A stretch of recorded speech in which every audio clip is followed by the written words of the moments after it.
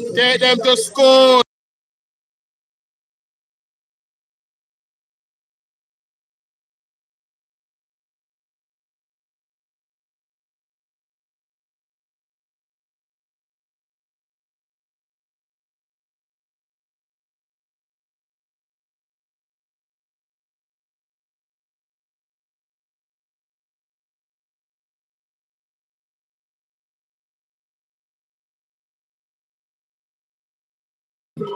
Me and my crew.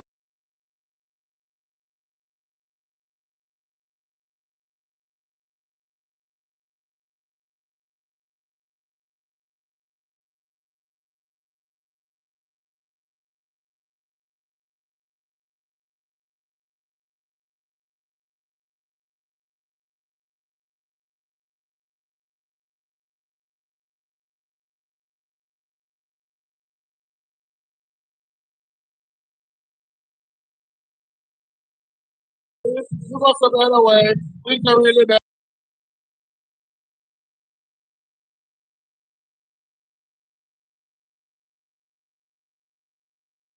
I want to see.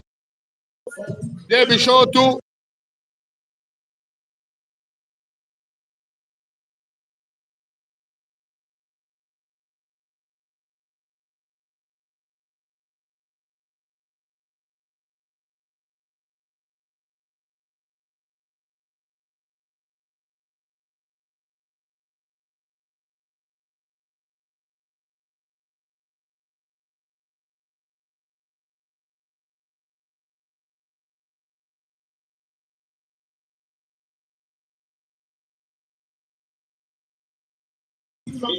Where I want.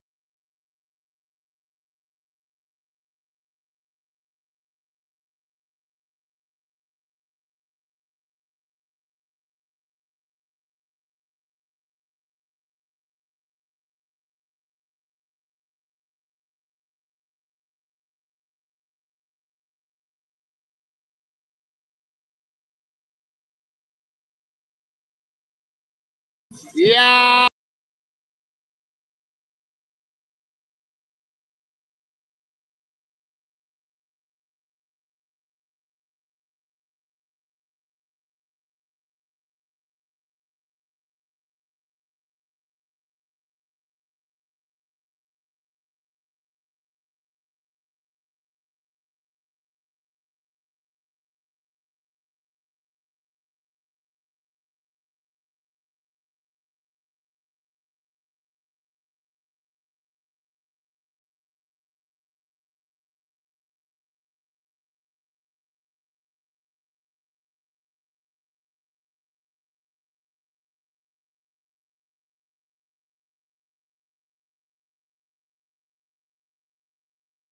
Yeah, Matthew, go on, turn up on the air, super chat.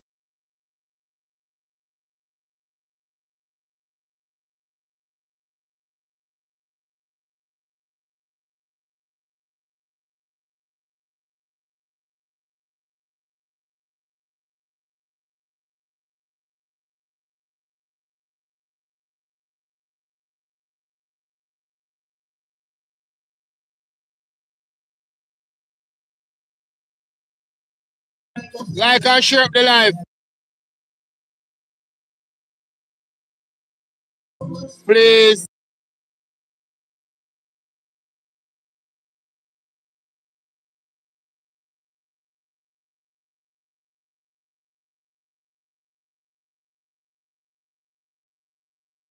Keep them coming, keep them coming.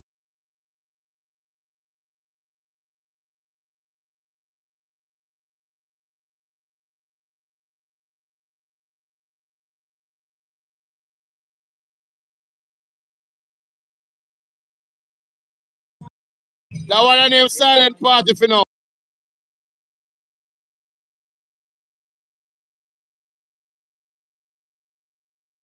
Only can go in a peace.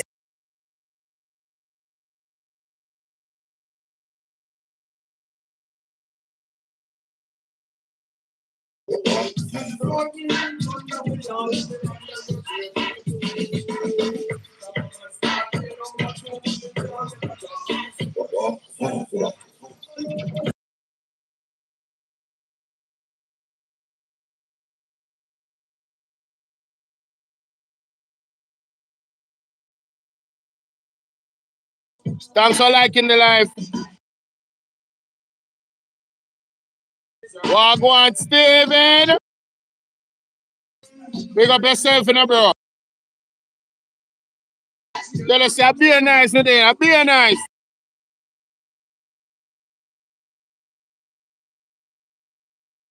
You know, see, Friday, right? Dreaming. No, man, we can't go live anyway, man. You know, that way I'm go. We can't use anything, OBS, anything. When me there up on the road, so my phone me I use. And that way I use from what you know what I mean? Yeah, me kind of dash a stream, yeah, you understand?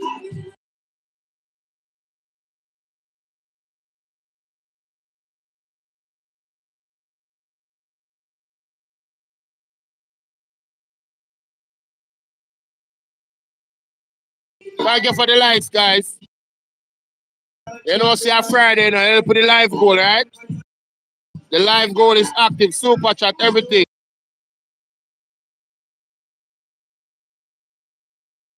The donation link is pinned.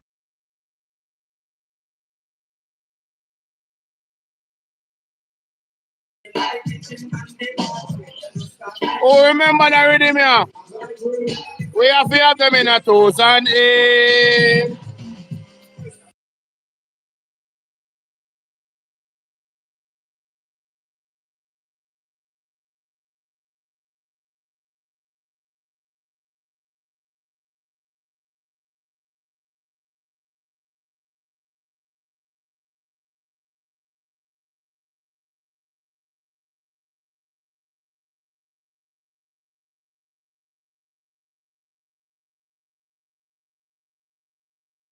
Yo, I just saw 2,000 plus people.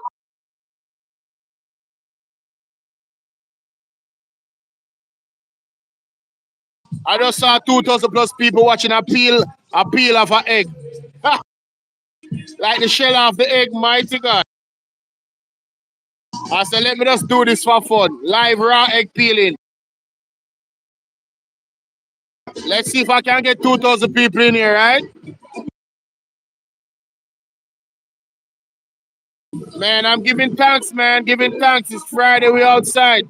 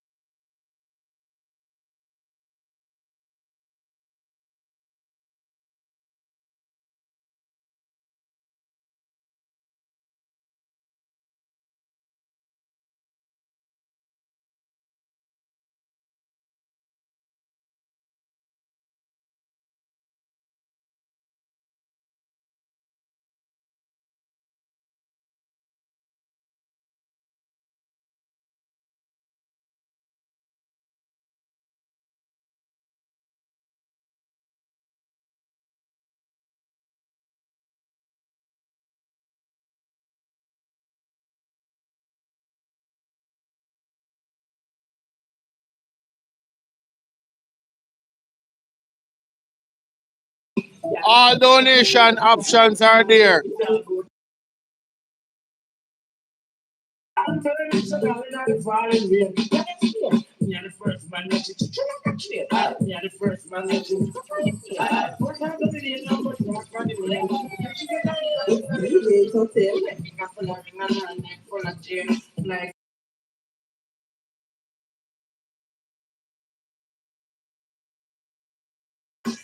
Now I have 4 channels. I don't know if you know all of them.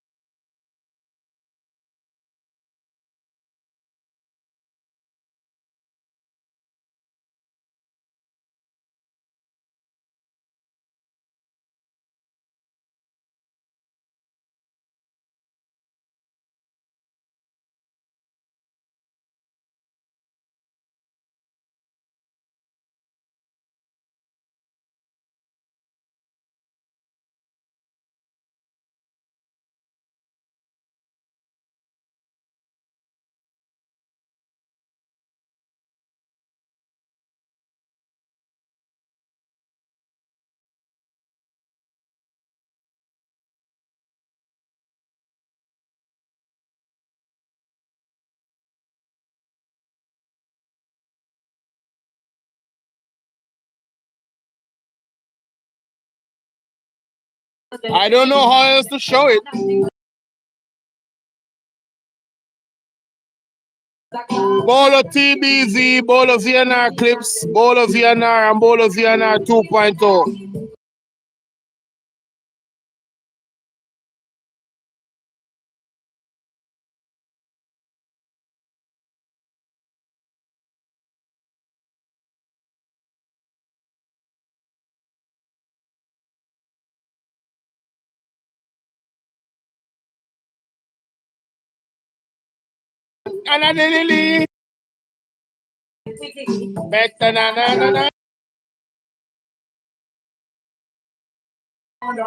You wanna this? Alright, no problem.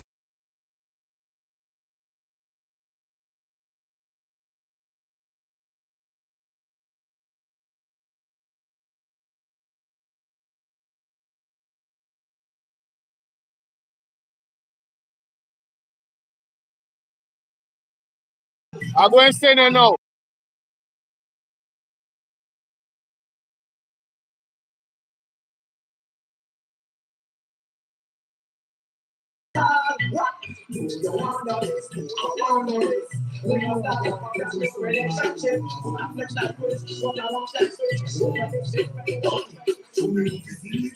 When everything them woman do good from head to toe, get enough attention.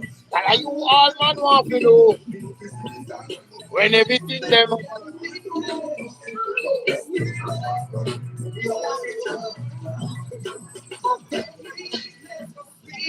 and everyone knows I go crazy for ladies. Just love when her body's hurting smooth. When I'm into the noodle, she a forget it. She a forget it.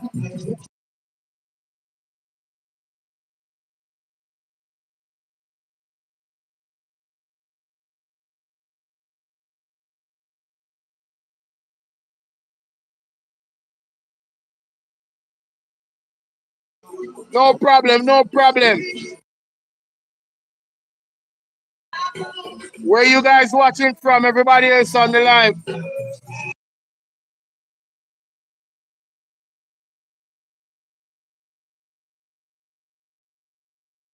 Hey, if you wanna buy a bottle, you buy a bottle. If you wanna buy if you wanna buy a small bottle or a big bottle, hey, it's or a medium bottle, hey, you already know what to do, man.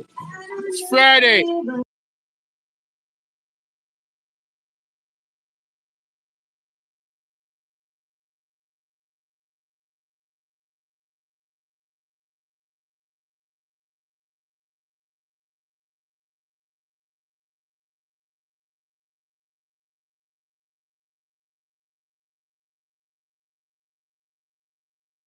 I figured more or less.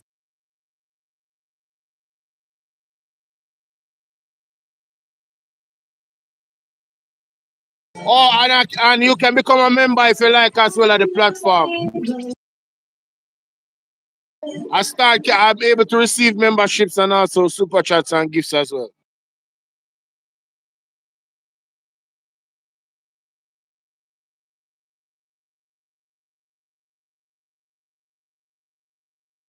Yo, this is peeling the egg, bro. This is how you peel the egg. My head is the egg, so I'm peeling the egg.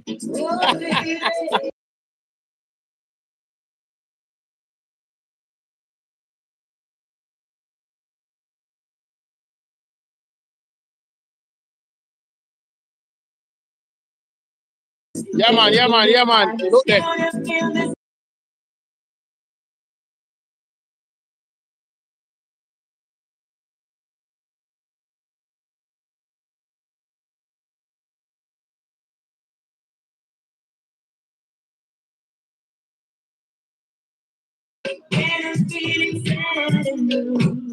Oh yeah, just let it in your eyes, baby. You can be hypnotized.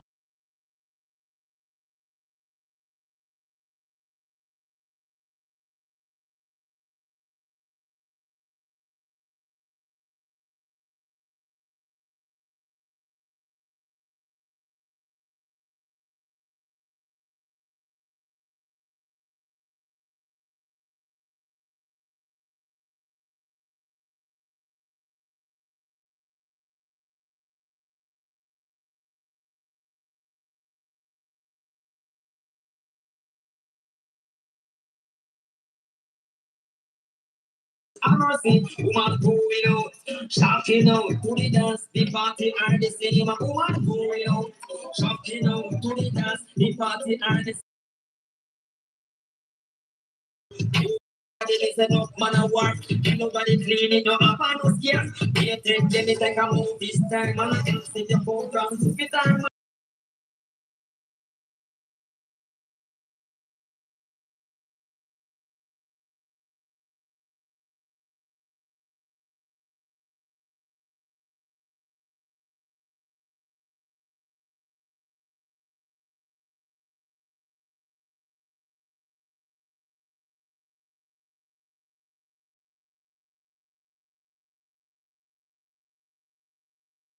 Yeah, yeah.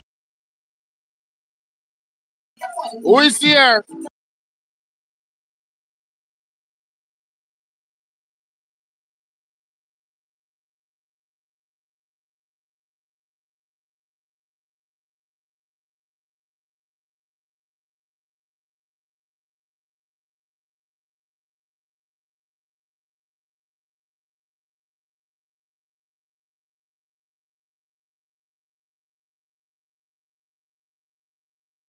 Why the egg peeling experiment? I don't know. I'm gonna try it again still.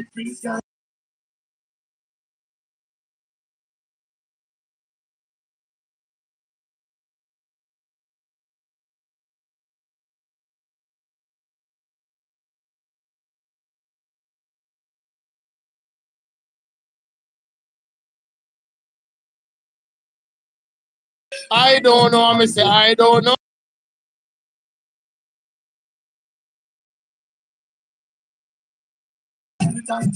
Every day I wanna see her anytime. I'm the young fever when the holy monkey. I'm the young fever when the holy monkey. So girl, cock up your bumper, pick it up high. Cock up your bumper, pick it up high.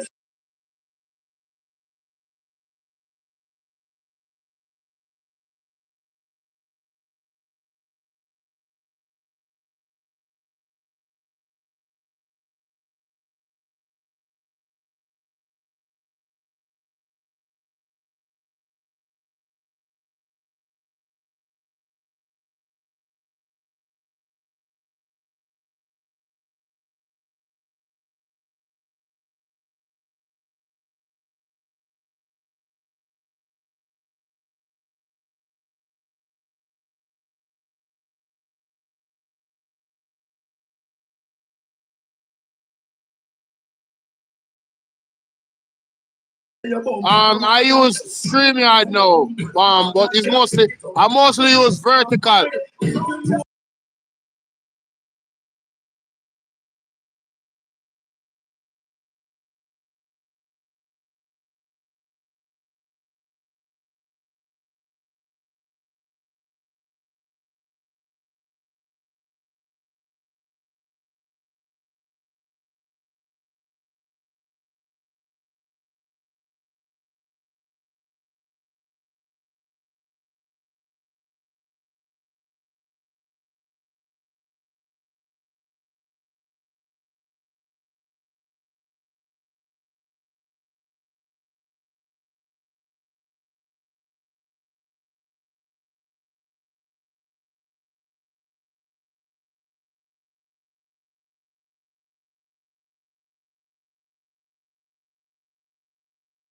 Yo, yo, yo, yo, yo.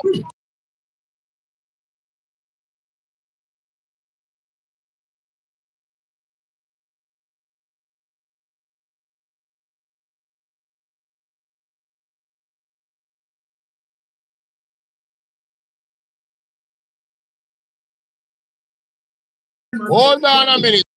Hold on. Hold on. Hold on. StreamYard easier, yes. But when me want for the way I want to present stuff, OBS is better.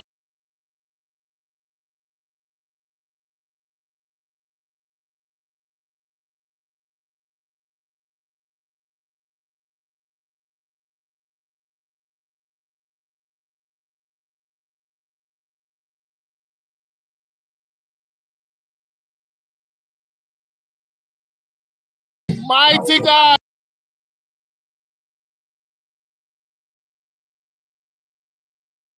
One with ice now.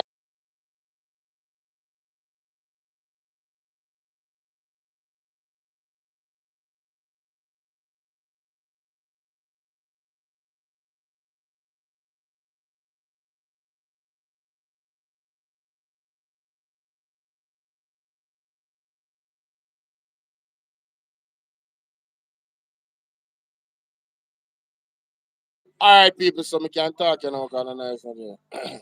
So, as me I say, I was watching YouTube earlier. Anyway, scroll on the vertical live, right? And the vertical live, I saw two videos of egg peeling. These people were peeling raw eggs, and apparently they were peeling the raw eggs, um, and taking off just the shell alone. And they were being very detailed. All you could see was their hands and the eggs and the tool that they were using.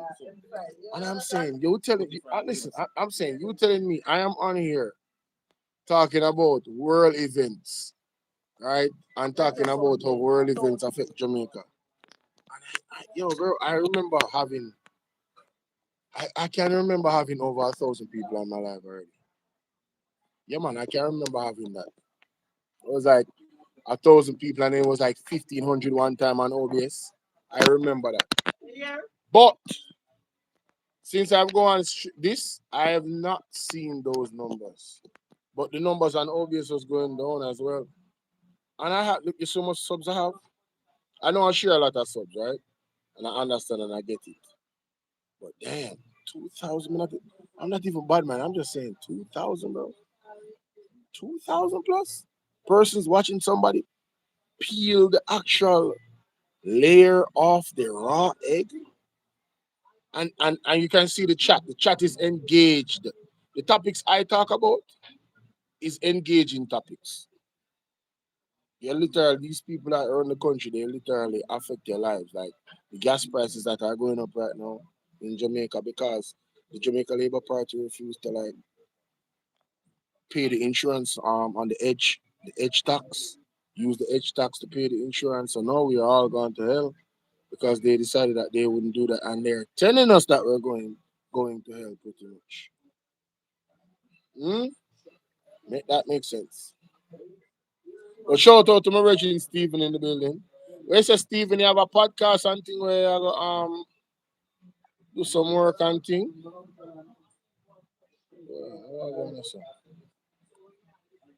What is? Let's let administration purpose, confusion, and pure. Honestly said, the actual Muslim administration purpose, confusion, and pure horse manure. Mighty That's God. what we have to do that video which one get me from because no favor Williams tell me one thing in the budget presentation. No Darrell Vaz and tell me something. Up here, bull, up here listen to people. I don't believe that. We will take Jamaica through this significant war in the Middle East that has impacted oil prices. And so, Madam Speaker, I say to the people of Jamaica, Yeah, what you say? you have our assurance that no matter to what level the price of a barrel of oil goes, this government has the leadership, capacity, and capability to lead Jamaica safely through any storm, oil price increase, or any other geopolitical issues that come our way. You have the evidence of our leadership. You can bank on us. After Favor now tell me said, we can bank panic any price I reach. Here when Darren Bars have to tell me say no. Yes. This pure confusion in the Labour Party, you know. Means that the $4.50 cap cannot be sustained. And it means that we'll have to have several different tiers of caps, probably three, that will speak to what's happening in the market. And as I said, the pricing is weekly, so it means that we can adjust on a weekly basis. But let me be blatantly, truthfully, upfront, in your face. The government of Jamaica Daryl, why for that? cannot stomach $11.8 billion. And anybody who tell you any different, I'm sure they will after this press conference. Rubbish. No government in a situation like this can sustain that. I say to the people of Jamaica, you have our assurance that no matter to what level the price of a barrel of oil goes, this government has the leadership capacity and capability to lead Jamaica safe through any storm, oil price increase, or any other geopolitical issues that come our way. And anybody who tell you any different, I'm sure they will after this press conference. Rubbish. Why Jamaica? Rough. Rough, boy. Rough, man.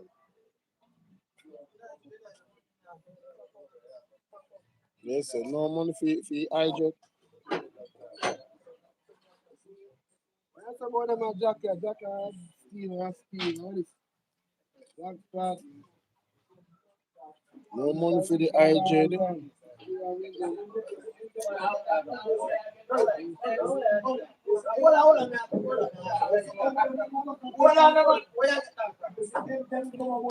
People not in the live yesterday, The raw egg peeling thing in our work. I think someone that at least get 1,000 people forward for the live. But me not see that. You know what I mean? Too much raw egg peeling I go on one time around the world. The raw egg peeling audience. When I try to get a new audience, the raw egg peeling audience. When I try to get a new audience, but damn, man. Mighty God. Hold on there. I want to shoot up. Hold on there. Let me see shoot up. She not want company life still. She not going to company life. Me I call her still. No, me I text her. Cause I know, yeah, you know them people that when I ramp with them sleep. Text her and see if she up. If she not up, if she up, the life of China life. Not true. If she up, I tell her to join the live, y'all. Yeah. So hold on there. So comes me and take. Go on. Petal, what's up, Petal? What you doing? What you doing, Petal? Pedal to the metal. I'm going to send this thing to myself. Hold on the people. Oh, the live goal has ended? Oh, man.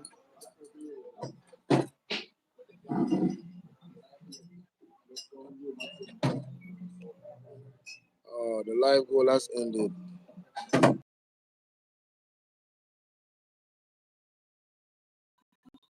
We say exhausted. I kind of feel the same way today. That's why I'm leaving. Because I even sleep and, in the morning I got up and do some washing and, you know what I mean? I was live at the same time and I get a little bit of sleep, but today is Friday. Today is Friday. That's not true. I'm just chilling. It's the weekend, so give thanks to life.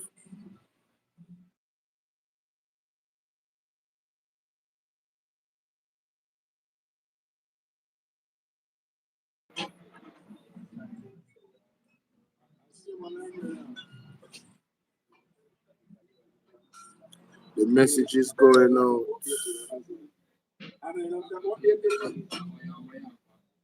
Okay.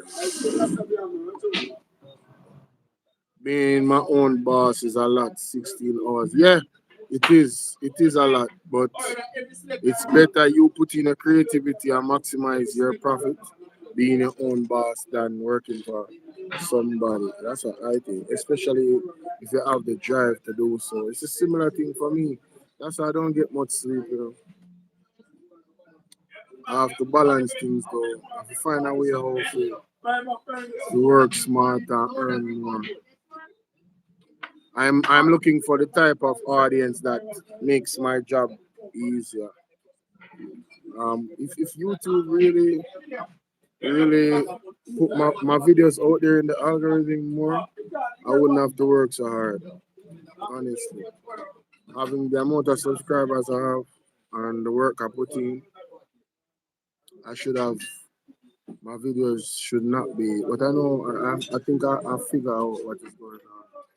You know what I mean? It's the people that we are speaking against. So it's spiritual warfare, really. Yeah, it's spiritual warfare. That's all it is.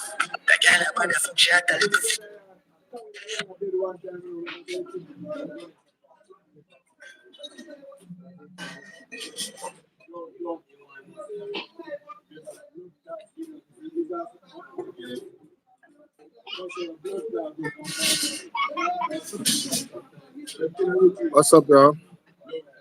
No long time and this is to London 45. Whoa. Y'all remember this? Y'all remember this? Oh shit, what them say?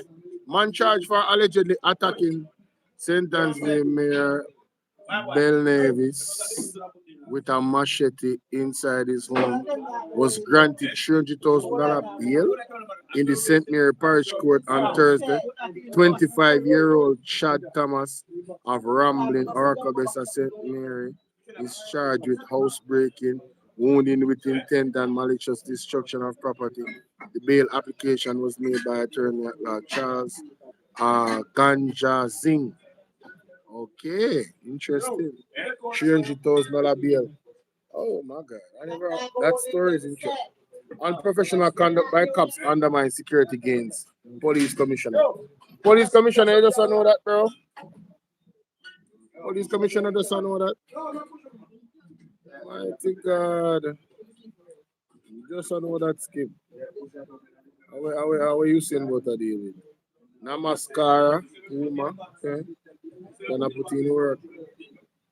Yo, the AI them terrible, man. I'm not telling no lie. AI them terrible, bro. J Frost charged over shooting at Big Wall. J Frost, I say, oh, right now. I think the lawyer, I think. Wait, now, listen. Hold on there.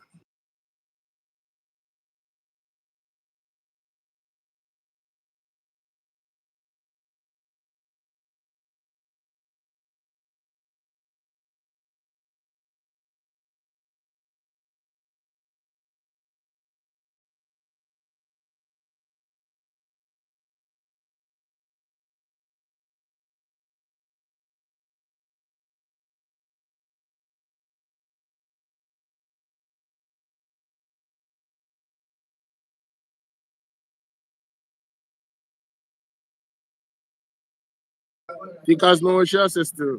This is what me I say. This box can go in there, suppose it's not a problem if you can. Them there. And them the box if that put in first. So put in them the box there first.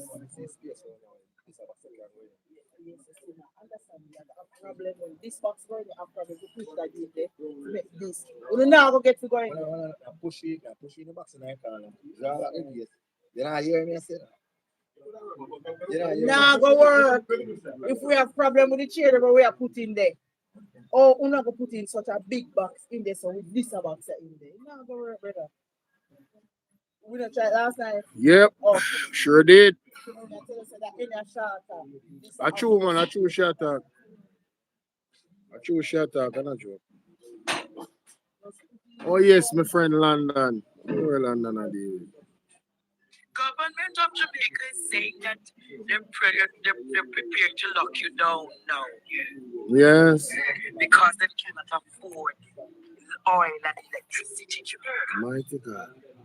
The government of Jamaica under Daryl Vaz leadership says that they're going to lock you Lock down. you down. Like Schwarzenegger. Lock When you down. COVID, you said pre-COVID hybrid. Mm. That is what Daryl Vaz wants to do to you all. Mighty God.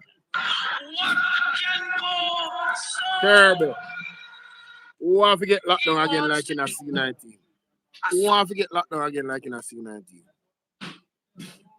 Who don't want to get locked down again like in a C19? If you don't want to get locked down in a C19, say lockdown. Social experiment and lock you in again, Jamaica.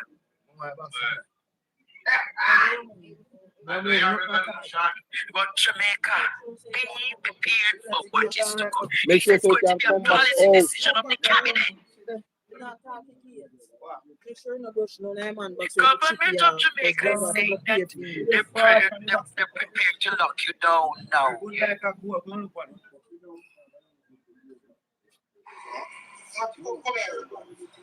Anyone that's bringing you them.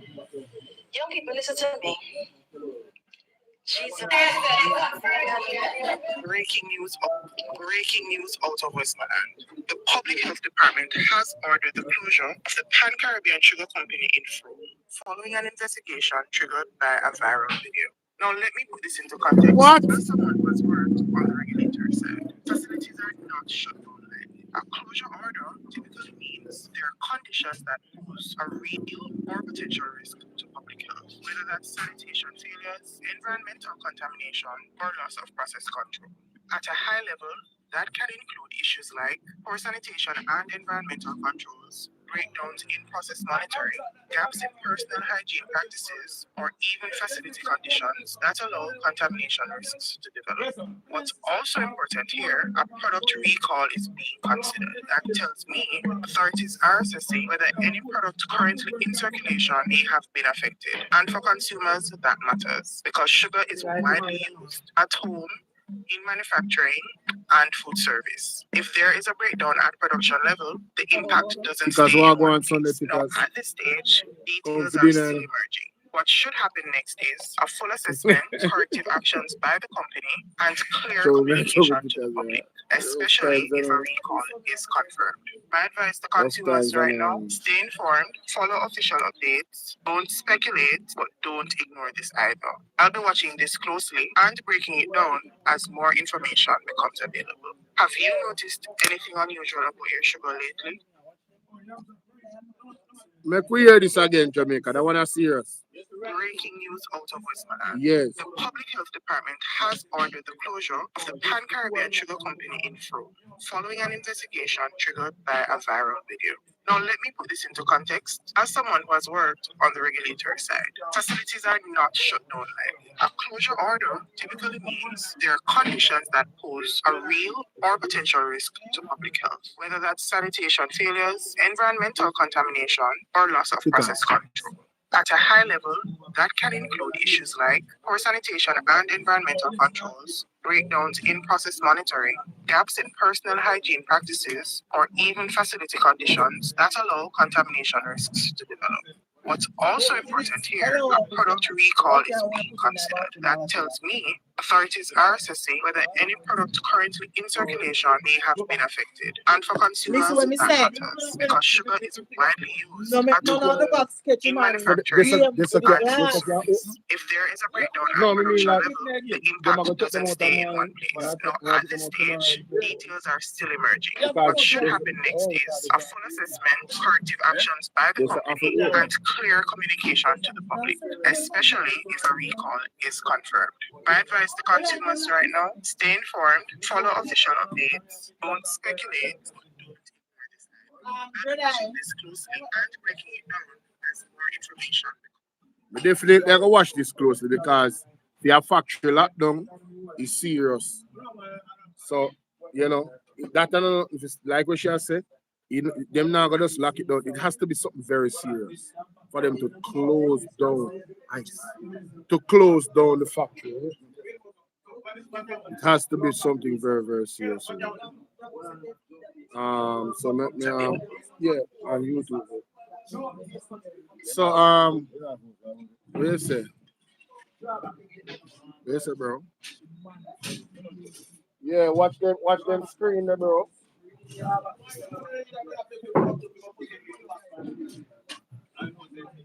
No, yeah, take it thing personal.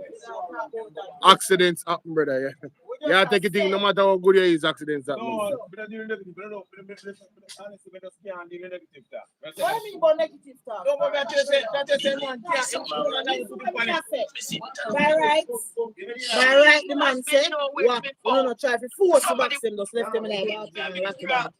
Are you aware that people are in investigation? Said lie, telling whisper, tell me. She has been nowhere to be found. Somebody pitch me Because finance that you haven't been sure of your brain. Said lie, telling whisper, tell me. She has been nowhere to be found. Somebody pitch me a ministry finance answer to me. Audrey, are you aware that people are in a resignation? He said, lie, telling whisper, tell me. She has been nowhere to be found. You have missing for you, Somebody pitch me a ministry finance answer to me. Audrey, are you aware that people are in a resignation? He said, lie, telling whisper, tell me. She has been nowhere to be found. Somebody pitch me a ministry. Yeah, see, here was that. Chip up man and choke him on a while ago. Look, him on and look, him on and look. Yeah, here was that. Chip up man and choke him on a while ago. Look, him on and And to all of the lads, them will come up in my inbox telling me about 1 p.m. Or the shit on 1 p.m. But also the 1 p.m. that I'm coming to tell you now. I just the nation and let you all know the disaster that is about to strike. It's on 1 p.m. 8 to know. On 1 p.m. 9 and 10 to know. I'm still out here come to me privately about the 1 thief in Wicked PM. Do I look like I care about 1 p.m.? No, I don't care about 1 p.m. All I care about is what 1 p.m. doing. And my people. True. Okay, my fellow brothers and sisters important. That I care about. Me not care about 1 p.m. So when I don't come out here and come in at the inbox and come talk, no matter what we do, 1 p.m. still 1 p.m. and it cannot undo and it can't change and there's nothing I can do about it. I wish I could do something about it. Unfortunately, I can't.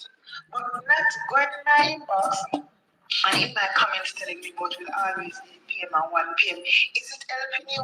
I hope you stack up your OCU. I hope you have gas about that. I hope your pocket full of your food basket. Pride for hey, pride I kill them, you know. Them a dead few grand at about one dead few grand. I'll price raise and everything. One dead few grand I show it and one rep. Because you are coming at me. One rep, man. 1 thief in lion wicked PM. We're not coming out here to address the nation to let the nation know the darker days that are ahead right now because of the war that's going Dark on days. in the Middle East. And when Mackie came out last month and spoke on the situation that he must stop talking things that the people them want and tell the people them about what he's going to do for the people amid the war that is going on. And he didn't have anything to say. Yep. Those are the things all if we go look at. You understand? And if you don't want to look at the side there, we're going to find out who are going with the $40 billion worth of taxes that is owed to the university hospital and find out who it. And that's what I need to go and find out who the taxes them because Jamaica Labour Party government don't like paying taxes now. Remember what Siaga they do now. Remember what Siaga they do now. They don't pay tax on the leader, them never pay tax in, you know. And Andrew learn from the best, you know. Mr. Wallace learn from the best. Thief in Siaga, brain thief in Andrew.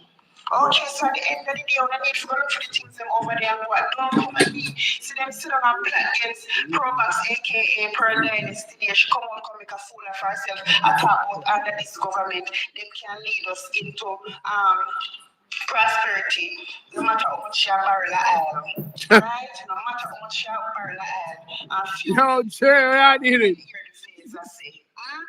Oil are expensive, and in order to save them, have a restricted movement. So, who know when they don't serve food for a lie and thief? The amount of money that Mr. Honest and thief, even for a barrel of oil of 500 US a barrel, the country should still be running because Mr. Honest sit up on the one of the thief money. This is why they cannot be trusted. So, you can't go and sit down and defend them.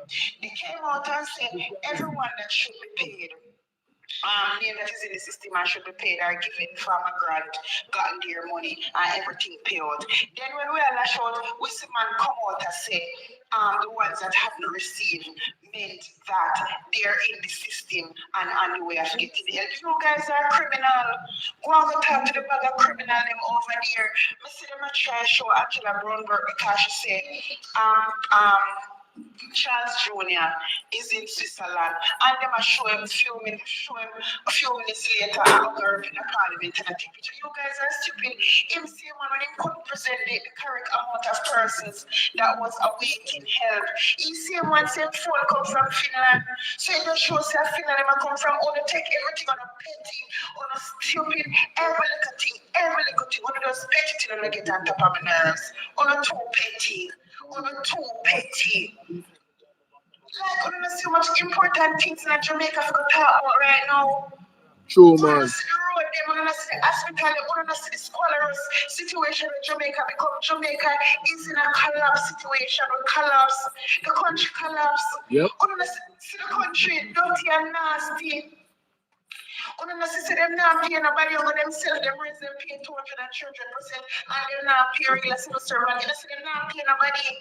You know, see this government party just come to take for themselves. And like I said, this is what Mr. Golding spoke on. If you deprive of certain things to the people and to the country, what is going to happen? And you after your clone is going to get rich, but the country is going to suffer. And this is exactly what is happening. Because even right now, I remember when I made the first video about preparing. So what is gonna happen? Somebody comment and say this is basically fear mongering. Yeah, call it fear mongering or whatever you want to call it. But I like my people and make them know what I want. So I want to know when the face come out here, come telling them what I want to tell them for fear monger that.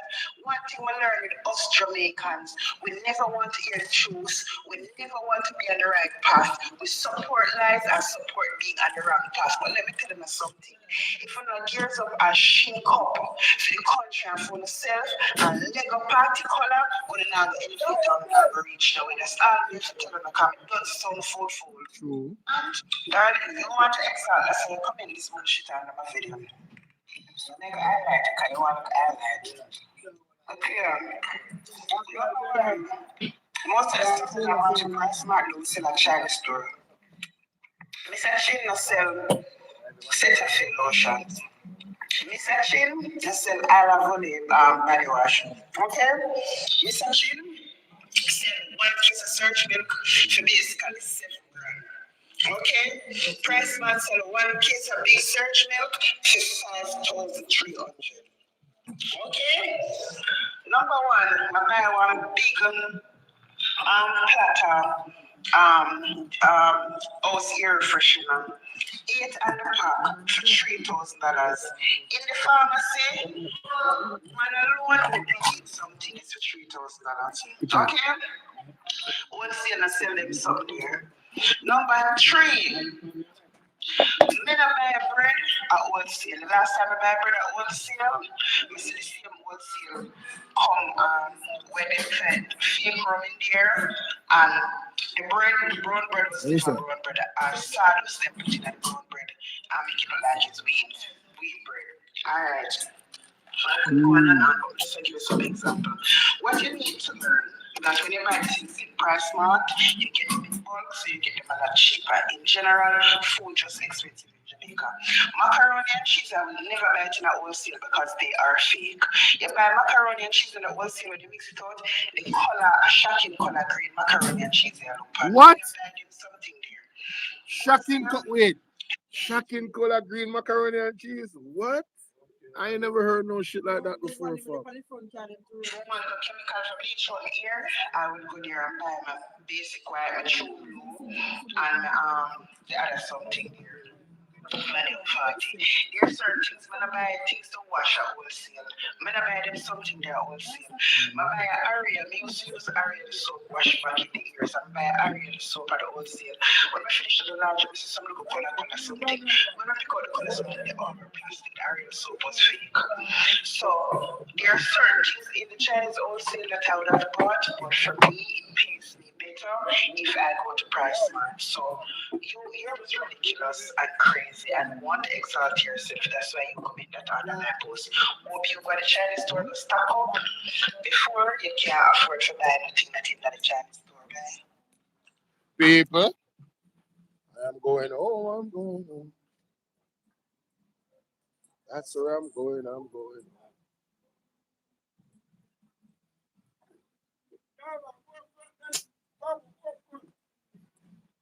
Babo.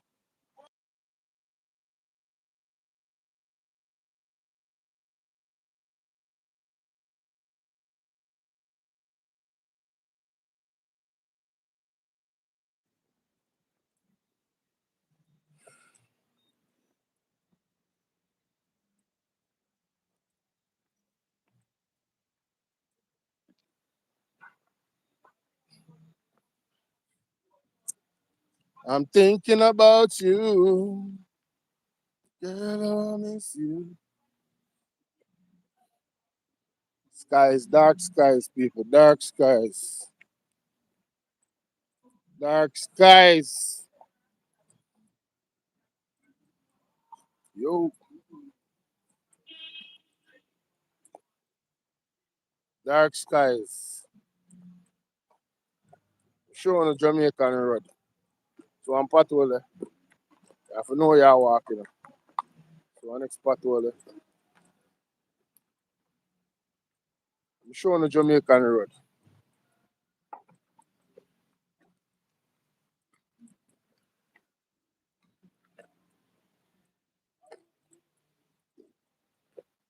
And everywhere patrol is still in about.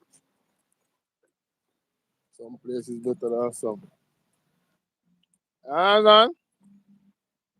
She's always on my mind. Always on my mind.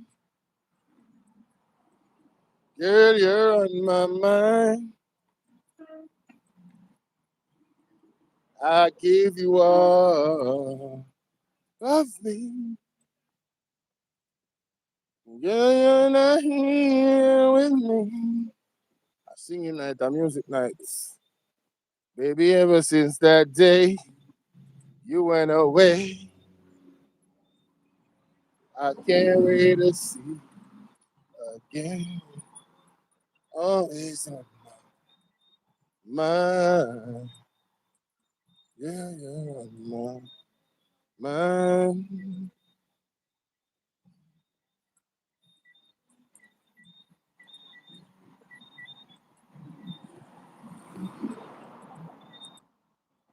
Yes, I.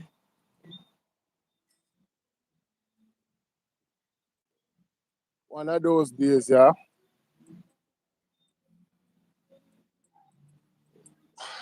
And I know how I can do my thing. Showing a patrol. See patrol there? A patrol there right there, so. Crazy. Patrol there right there, so still enough. Patrol there bad. I don't know why them patrol they can't fix. Yeah, some patrol in the road. Backside.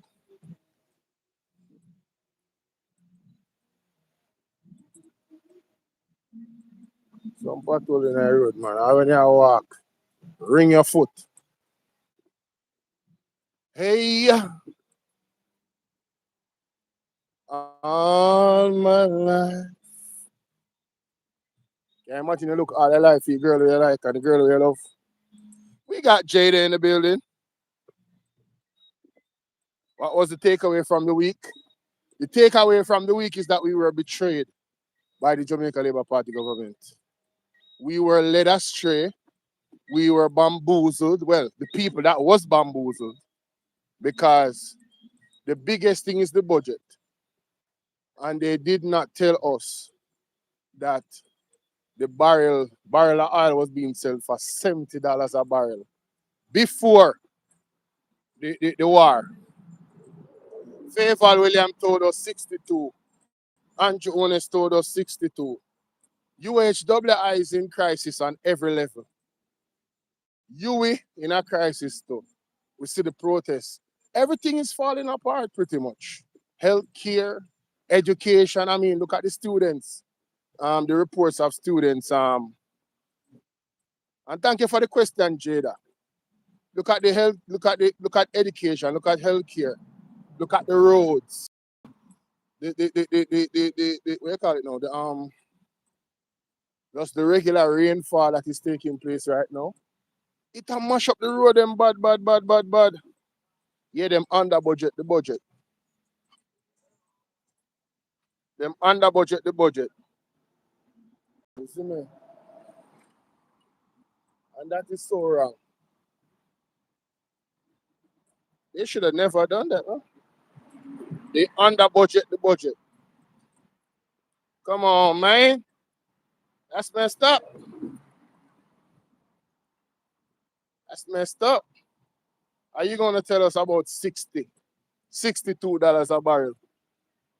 Right? And then after, and then tell us for this fiscal year, and then tell us that the next fiscal year would be $2 less. Virgin. Listen, I play the clip. Fayetteville Williams, and everybody is playing the clip.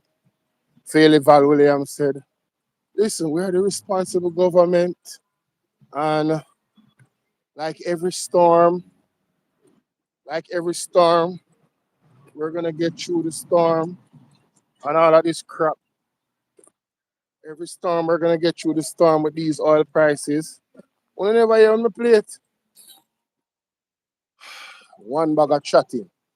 Them say PNP do chatting, but them a chat. One bag of chatting. And look at the reality.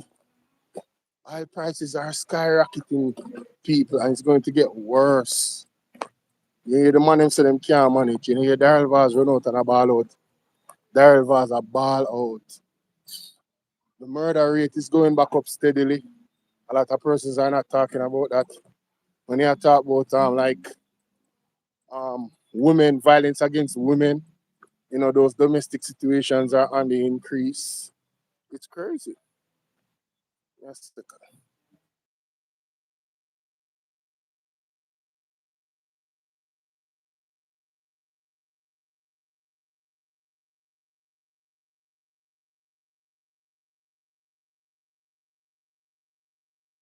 Then we're hearing that Fayetteville asks, you know, put in a resignation. I'm saying, sheesh. Nobody never told me. The tourism sector, I mean, that's automatic that the tourism sector is going to be affected. Everything is going to be affected.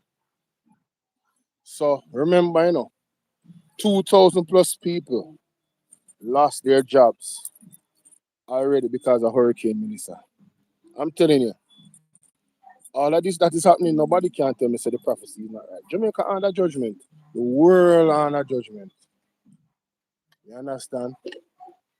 And these are the times when you need, if you have God, well, you need God by your side all the time. But now, we need God by our side more than ever. We need God in our corner, we need God in our circle. Oh my God, man. It is imperative that God will guide this nation and we seek God for guidance, because if not, a bad situation or a worse situation can be catastrophic in terms of the effects. Understand? So I don't know what these people think it is, talking about 1 p.m. and all of this crap. Oh, 1 p.m. I don't no matter what I say. Wait. Can you not see that we are in a terrible and an impossible situation? Can't you all see that the fact of the matter is the government mismanaged the situation and they were not prepared for this eventuality. Can you not see the facts about that? With the edge tax, right? If they had not removed, if they had serviced the insurance for the tax, just like how them service the insurance for what do you call it? For hurricane. Remember they paid a lot of money, to service the insurance in case of a hurricane. Remember when Beryl came? When Beryl came, they did not get certain amount of money, when Beryl came, Why? Because we didn't get enough damage, but they were still paying the insurance. So what is the difference? What is the difference with a tax for fuel? Why did Jamaica Labour Party? They need to come and answer the Jamaican people where that is concerned. They blundered. Point blank period. They absolutely blundered, ladies and gentlemen. They absolutely blundered. You understand? And we need that edge tax. We need that insurance right now to mitigate these oil prices that we're facing. You get me? I know we are not able to because the Jamaica Labour Party blundered. They had no vision, and now we're perishing because of it. Just like what the Bible says, if you don't have any vision, you will perish. Well, here we are. We are perishing on the high fuel prices because of the Jamaica Labour Party. They are solely to be blamed. Nobody else but them. I'm not talk with water in my mouth. When I say Jamaica, they are solely to be blamed for us facing the issues we're facing right now in terms of not being prepared for this type of situation. You get me? We had the war in Iran.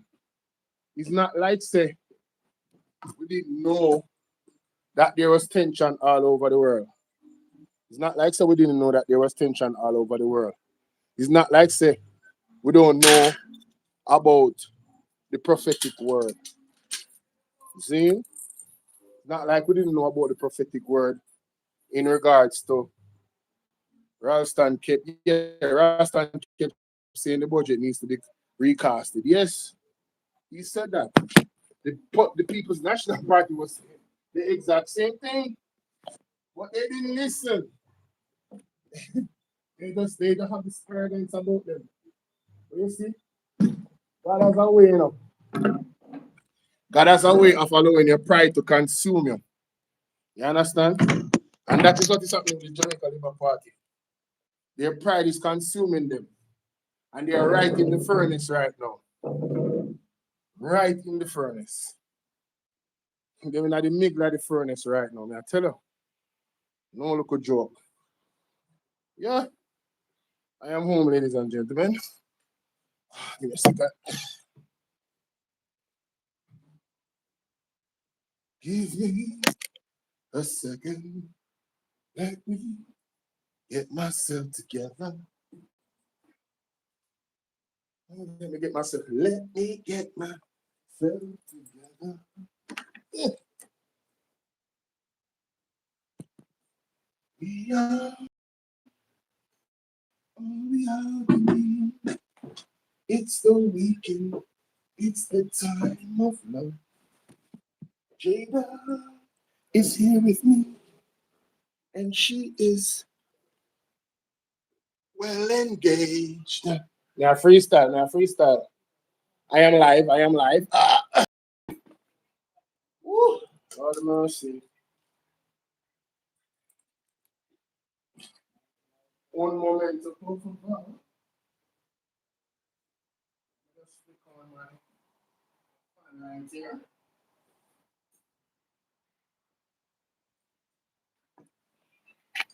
Let me just flick on the front. Oh gosh. Flick on the front, yeah. Alright. Yes, let me have to what Jada say now. But them table are wrong budget. You have to ask them why, I think, all right, so this is my thing, right? I believe that this is my theory. I don't know. I could be wrong. I am not clairvoyant or none of that. I can't read people's minds. I don't have that capability. But I will say this. It is my belief, ladies and gentlemen. And I strongly believe this. It is my belief that the Jamaica Labour Party did not want to.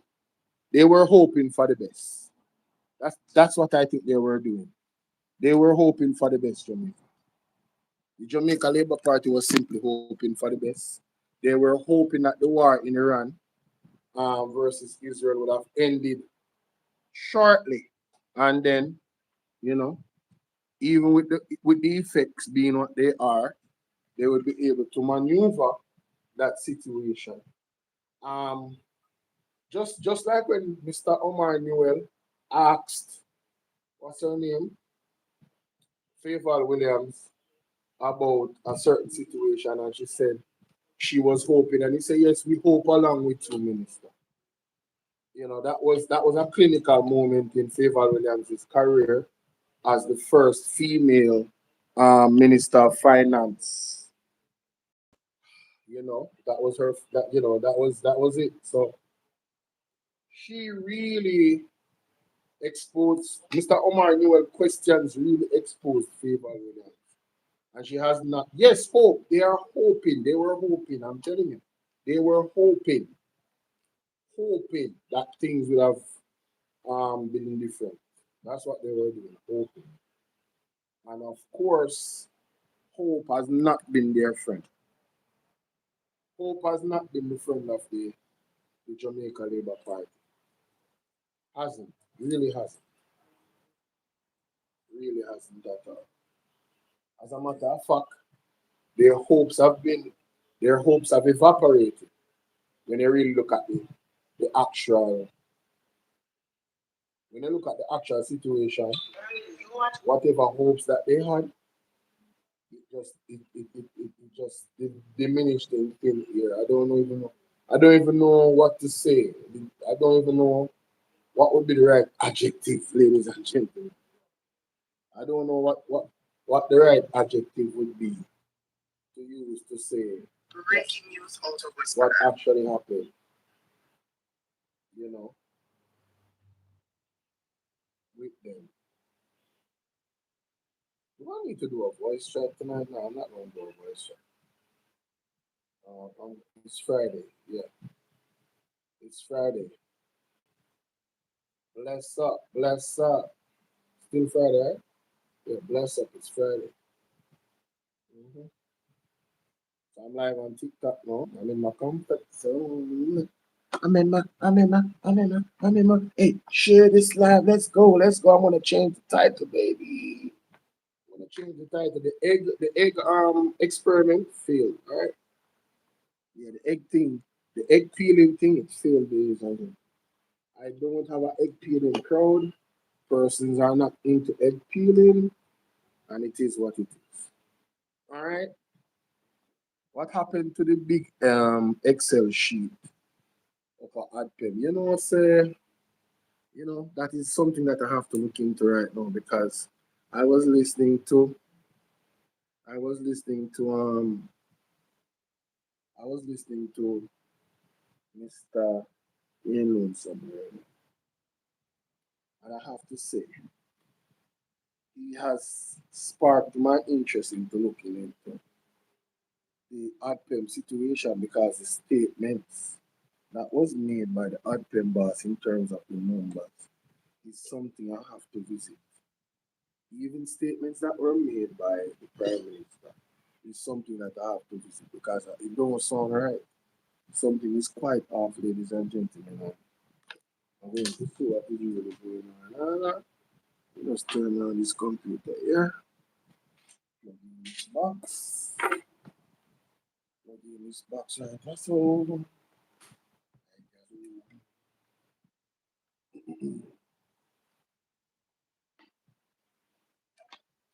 the place is on fire.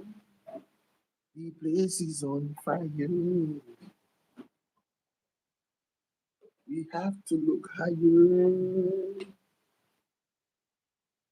I didn't even go live on my next channel today. How terrible is that? How terrible is that, ladies and gentlemen? Sheesh. That's to do better, man. Trying to maintain a level of consistency, you know what I mean? Pernell, I show him phone. Can't see that. Yeah, I mean, Pernell Charles pretty much confirmed that he was on vacation while the whole thing was up in flames and still up in flames. Right? I'm gonna listen. Listen, man, there's a few, trust me, there's a lot of things for me to cover that is out there, bro. I won't even do it. What is that on there? Oh, okay. All right. Let me go to this. Yeah, right here. So there's a video. There's an article on that video. There's a couple things. There's a couple things. This one, this video right here, Lord have mercy. What is happening here, sir? With Christopher Tufta? What is really going on? What's up, Odin? I can pick up the man off of the ground. On the university hospital right there, so. Bro, I don't know what's going on. Them say no ambulance is there. No ambulance is there. And the man there saw ground. What about where is that, bro? You don't listen to cause more damage to the man officer. The ambulance are coming out Jamaica. Yep. Jamaica, more say so. The first time I listened to the audio, I watched the video.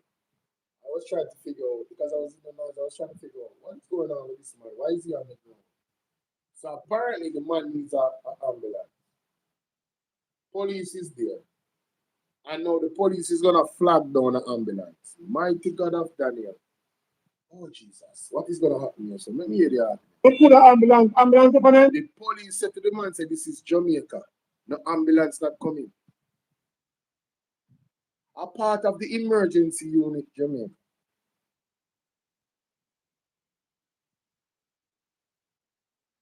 A part of the emergency unit of Jamaica tells the citizen the reality that no ambulance is not coming. This is Jamaica.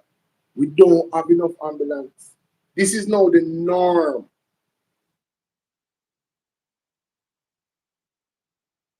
Right? This is now the norm. That Jesus name. Oh my God. What is going on in my country? Jamaica land we love. What is happening? You see, already, and I'm going to try to get the ambulance to stop now to take up somebody. And the ambulance is an emergency because the ambulance light a flash there. This is Jamaica. Where's officer? You know.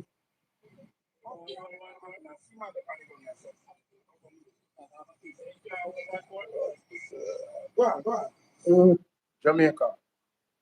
The police have stopped the ambulance and the man say, yo, we have a man on the ground right there. So, you need to reach at the hospital is an emergency.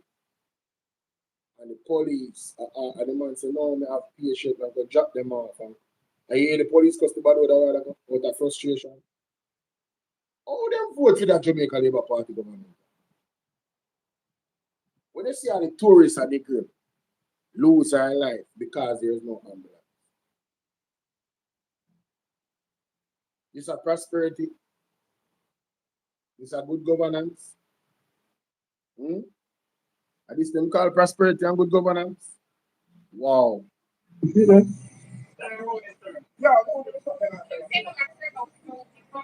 No, can't 45 minutes ago, the man get liquor and can't come off down yet. In Jamaica. The ambulance coming. The ambulance is bomb.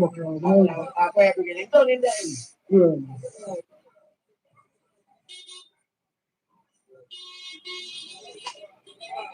Welcome to Jamaica. Jamaica. This is Andre Bryan page. So y'all tell me, say, the The man says the ambulance coming is actually a fire truck coming. They had to carry the man in the back of a pro box. Jesus. Jamaica, you can't get sick in Jamaica. Jamaican people, you cannot afford to get sick in Jamaica. Just like how you cannot afford to do the normal things that people do that have a house and have appliances. You have to go plug out everything. You see, at night time, when the place cool, plug out to the fridge. So you don't use up too much current. If you're not using a Wi-Fi, if you're not at home, plug out everything. Because we cannot afford to live a normal life in Jamaica. We are back where Jamaica go on the Jamaica Labour Party, you know. Back where. Falcon, big up yourself. The man is literally in the back of a pro box, bro. Jesus. Him then at the back of one favor. Good night, Blue. Falcon, thank you for liking up the video and sharing. Get me to 50K now, guys. And drop some wheel. I want some wheel in a chat. I want to see some wheel that flash across the screen for the TikTok. And I dive on him something. I'm going to play this one more time. Jamaica ambulance.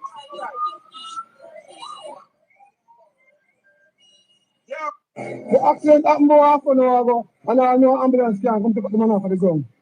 And the university hospital right there, so.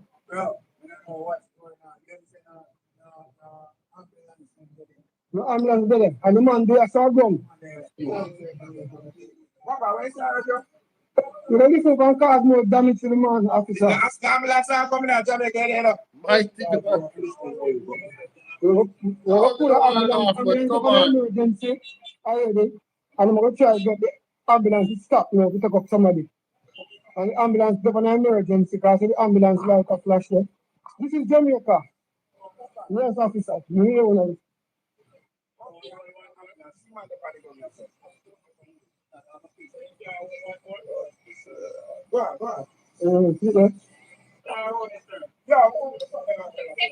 Anthony, you never tell a lie, bro. Jamaica go back way from, I mean literally back way. Stone Age business today right now. Flintstones. You never know. Flintstones business with the pan fam. It's unbelievable, man. I'll tell you, we just can't bother, bro. I don't know what to do. I don't know what to do. You know what I mean? Like I said, yo, this is crazy. Shout out to Jay Bryant, you know, for highlighting these things that need to be highlighted. Now, let me go to this. Here's another incident, ladies and gentlemen. Listen to this. Mr. Walker. And Mr. Walker with the famous manor wall. Mr. Walker. And Mr. Walker is that constituency chief. So Jamaica, you remember when what's the sister's name? Queen of the South. You remember when she spoke about Mr. Wall and the money? This is the man right here, so that will be speaking. Listen came with me to accept a cardboard stating that he would be getting $500,000 from the government to assist with his home repairs as a result of the damages he sustained after Hurricane Melissa. No, we're grateful, and it is sad that we had to make it public in order for Mr. Walker to get some assistance. But thanks be to God, this morning he went to the NIS office in Montego Bay, right here at Sunshine Square, and he was granted his documents to state that he will be getting this $500,000. How do you feel? I would say you're so grateful. By the half of you, if it wasn't you, there would be nothing for me to help me and my family. So respect to you, honor to you, and honor to the whole team. Yes. In fact, I do want to say thanks to the government for making this available, but the truth is, we shouldn't have to jump through hoops to get what we deserve to get. Because he should have been at the front of the line if there were a line, because he came for the photo shoot, he was there for the photo op, and he was missed in the system. And he didn't sit home because he did go and visit the NIS office. before, and we did not get any assistance on that day. But thanks be to God, with the power of communication, we were able to put some pressure on the government to deliver for Mr. Walker and his family. So I'm happy. The truth, though, I want more other constituents to get some assistance. The housing program should go for those who need it. As we were talking earlier, he and I compared notes. There are people who've received housing benefits who had zero damage, and they are reselling the supplies. They're selling back the cement. They're selling back.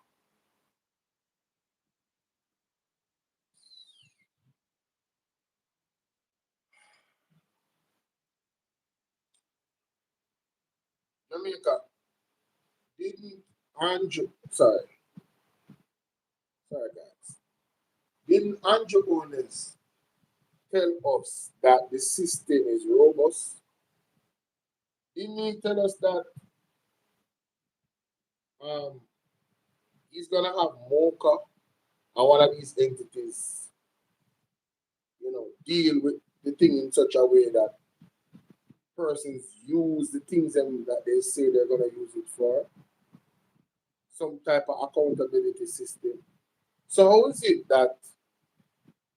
that persons are getting these things and they don't need it? They didn't get any damage, but they're getting cement, they're getting all types of housing supplies, Jimmy.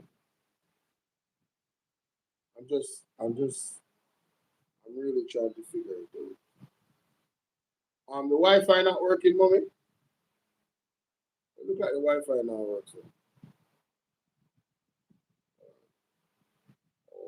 Okay. Connected without internet. So what is pouring my TikTok live? Hey Dion.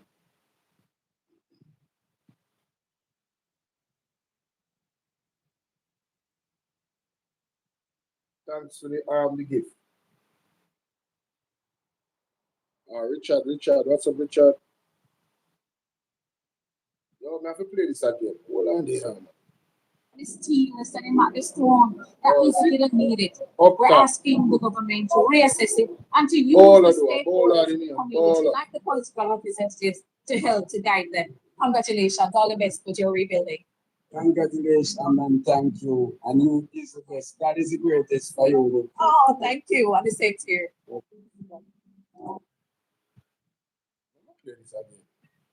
With the famous manor wall, Mr. Walker.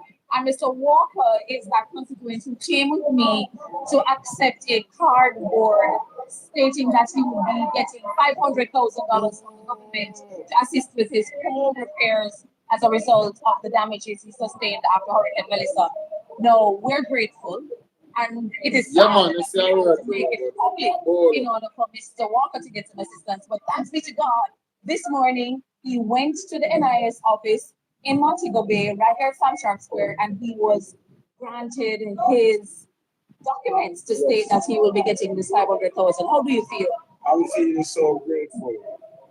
By the half of you, if it wasn't you, there would be nothing for me to help me and my family. So respect to you, honor to you, and honor to the whole team. Yes. In fact, I do want to say thanks to the government for making this available, but the truth is, we shouldn't have to jump through hoops to get what we deserve to get. Because he should have been at the front of the line if there were a line, because he came for the photo shoot, he was there for the photo op, and he was missed in the system. And he didn't sit home because he did go and visit the NIS office before, and he did not get any assistance on that day. But thanks be to God, with the power of communication, we were able to put some pressure on the government to deliver for Mr. Walker and his family. So I'm happy. The truth, though, I want more other constituents to get some assistance. The housing program should go for those who need it. As we were talking earlier, he and I compared notes. There are people who've received housing benefits who had zero damage. And they are reselling the supplies. They're selling back the cement. They're selling back the steel. They're selling back the stone. That means they didn't need it. We're asking the government to reassess it and to use the stakeholders in the community, like the political representatives, to help to guide them. Congratulations, all the best with your rebuilding. Congratulations and thank you. And you is the best. God is the greatest for you. Oh, thank you. And the same to you. One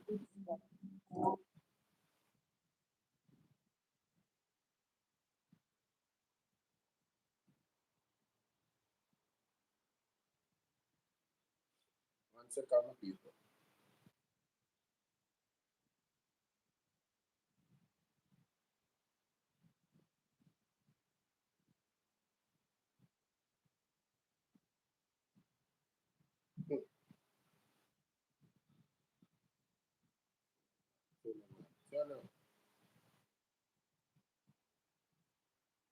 Your love.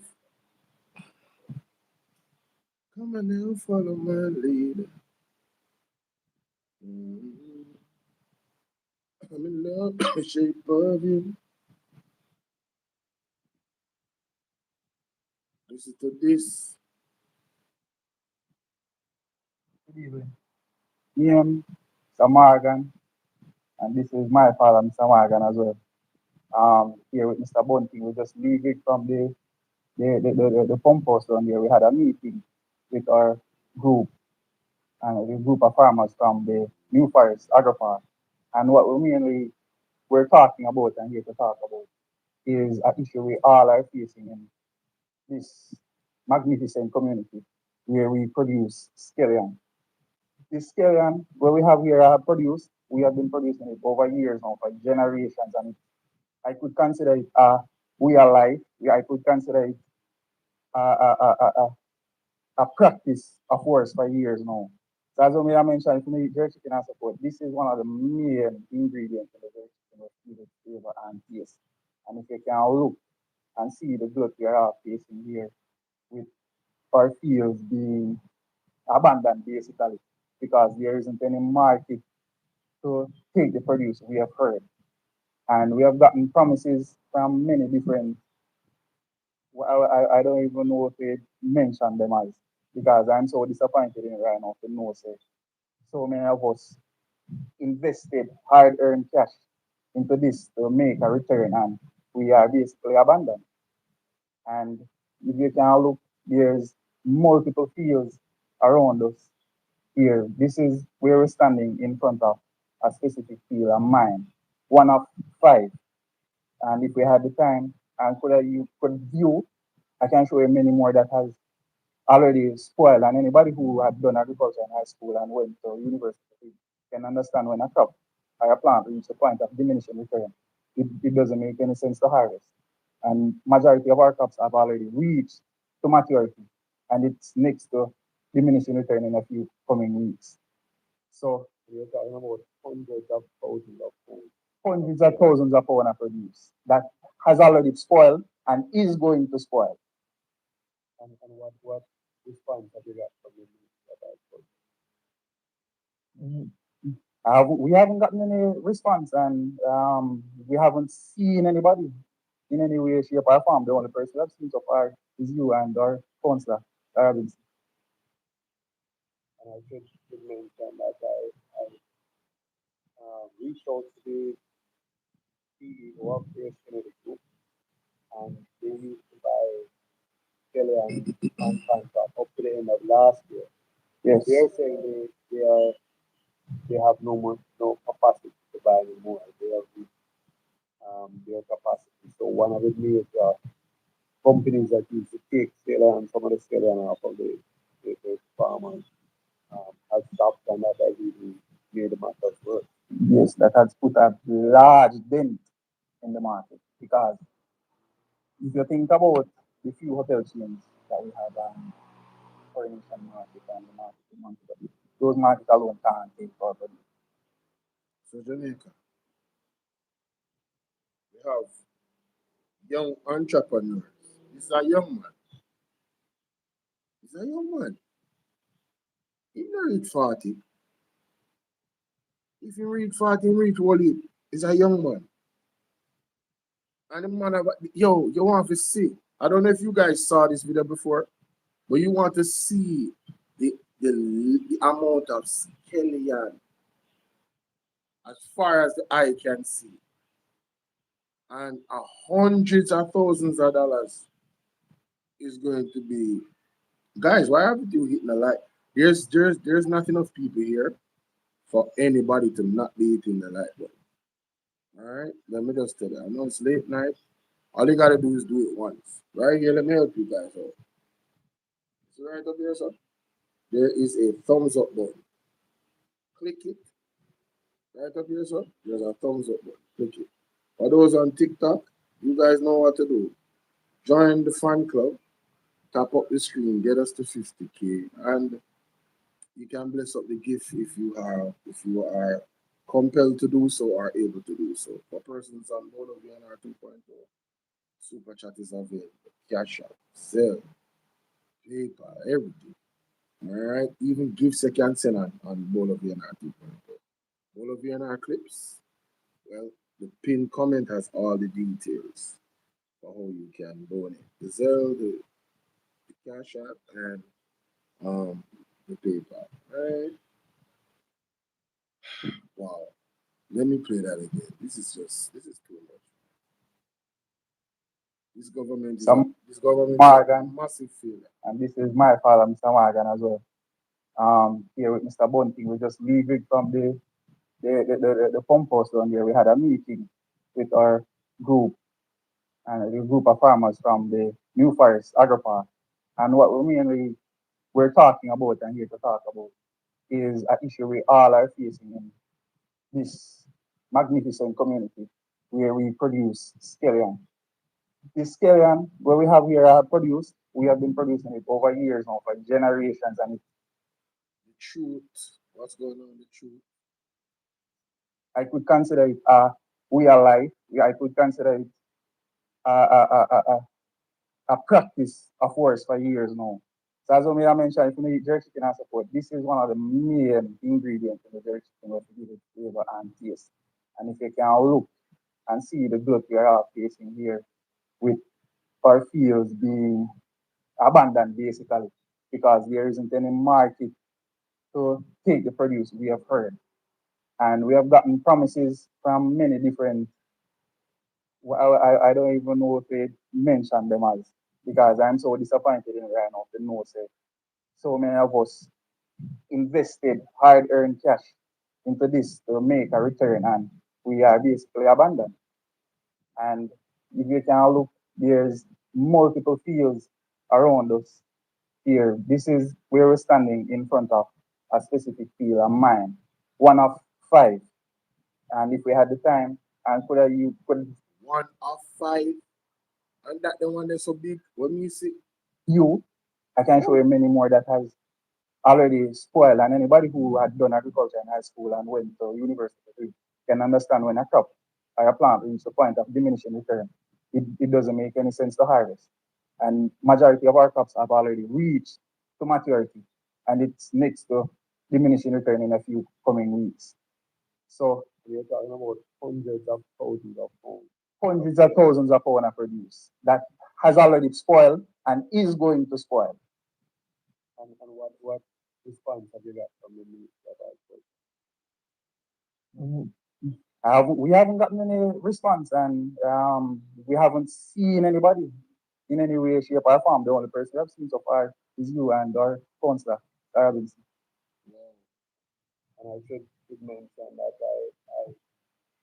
I reached out to the CEO of Grace Kennedy Group, and they used to buy scallion on contract up to the end of last year.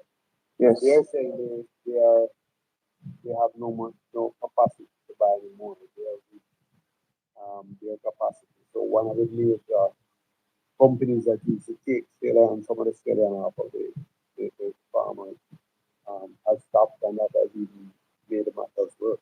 Yes, that has put a large dent in the market, because if you think about the few hotel chains that we have and Coronation Market and the market in Montego, those So in a time like this when our farmers have been hit by Hurricane Melissa, already been hit by Hurricane Melissa, Hurricane Andrew Onus is still beating the people them bad. Let that sink in. Hello, Jamaica. Welcome to Unfiltered, where we keep an eye on what is being done with your money, your institutions, and your trust. I am Peter Gay Ferguson, and we're starting this show in the deep end because honestly, the news does not wait for anyone to ease in gently. Tuesday, April the 14th, members of the Public Accounts Committee sat down at Gordon House to review the findings of the Auditor General on the University Hospital of the West Indies. Now, what came out of that room was quite simply staggering. Let's get into it. Please. $40 billion. That is what the University Hospital of the West Indies, UHWI, owes in taxes to Tax Administration Jamaica. $40 billion. The acting chief executive officer of the hospital, Eric Hosin, confirmed that figure before the committee yesterday. Of that $40 billion, 18 billion is the actual principal, the base amount owed. The remaining 22 billion or so is interest and penalties that have piled up over time. Now, let me sit down with that for a second. Yeah, please. The committee chairman, Julian Robinson, made a point that I think really puts it into perspective. He noted that the $18 billion principal is almost identical to the government's entire new tax package for this current fiscal year. The whole package. And one public hospital owes that same amount in unpaid taxes. No man, this serious bad. Now, committee member Lothar Cousins made another point that I think many of you will feel in your chest.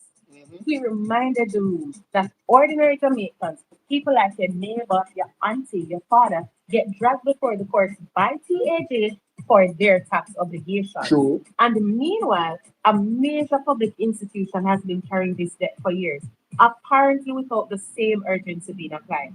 Why? Why was this allowed to drag on for so long? I am not saying that it is the whole story, but it is a fair question to raise. And it not done this so. The hospital, it turns out, has been operating without its own tax compliance certificate at TCC for several years. It has been using the certificate of its private team instead. As of recently, you will receive that temporary TCC, which expires next month, by the way, because of the urgent need to import medicines.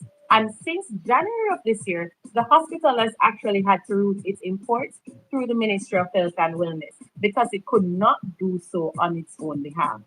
Now, Chairman Robinson asked a serious question whether that situation could have led to the hospital's tax exempt status being used to bring in goods for third parties.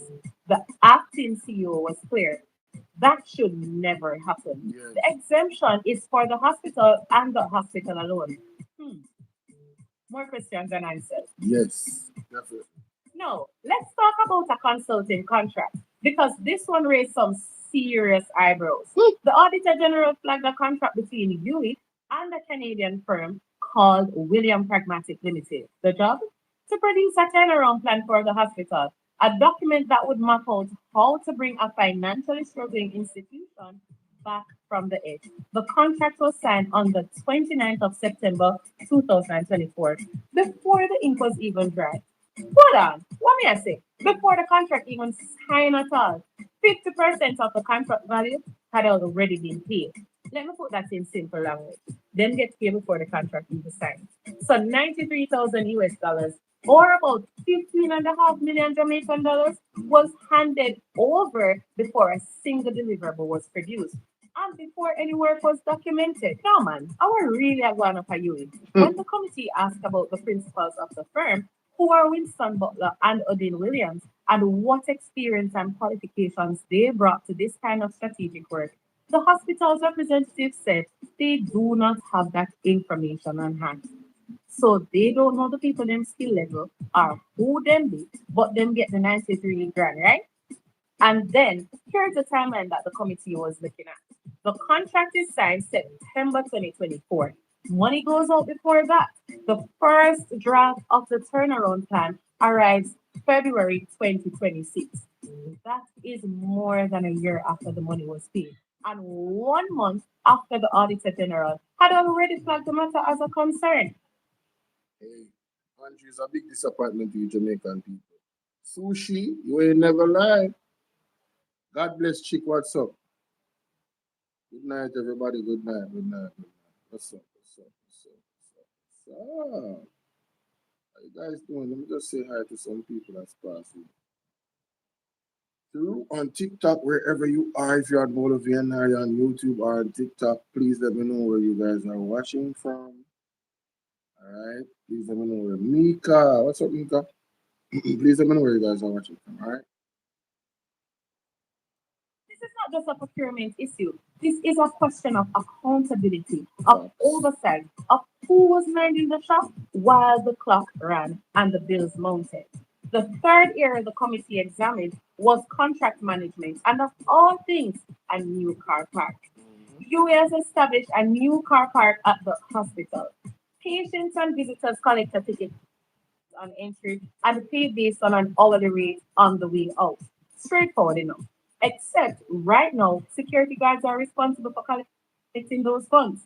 And the reconciliation system in place, which relies on manually auditing physical slips of paper, was described by hospital management themselves as not robust enough.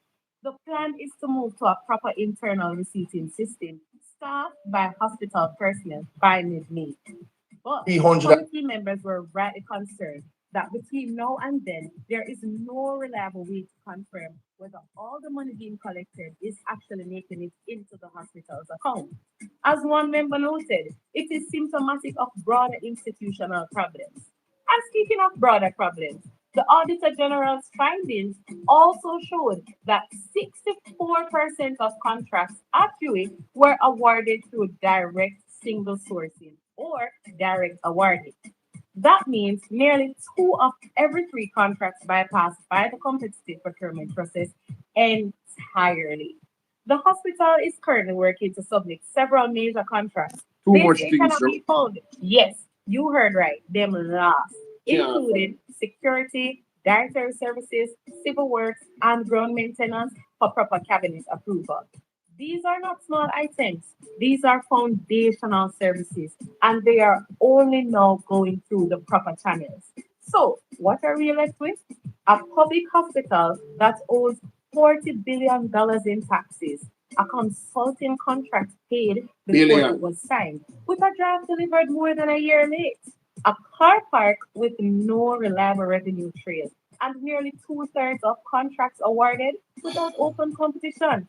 These are not minor administrative hiccups. These are systemic failures at an institution that Jamaicans depend on for their lives and their health.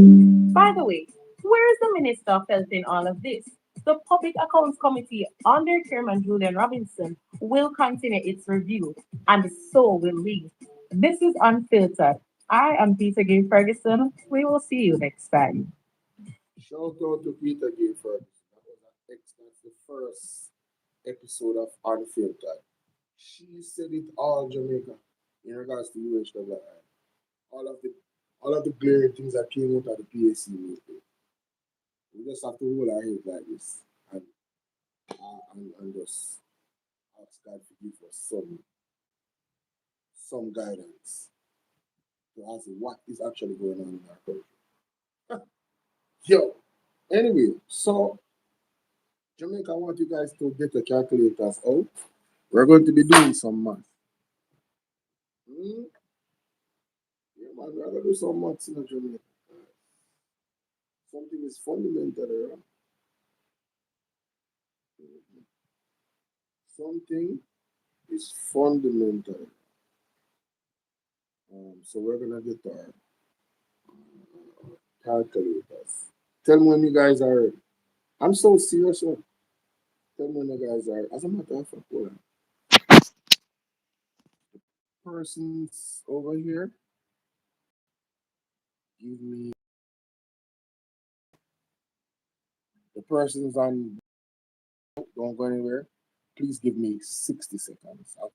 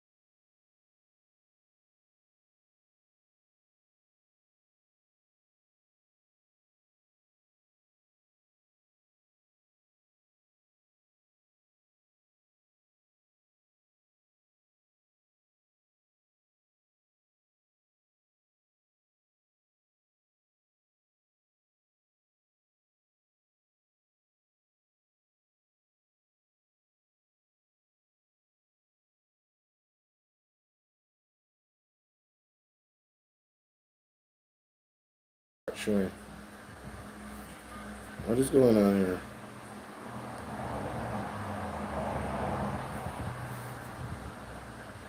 Oh my god, my camera is gone? Oh shoot.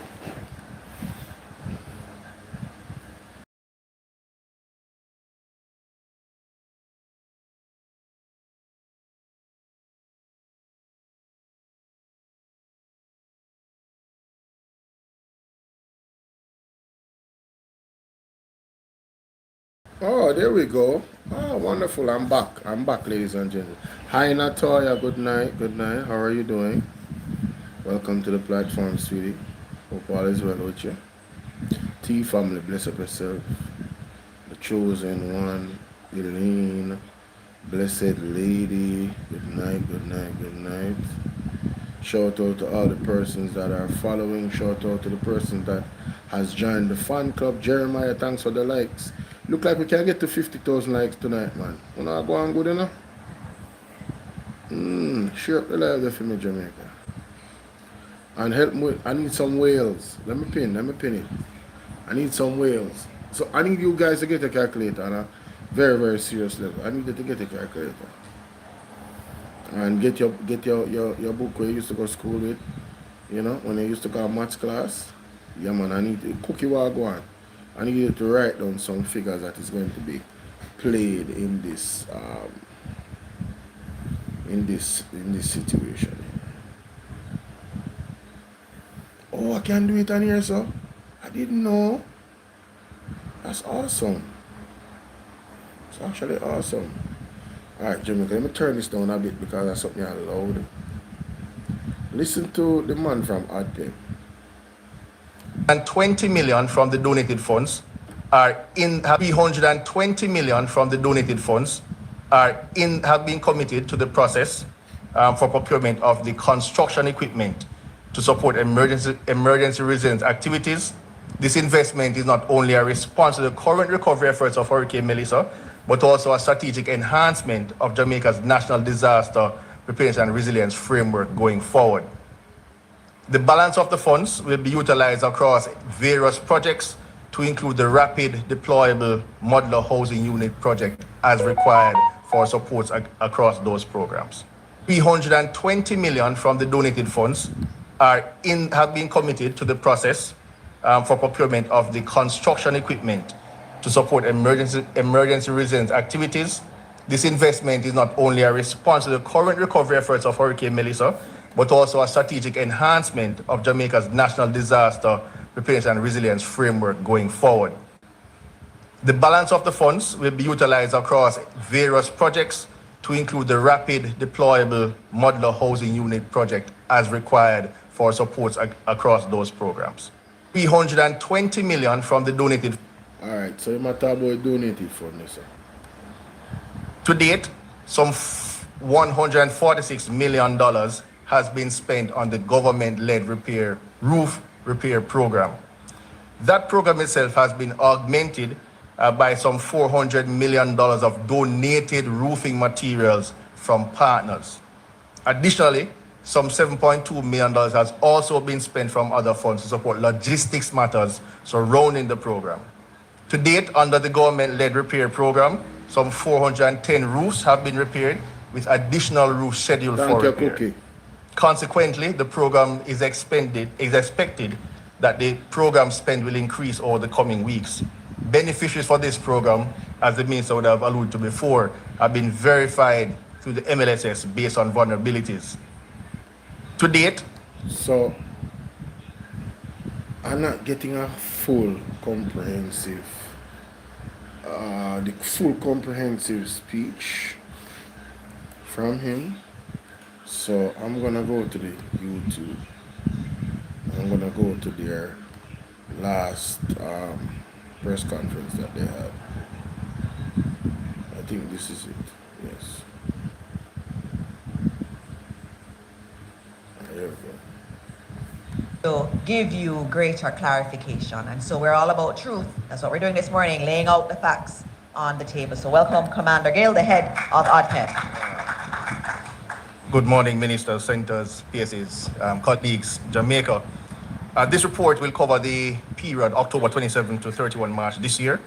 And I just indicate that the government of Jamaica through the ADPEM continues to October 37 to March 31 this year. From October to, okay, all right, cool. advance and coordinate some structured programs for the impact of Hurricane Melissa last October. The information presented here relates to donations and grants provided to support response and recovery efforts for Hurricane Melissa. And I think the funds have been received through multiple streams. Primarily, the ADPEM utilizes an online platform, merchant platform, within the Support Jamaica portal to facilitate online donations. Donations are also received directly toward donation $J and US dollar accounts in local banks. Of the funds donated, approximately 80% have been via direct bank transfers. The donor base reflects a diverse mix of stakeholders, including governments, NGOs, individual group. Jamaica, mark that down. 80% of the donations was direct. Let me play that again.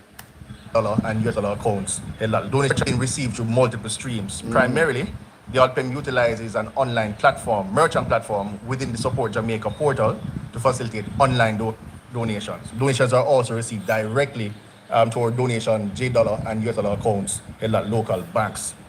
Of the funds donated, approximately 80% have been via direct bank transfers. That means they collected money.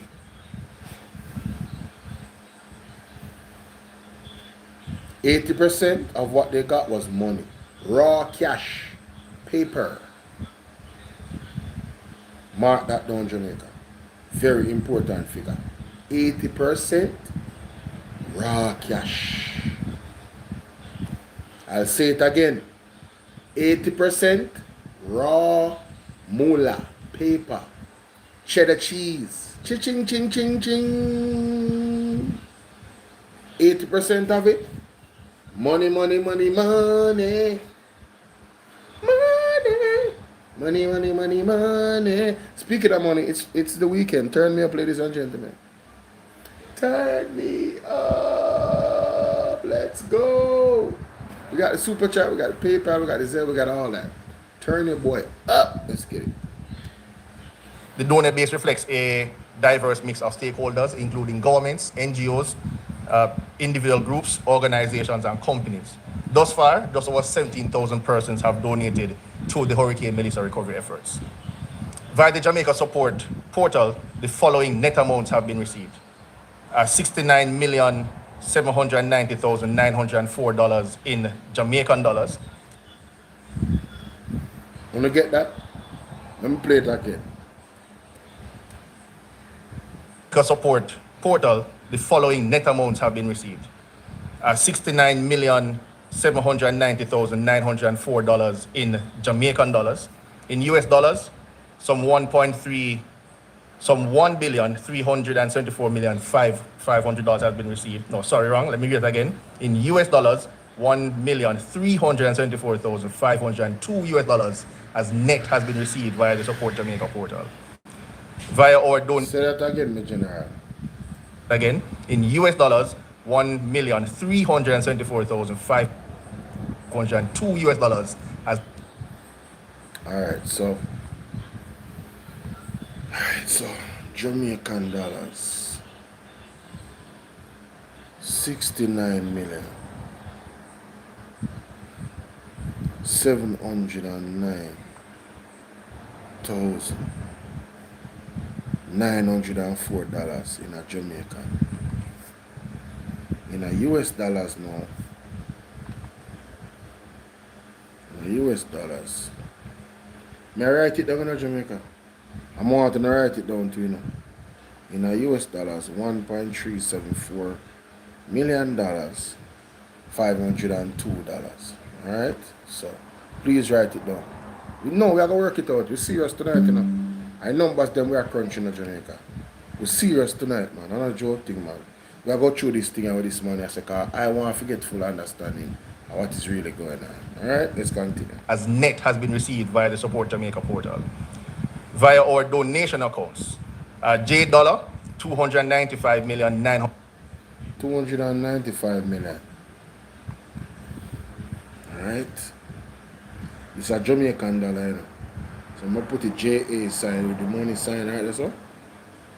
294 million, that's my general. 294 million. 100 via our donation accounts. J dollar, $295,916 has been received. 295 billion. 295 million, not 4. That is very significant. 95 million. J dollar, $295,916 has been received. $295,916. All right. $916. All right, $916. Yeah, man, that correct. See, that's like a Jamaican. All right, let's continue. And US dollars, 880 million has been received. US dollars. 800 and what? US dollars, what you say, me general? Has been received. And US dollars, 880 million has been received. US dollars, 880 million. All right. 880 million. Yes, all right, cool. Go through now. Total amounts received and the US equivalents converted, we are speaking of $1,478,269,567 as net into the. No, say that again slow. Let me turn on this. You talk too fast, my general. You talk too fast. You write it down and then you go to the calculator because we now play with this. Total amounts received and the US equivalents converted, we are speaking of $1,478,269,567 400 US equivalents converted. Confused. Total amounts received and the US equivalents converted, the US equivalents converted are speaking of 1 billion 4 1 billion 400 and what? 478,200. 1,478,000. Alright, so 1 billion 30 there, so 478,000. See? 1 billion 478,000.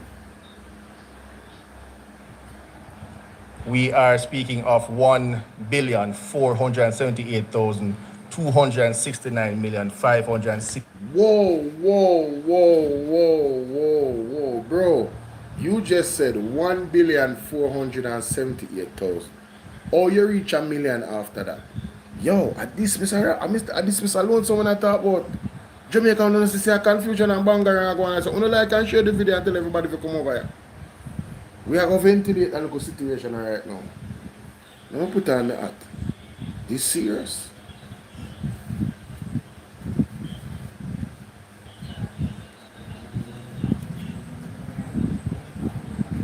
Jamaica, I put on this like a police. We are going for them. Jamaica, we are going for them. Remember in the pandemic, everybody have to wear mask, so I buy one. Jamaica, we are going for them, Jamaica. We are going for them. Let me play that again. Slow phone here.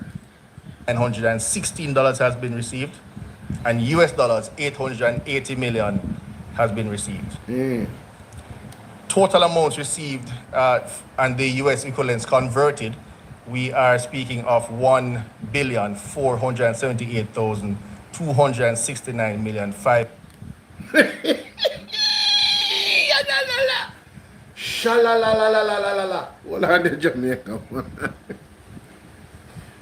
Woyo.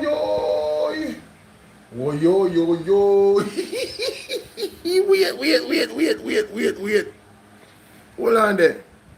Received and the US equivalents converted, we are speaking of 1,478,000.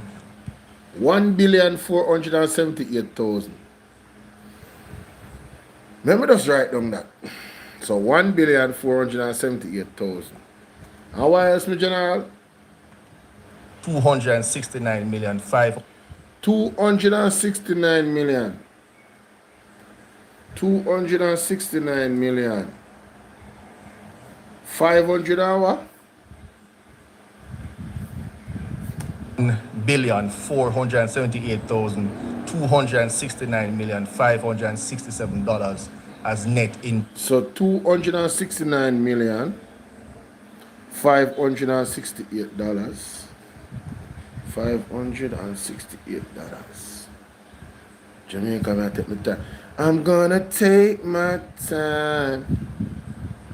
Because them, if them rob with money, me want it back. I'm gonna take it slow.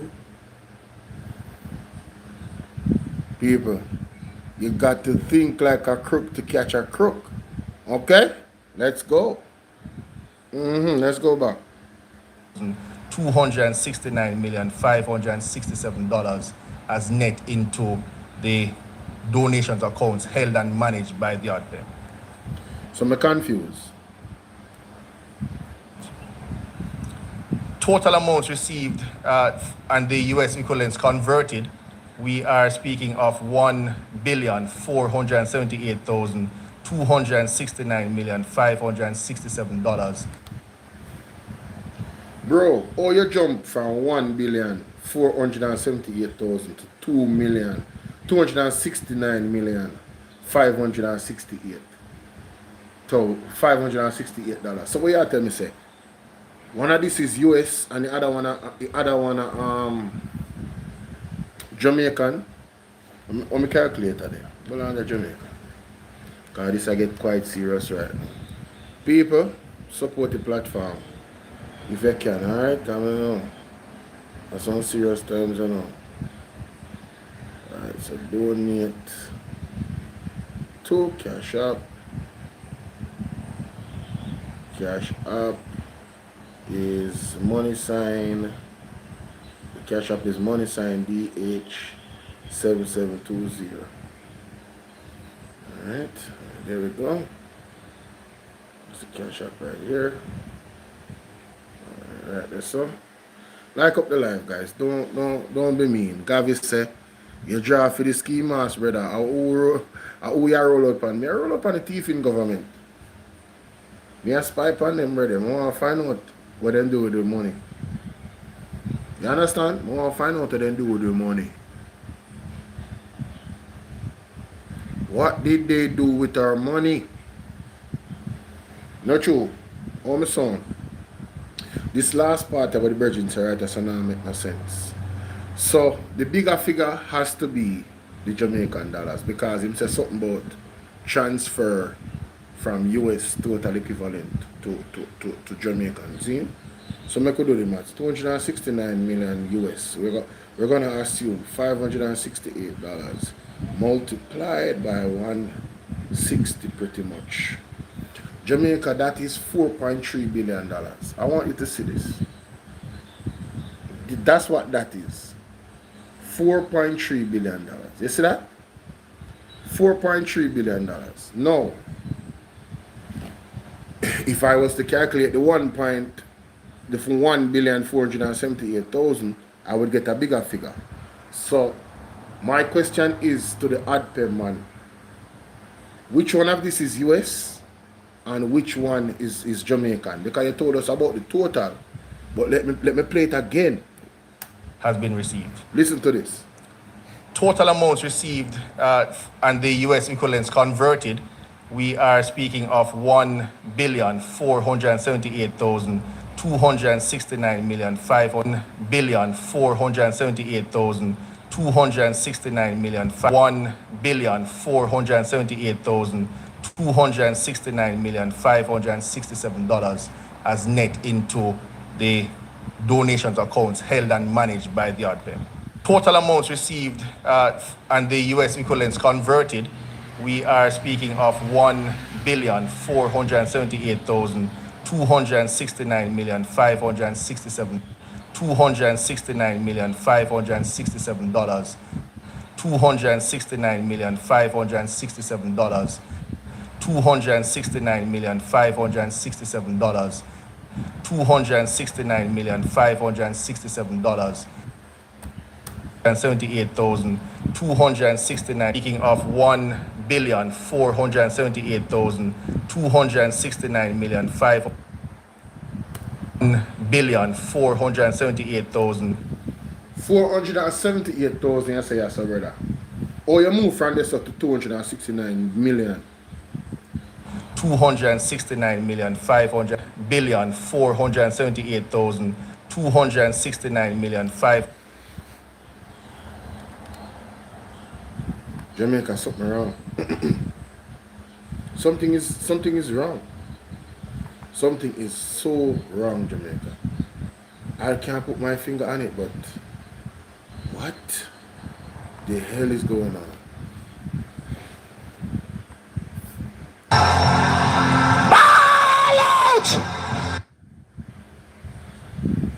Oh, Jesus, Jamaica need help. Shift the parliament, shift the election, shift everything. Remove them out there.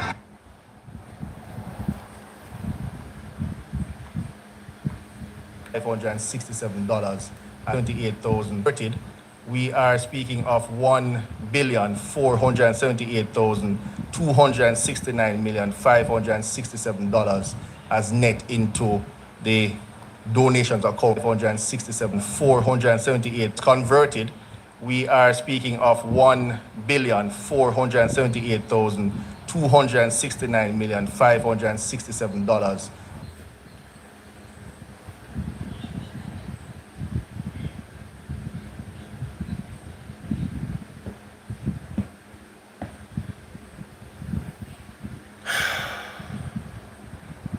What's up, Carl? Jamaica, the man said the total with AdPem collect. Zane, this is what the man saying in Jamaica. It is $1,478,269,568. Let me say it slow. 1,478,000.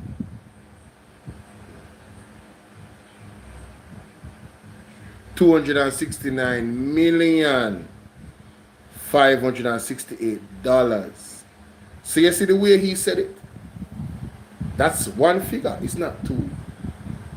But how do you move from right Radcliffe? If you listen what this man has said, me I try catch one thief. That's why me have on a mask. Me I try catch one thief in our government, brother.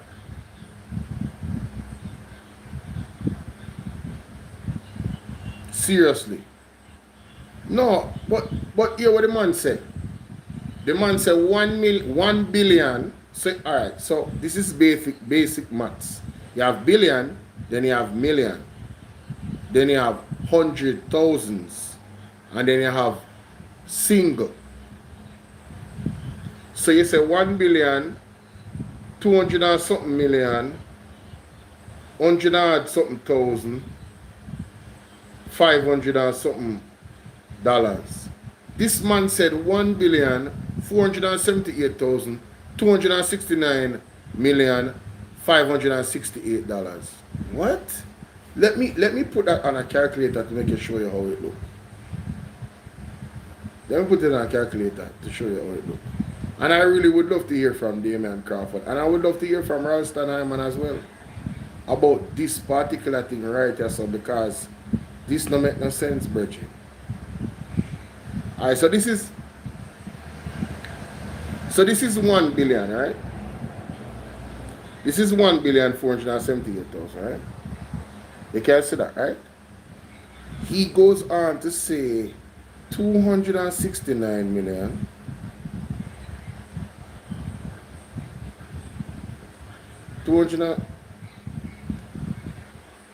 Not even gotcha. I can't even put in one X0. Computer now comply, gotcha. The calculator can't add no more, see that? So the figure that he's giving me, the figure that he's giving us, is either he's giving us two different figures, But the way he stated it, Jamaica, the way he stated it, oh, hey, me glad say you asked that, Radcliffe.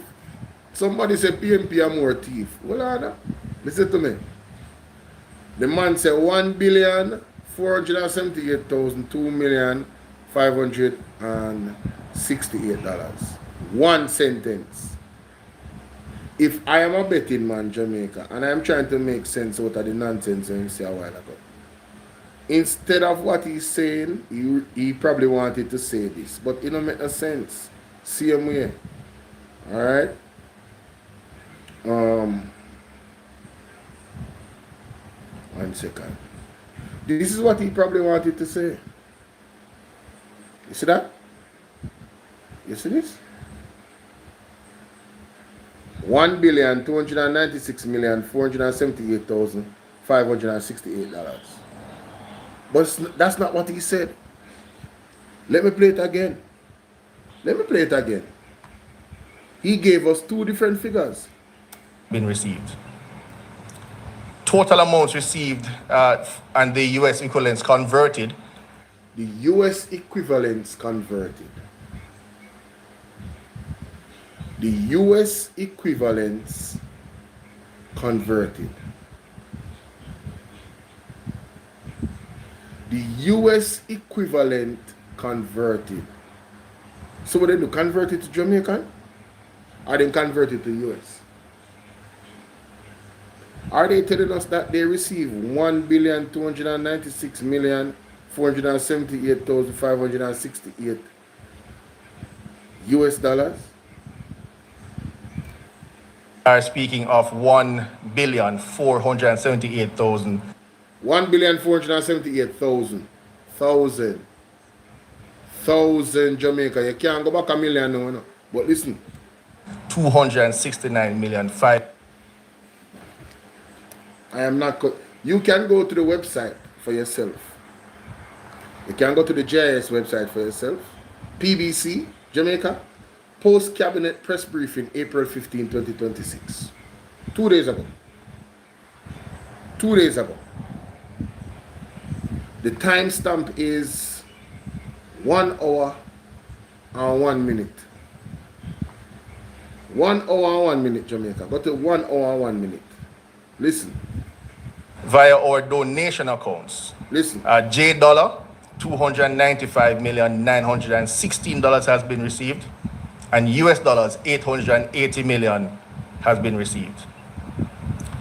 Total amounts received and the US equivalents converted, we are speaking of 1,478,269,567 as net into the donations accounts held and managed by the ADPEM.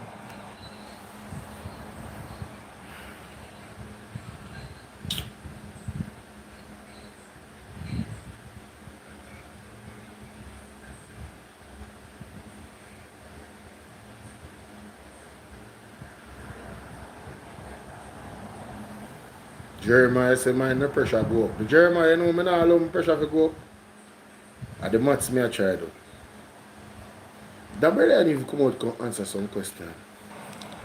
To date, a portion of those funds collected have been approved for spend in supporting the Jamaica-led or the government-led repair program under the Shelter Recovery Program, and also to procure construction equipment to support emergency resilience activities as agreed to and requested by one donor.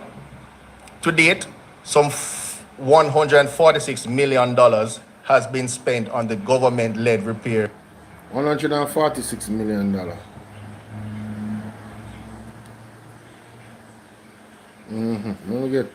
me get that again. $146 million has been spent on the government-led roof repair program.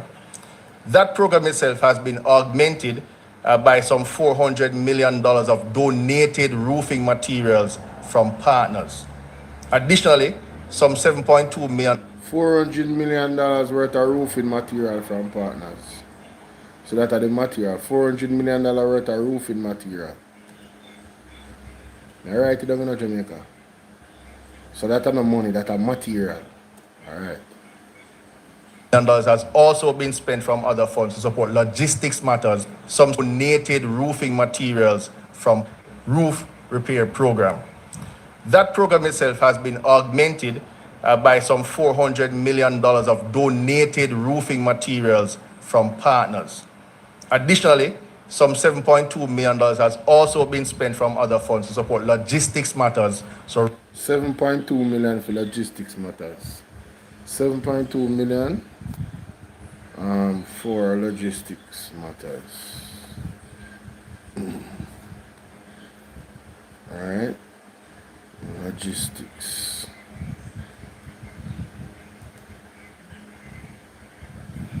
Alright. in the program. To date, under the government-led repair program, some 410 roofs have been repaired, with additional roofs scheduled for repair. 410 roof repair. More to come. Alright? Alright. Consequently, the program is expected that the program spend will increase over the coming weeks. Beneficiaries for this program, as the minister would have alluded to before, have been verified through the MLSS based on vulnerabilities. Additionally, some $320 million from the donated funds have been committed to the process for procurement of the construction equipment to support emergency resilience activities. This investment is not only a response to the current recovery efforts of Hurricane Melissa, but also a strategic enhancement of Jamaica's national disaster preparedness and resilience framework going forward. So 320 million committed for recovery. 320 million. Alright, let me go back and listen to it again. Construction equipment. Additionally, some $320 million from the donated funds have been committed to the process for procurement of the construction equipment to support emergency resilience activities. This investment is not only a response to the current recovery efforts of Hurricane Melissa, but also a strategic enhancement of Jamaica's national disaster preparedness and resilience framework going forward. The balance of the funds will be utilized across various projects to include the rapid deployable modular housing unit project as required for supports across those programs. And Minister, I'll end it there for this morning. So, we left in the dark, Jamaica. We are left in the dark. Was there a Q&A? Okay, there was a Q&A. There was a Q&A, but I don't see anybody. I only see Colonel Charles Jr. answering the Q&A. So it looked like the people didn't forget about this man and what he's saying. Added concessions for it. Guide us exactly what it is will be needed to sufficiently satisfy the person. Hello? Okay. Good morning, everyone. Morning. Mahiri Stewart, Nationwide News. First question is to Minister Charles. The opposition leader did say yesterday that he doesn't believe the government has opened its coffers enough in terms of the roof program and believes that out of the $7 billion donated through multilaterals, more should be put towards the roof program. How do you respond?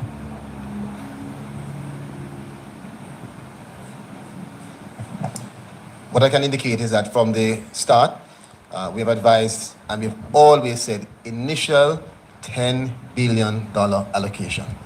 That in and of itself is an indication that we anticipate more. So we have always projected for there to be more with the view of waiting until we get more data to analyze, to guide us exactly what it is will be needed to sufficiently satisfy the persons who have been impacted by Hurricane Melissa. Thank you. Second question to Minister Vaz. We were having a discussion yesterday in terms of oil prices and how it's going to affect the Caribbean in general. And one aspect we spoke about was the oil needed to power the grid. And what we discussed was that because of the different types of fuel needed, whether it be natural gas or oil or even renewables, we're in a better position than other countries due to the mix of fuel. Would you say that that puts us at an advantage in times like these? Absolutely. Absolutely. Rubbish. Oh my God, what is going on, bro? Did he just ask that question a while ago? Jamaica is at an advantage. What the hell is going on, bro? Yo, I heard about this question, but I didn't listen to it. Yo, hold up. Wait. The spin doctors are in full effect from ocean-wide. Listen to this. Melissa. Listen to this. Second question to Minister Vaz. We were having a discussion yesterday in terms of oil prices and how it's going to affect the Caribbean in general. And one aspect we spoke about was the oil needed to power the grid. And what we discussed was that because of the different types of fuel needed, whether it be natural gas or oil or even renewables, we're in a better position than other countries due to the mix of fuel. Would you say that?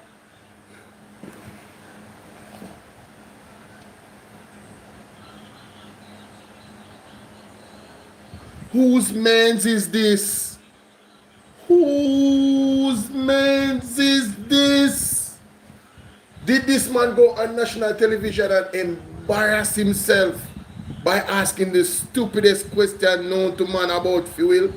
Every fuel price gone up. You big dummy. Whose mans is this, bro? What the hell is going on? Why are these people trying to dumb down the art? Listen, let me calm down. And then Daryl Vaz said, absolutely.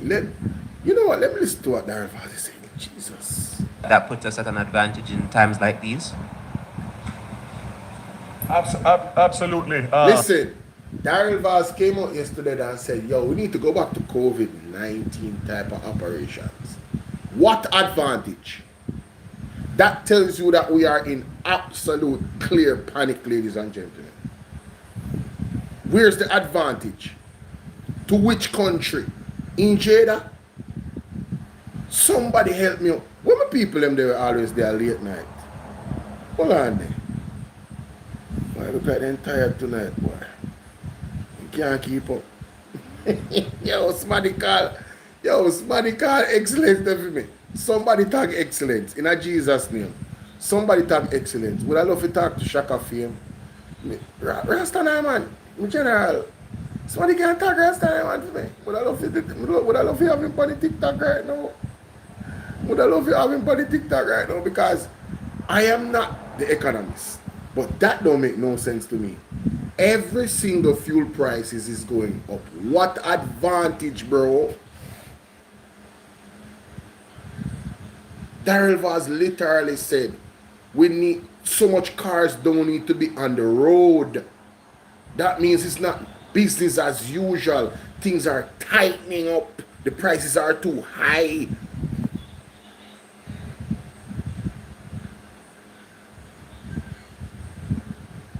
It's like we're going back into the Stone Age type of vibe. That's all. Oh my God, you guys are driving on the road too much. You need to stay home. How about walking or riding a bicycle? And I'm not even listening.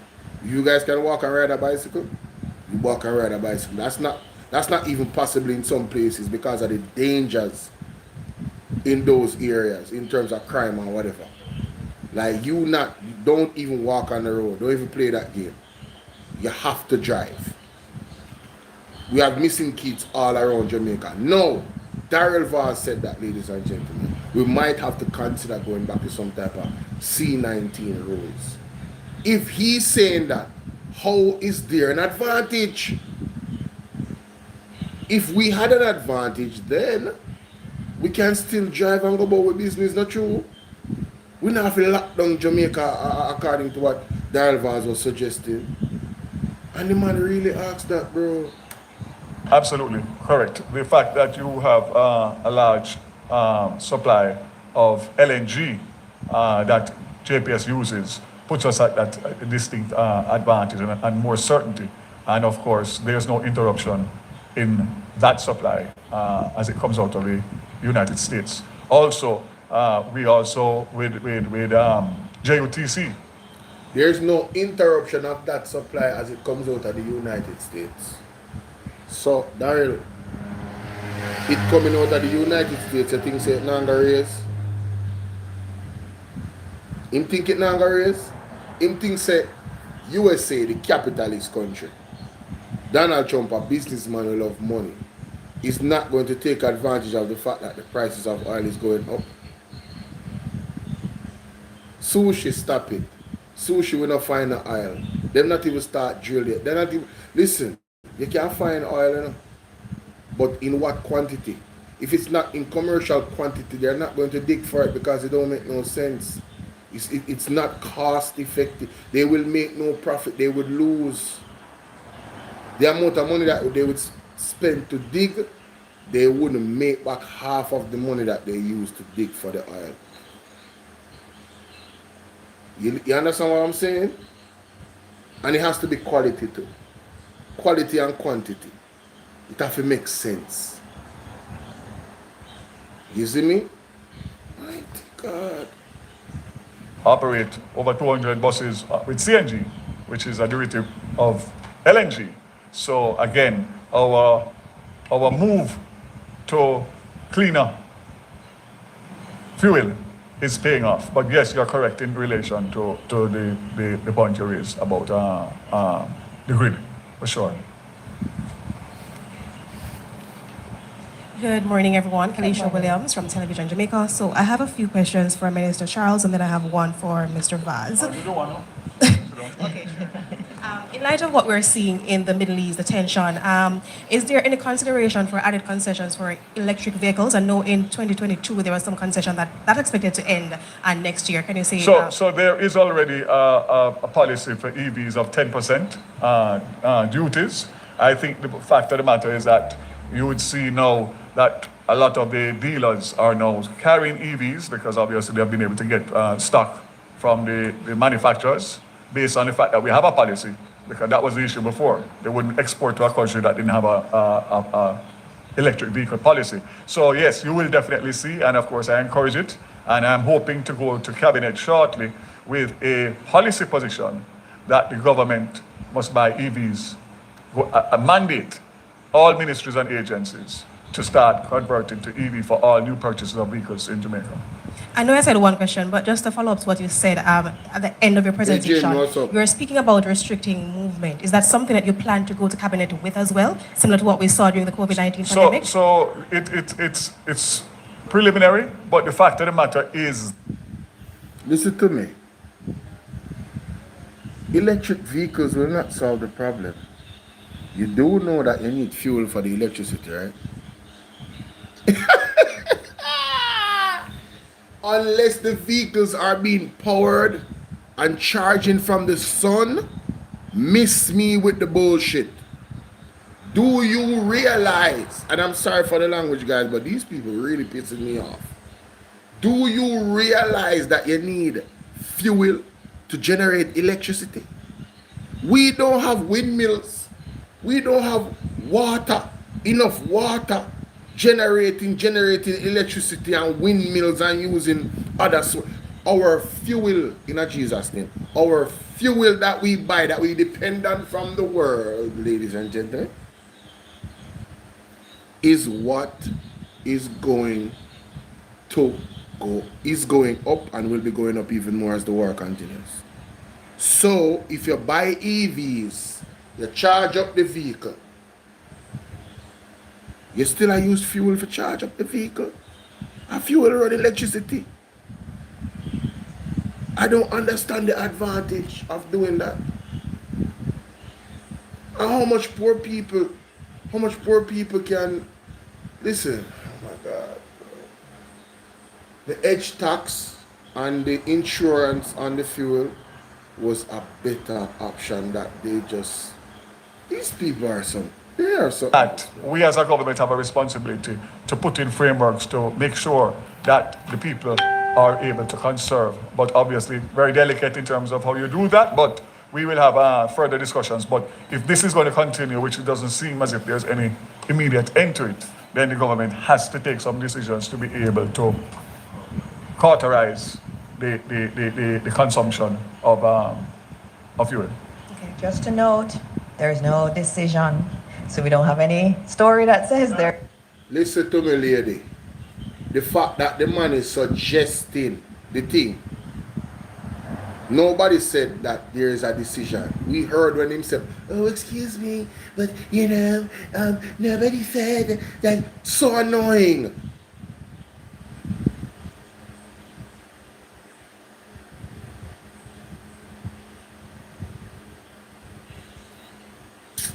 Yo, hey Virgo Queen, why not make you look a labor right? You want to look a labor right to pop up the head about down? Why not make the one look a labor right about down? Sure. You notice we're not even black them? We're not even black the person, we just load the person. Cause trust me, they are swimming at shark infested waters right now. Anybody that is trying to defend the budget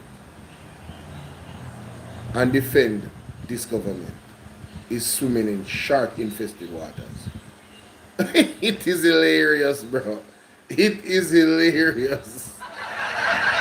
Oh my goodness. Oh my goodness. That's a decision to restrict movement. There is no such decision. Cabinet will be looking and monitoring, as Minister Vaz has said. Okay, and for Mr. Charles, based on what we're seeing, especially in Westmoreland, people have been traveling long distances for the cash portion of the grants, so as far as St. James. Can you say how the ministry plans to address this? And the opposition, you alluded to it earlier, the opposition has called for the government to reopen the assessment of the ROOFs program so more people can benefit. Is the government considering that? And my final question for you, how exactly did the government arrive at the $10 billion for the ROOFs program with over $8 billion spent so far? Do you think it would be enough to cover the close to 100,000 people who applied to receive all the benefits? Thank you. All right, thank you. Testing my memory today. Number one, we acknowledged that issue early out, and we have been working with the third party partner who is in charge of expanding those locations, and they're the ones in charge of the redemption process. And we can announce that we have expanded locations. I gave a figure earlier. I think it was more than 70 odd locations now, moving from 20 or so in terms of opportunity for persons to redeem both the hardwares and for the cash redemption. So that those matters have in large part been resolved, and we are asking persons where there's any need or concerns to advise us so that we can continue to expand where necessary. The second issue... Why the people them should be telling you? Why you don't have a team that you know where the people are? Why you don't have a team saying, looking at the thing to say, all right, where are these locations open for these persons? You have to have a list of locations that is operational. There has to be some type of inventory to say, this is where the people are. And you look on the map and say, well, based off where the people are and where they have to travel from, we need to get some places open closer to them. Why the people them need to tell you and then you react? Why you not be proactive as a government? Like, man, these people are the worst, bro. I'm telling you, we really need to learn from this, you know. These people are the worst. And look how much money them are pay them, brother, and them are like this is like ABC. This is literally ABC, fam. Nobody need to tell them this, brother. Come on, man. Relating now to the assessment. Assessment, Yeah, right? how you arrived at the $10 billion Yes. for the ROOFs program, yeah. Yes. So I had said it earlier that at the time when we calculated for the 10 billion, we were over 60,000 household assessments completed. So it was based on a 40-40-20 estimated ratio, and the calculation that fits that in terms of 75,000, 200,000, and 500,000, which led to us having the $10 billion being sufficient to satisfy that number. The last question related to the So do you think it's potential for reopening the assessments, you said? Yeah. So let me be clear. Assessments have never stopped. Even now we are assessing, perhaps while we are here, assessments are continuing. We at some point had to cauterize the number of persons coming in to say that they need to be assessed because we realized that at some point in the process, we reached an inflection point where we were getting more persons trying to manipulate than persons who are genuinely in need. We have never turned back anyone who is genuinely in need. And that is why we have announced today a reconciliation phase that allows for the members of parliament, the opposition leader himself, church leaders, anyone who identifies someone in genuine need or identifies a situation that is in need of resolution to advise us so we can reconcile it. If there are persons who have been impacted, our goal is to provide the support. But we have to make sure that the system is not being abused. It's to be used, not abused. And so that's why we set the time at February, and we didn't just say we are stopping assessments. We announced a self-reporting mechanism for persons to be able, who we couldn't reach, to let us know, hey, we are here. You came next door, you didn't come to us.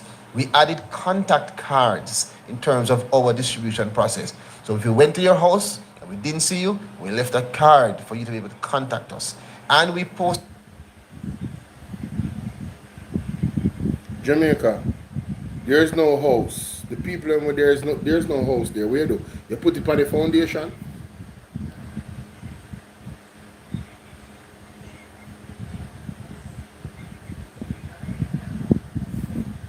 Posted on social media various ways of contacting us, which I read out earlier in my presentation. Phone numbers, email, WhatsApp message, or come to the location and see us. The last thing is you mentioned 8 billion. I'm not sure. Could you repeat that question? You said 8 billion. No, I was saying with over $8 billion already allocated, do you think it will be enough to cover close to 100,000 people? Right. So let me say two things. One, we have disbursed approximately 9.5 billion, not 8 billion. And that 9.5 billion is representing all of the current verified beneficiaries. Meaning, even if we had $9.6 billion, we couldn't do one more person right now. So we've done 100% of the verified households, which equal to 9.5 billion. Secondly, from the start, we have used the word initial because... Why 9.5 billion? But let's go. We never anticipated that 10 billion or 8 billion or 9.5 billion could satisfy our projection at that time, which was 90,000 household assessments, much less where we are now, which is 113,525. Thank you. Thank you. All right, so I'm going to go back to this clip because these people think they slick, man. They think they slick. Let me go back to this clip real quick. They really think they slick. They really think they slick. They really think they slick, bro. Let's play this again. Let's play this again. All right. Let's play this again. Wow. And Mr. Walker is that with the famous manor wall, Mr. Walker. And Mr. Walker is that constituent who came with me to accept a cardboard stating that he would be getting $500,000 from the government to assist with his home repairs as a result of the damages he sustained after Hurricane Melissa. No, I am redeemed. I think it's Jamaican, you know. I think it's Jamaican. 9.5 billion Jamaican. we're grateful, and it is sad that we had to make it public in order for Mr. Walker to get some assistance. But thanks be to God, this morning he went to the NIS office in Montego Bay, right here at Sam Sharp Square, and he was granted his documents to state that he will be getting this 500,000. How do you feel? I'm feeling so grateful. By the half of you, if it wasn't you, there would be nothing for me to help me and my family. So respect to you, honor to you, and honor to the whole team. Yes. In fact, I do want to say thanks to the government for making this available, but the truth is we shouldn't have to jump through hoops to get what we deserve to get, because he should have been at the front of the line if there were a line, because he came for the photo shoot, he was there for the photo op, and he was missed in the system. And he didn't sit home, because he did go and visit the NIS office before, and he did not get any assistance on that day. But thank be to God, with the power of communication, we were able to put some pressure on the government to deliver for Mr. Walker and his family. So I'm happy. The truth though, I want more other constituents to get some assistance. The housing program should go for those who need it. As we were talking earlier, he and I compared notes. There are people who've received housing benefits who had zero damage, and they are reselling Jamaica, hear that? the supplies. They're selling back the cement, they're selling back the steel, they're selling back the stone. That means they didn't need it. So, Colonel Charles Julia, you hear about this? Have you looked into this? Person that did not need any cement, did not need any sand, did not need any type of housing supplies because their house was not damaged. But they got it. And now they're reselling it to people to make a profit. They got it for free now, but now they're reselling it. Are you aware of that? Are you aware of that? So now when you are telling us that the assessment was done and it was done and all of this, and you know, you guys made sure that persons did not manipulate the system, then what do you call that? Somebody explain it to me. What do you call that? Isn't that manipulation? Easy fix, what's up? Like and share the life, guys. Like and share the life. Yeah. We're asking the government to change, and there are more other constituents to get some assistance. The housing program should go for those who need it. As we were talking earlier, he and I compared notes. There are people who've received housing benefits who had zero damage, and they are reselling the supplies. They're selling back the cement, they're selling back the steel, they're selling back the stone. That means they didn't need it. We're asking the government to reassess it and to use the stakeholders in the community, like the political representatives, to help to guide them. Congratulations, all the best with your rebuild. And that is solid. Use the MP then for help to guide them in the process of assessment. Because, listen, Jamaica, I am certain what she's saying is true. When I ask Christ, the Jamaica Labour Party is inherently corrupt. When I ask Christ if people actually get supplies that did not need any. When I ask Christ if they must sell it back to people. Jamaica wants skullduggery, corruption, infested, cancerous place. And it starts from the top. From the Prime Minister goes straight down. Nasty. Disgusting, man. Thank you very much, Anthony Burton. Good morning, everyone. East and Westmoreland is where working with gunfire is still having quite a bit of challenges. The main issue of concern at this point in time, I would say, is still around shelter. We have quite a bit of our constituents who are still residing in unacceptable conditions. I went to a community by the name of Abbott recently with a group that was making a donation. And one of the residents spoke to the condition in which he's living. And what he has to do is to use a tarpaulin and the back of it to prevent some of the wind from coming in is actually the side of a grave. That's the reality as to how persons are still living within the constituency. The roof program, as outlined by the government, has not benefited everyone who is affected as yet. I'm still hopeful that those who remain without any level of assistance will receive the assistance in due course. And the way in which it is structured is causing quite a bit of heartache as well. Listen to this. Because the fact that only selected highways were chosen has caused some of my constituents, for example, from Betterton, who have to go all the way to Savannah to get the supplies. They have actually spent about 80 to 100,000 in transportation costs. Persons in Betheltown have to spend $80,000 to $100,000 in transportation costs to get the material to their house. So you know that Betheltown flat, right? So the majority, almost everybody in Betheltown house, flat. So you know, say anybody that is getting help in Betheltown is going to get $500,000. They are qualified for it.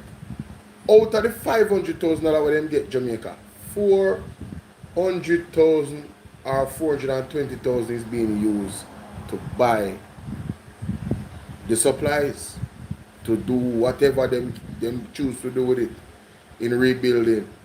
80,000 to 100,000 of that is gone into transportation costs. That is insane.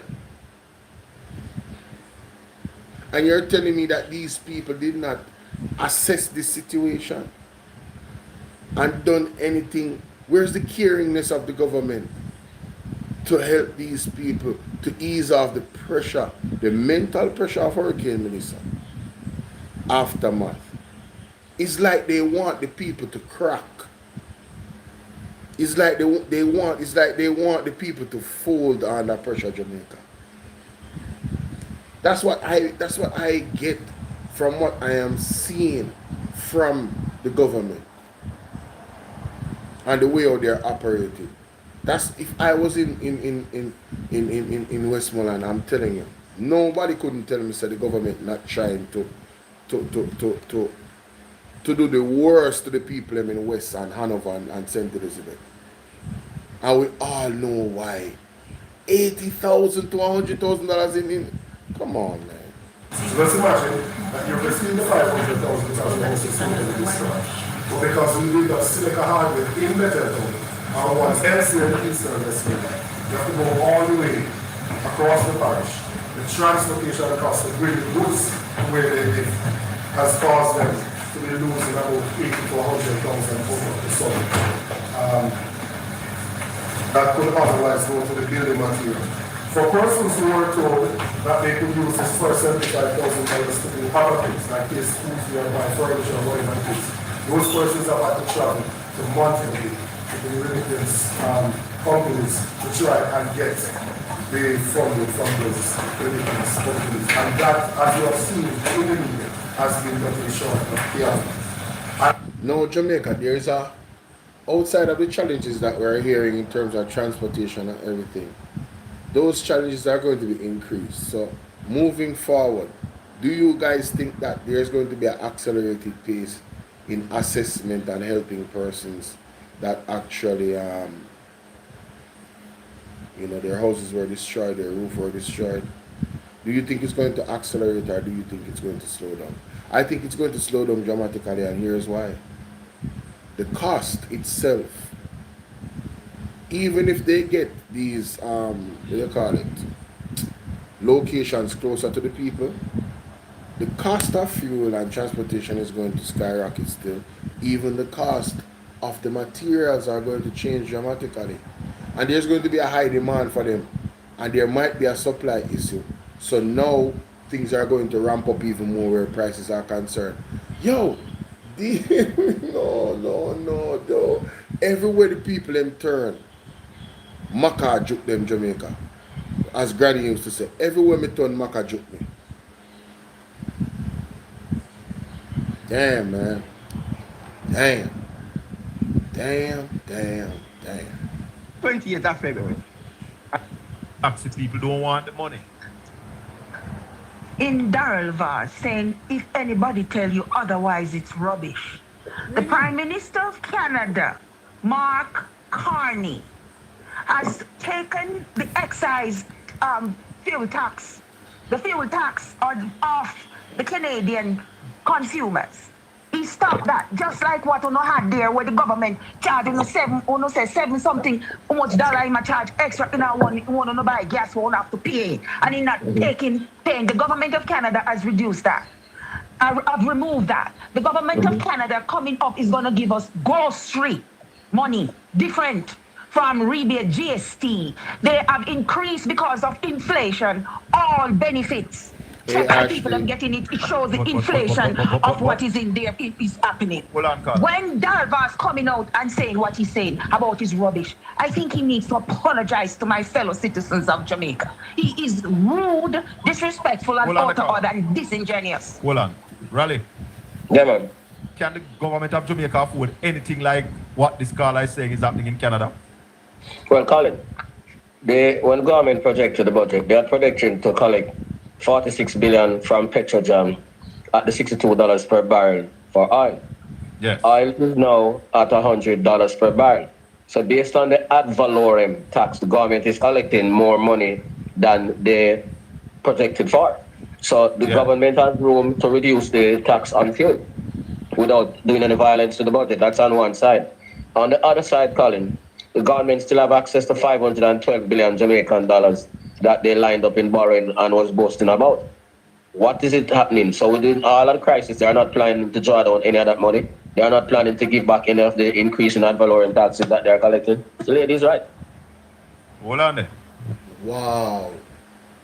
So, the great economist, Rastanheimer, I mean, if you timestamp this, mighty God, I have to put out a video.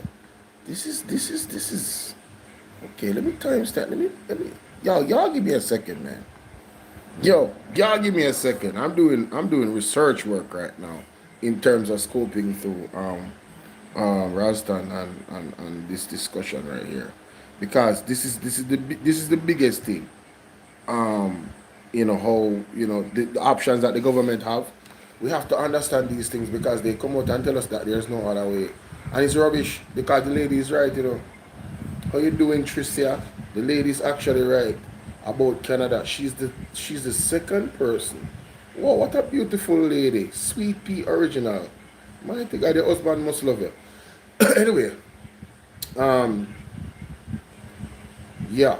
So in Canada, my friend in Canada, he said it. He was on the program in length the other day. We were on TikTok and I was on YouTube as well. And he lives in Canada, and he says that's what the Prime Minister, the President over there is doing for the people. This lady has now added to, they are planning to give them grocery money because they know things are going to be challenging. So imagine Canada is saying, listen, we are going to hold it together for you guys. You're not going to put pressure on you, the people, because, of what is happening. We are going to hold that. Why Jamaica can't do that? Because if a $62 per barrel they want to plan, and then project forget this amount of money in terms of taxes for this year, and it's actually $100 a barrel for oil. 62 minus 100 is 38. That's an additional $38 on every single barrel of oil that is used in Jamaica or purchased. The markup, the profit, the taxes, the projection. All right, so let us look at the math, and it's easy math. Let me play it back. It's easy math. Let me play back Rasta Nine and see how I go. Room to reduce the tax on fuel to collect. Can the government of Jamaica afford anything like what this caller is saying is happening in Canada? Well, Colin, when government projected the budget, they are projecting to collect 46 billion from Petrojam at the $62 per barrel for oil. 46 billion. $46 billion was projected at $62 a barrel. All right. So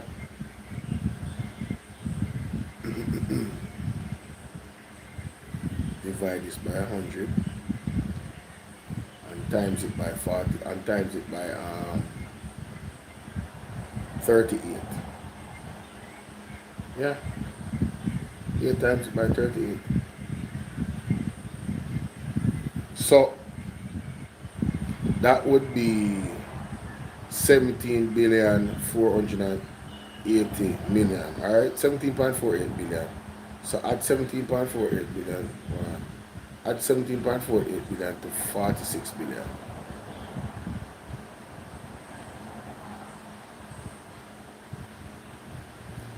$63.48 billion.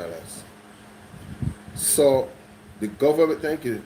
The government of Jamaica would be getting an additional $17.48 billion because of the prices of fuel that they're collecting from Petrojam alone. Listen.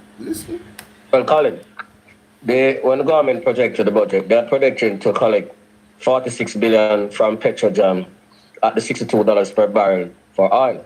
Yes. Oil is now at $100 per barrel. So based on the ad valorem tax, the government is collecting more money than they projected for. Yes. So the government has room to reduce the tax on fuel. So you see, this would be the additional money. It would be an estimate of $63.48 billion instead of 46, based off the projection using the number for each barrel of oil. I did some quick math, but it's around 63.48 billion. It could be more because it was projection from them, so I just used their own projection to project the additional cost of the barrel of oil and additional fuel potential taxes that they will get from Petrojam, and here we are. So they can actually do that because they have this large amount of money that they would have expected to collect. Without doing any violence to the budget, that's on one side. On the other side, Colin, the government still have access to 512 billion Jamaican dollars that they lined up in borrowing and was boasting about. What is it happening? So within all of the crisis, they are not planning to draw down any of that money. They are not planning to give back any of the increase in ad valorem taxes that they are collecting. The lady's right. Hold on there. $510 billion that them have hold up. So the money, Jamaica, the government can more than help them as some wicked and liar, you know. They can mitigate and ease on the pressures, you know. My goodness. Hold on. Because I want to hear where the Prime Minister said today. Hold on, listen to the Prime Minister speak today. Listen to the Prime Minister. The government of Jamaica through Petrojam and in coordination with the Ministry Hold on, let me take him up further. in consumer protection for smaller increases enable greater flexibility during larger global. But something has to happen because the level of traffic that I'm seeing on the road doesn't show me that anybody realizes that there's a war and the price of fuel and oil is just continuing to go up and up and up. Him sound like the Prime Minister rally. Yeah, man. Because we should be getting from the Prime Minister some, not what he's saying, but something similar with clear guidance. Because he might talk a lot of rubbish as just a rally. When he must say no government in the world can do not. What is he talking about? Nonsense, man. And I'm saying to you that this page, part 3, page 25 of the fiscal policy paper, transfer from central government. The group of self-financing public sector enterprises is projected to transfer a total of 60 billion to the government of Jamaica. The central government by way of financial distributions, special distributions, and other taxes. Projected transfers include Petrojam Limited, transferring special consumption tax and ad valorem taxes to the government of 46.9 billion. That was projected at oil price of $62 per barrel. So I'm telling him that he's the one who is talking rubbish. Rubbish. Yep. You realize that. So you hear all of those numbers that he mentioned that's supposed to be transferred to the government at $62 per barrel. So you can imagine the increase. They projected $62 per barrel, now it's now 100. They're going to collect more taxes. They're going to collect more money from Petrojam specifically so they can mitigate the prices. Yo. That's why I say Colin and Uncle Ralston. He's telling work from home. So he's trying to tell the working class of Jamaica that they're on their own, that they need to absorb the cost for high electricity because that's exactly when what he's saying. Yeah, man. Yeah, man. Yeah, man. But I mean, we shouldn't even we should take it to the proverbial grain of salt because he's not the Prime Minister of Jamaica. Correct. You hear anybody else from the government speak about the war? This is the only man that stepped forward and talked to the country about the war. He is the Prime Minister. Correct. But Colin. No, but serious rally. Yeah, Anyone man. else talk to us? No, man. He has to take the prime minister as If say what he say are rubbish, he's the only person who come forward and say, listen, something of it happened. True. Yeah, man. Nobody else not talk to it. This is true. The prime minister has abdicated his responsibility. Right, so like Vaz, I don't like him. Yeah, And him man. come forward now, Yeah, come man. say something. You got a point. Because we right here on this channel, you rally as a Yeah, man. teacher. I've been Yeah, saying man. to us that the government need to come speak. Yeah, man. See, the government Yeah, man. just spoke. Yeah, man. Unacceptable.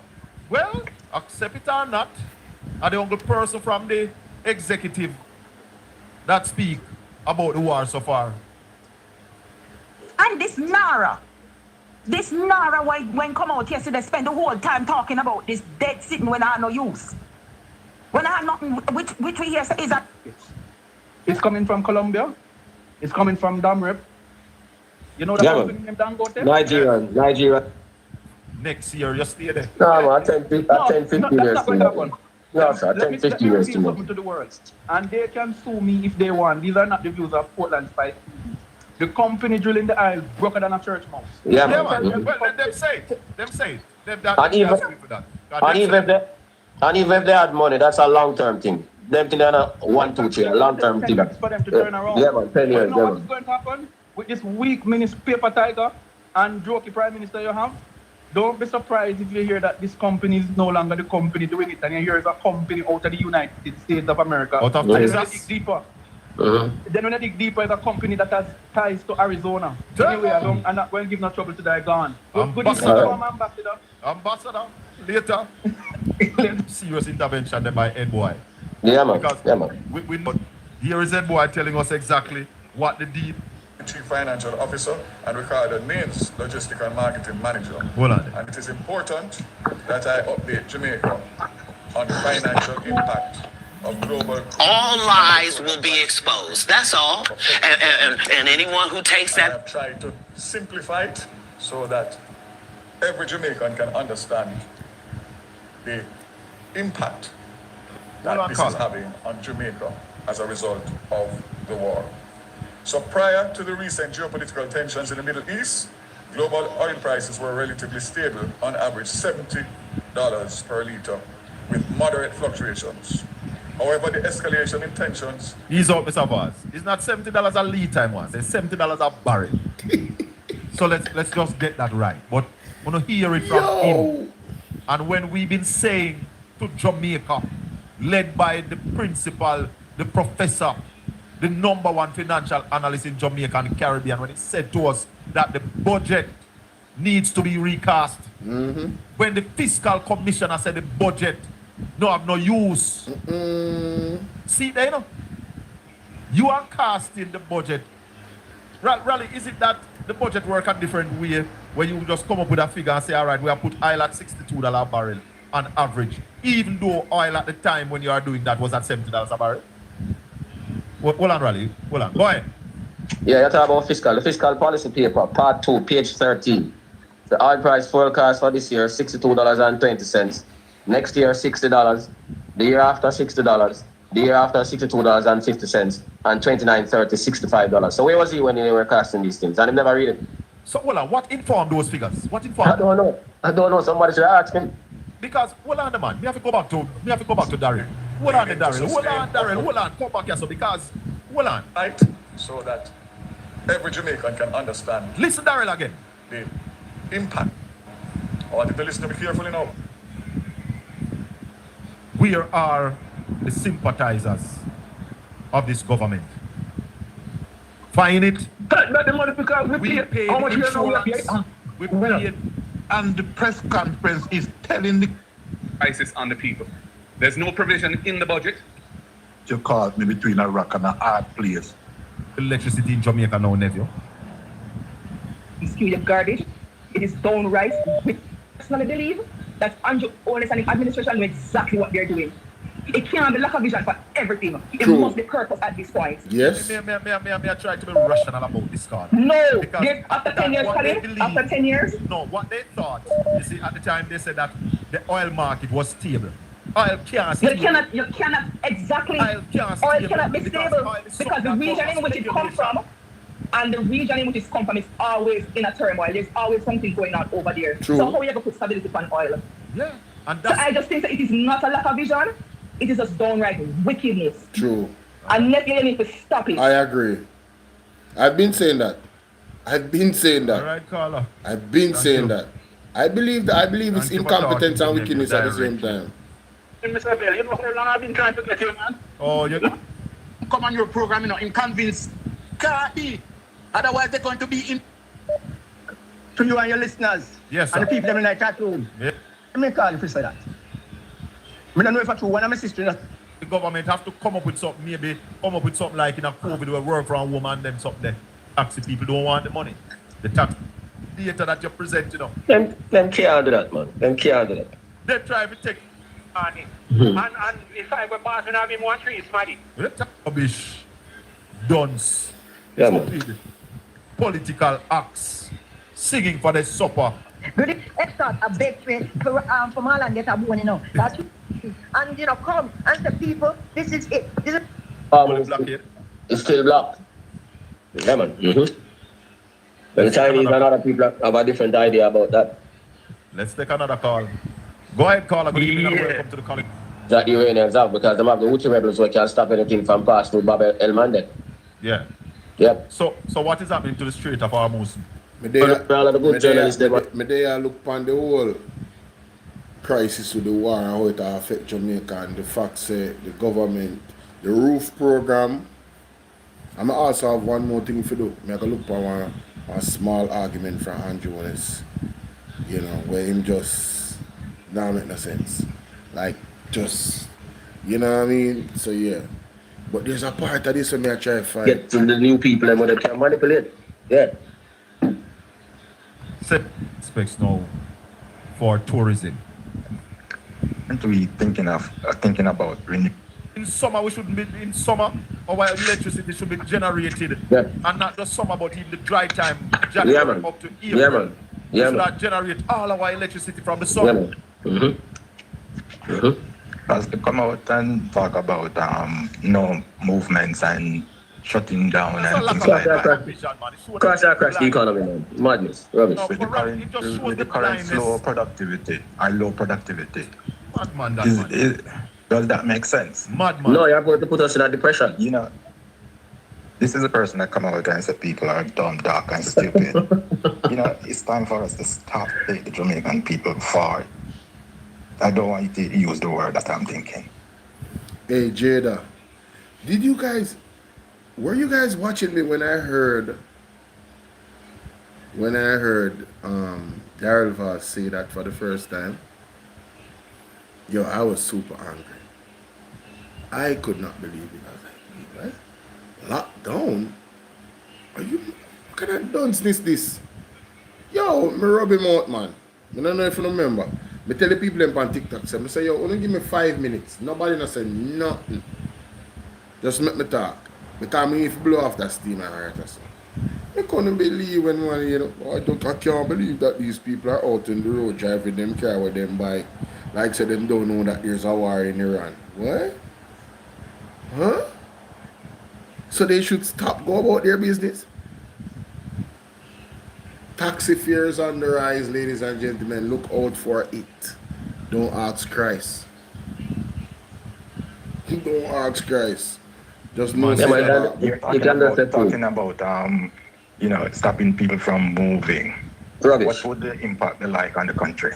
That will be putting the economy into a depression. Remember, we still haven't recovered from COVID-19 yet, the impact on the economy. So if he's talking about going back to COVID-19 measures, with the impact of Hurricane Melissa on the economy already down by 7.5%, you can see where we're going. Crash the thing. Instead of we go build 10,000 houses and ramp up the economy, go build 10,000 houses, put people who get damaged, instead of them dependent platform at about if government can build back house for everybody. We're not asking the government to build back house for everybody. We're asking the government to build back house for everybody who lose them house. Exactly. All of the people who move them house totally destroy. Go build something for them and use that kind of activity to ramp up the Jamaican economy in this crisis. Yeah. But secondly, this NARA and using expert. Who's gonna pay for these experts? No, we man. Well, the people of Jamaica, taxpayers. Where the money is gonna come from? No, the loan. That them a plan to use the loan, do you know? Mm-hmm. We go through the NARA, so them get rich out of it. Is this a case of creating area for people to earn money? Yeah, man. Well, it's supposed to assist with the recovery or the building back of Jamaica. But when you listen to the projects that they are talking about, it don't really have nothing to do with assisting people, getting back people's lives to even where they were before the hurricane or even better. No. We don't hear them talking about the resilience of the build back anymore. You realize that we're going through the winter rally. And Mr. Bell, that geezer that you always entertain in your program, you need to eventually look at it as a glass. 3/4 with sand, and you put water in it.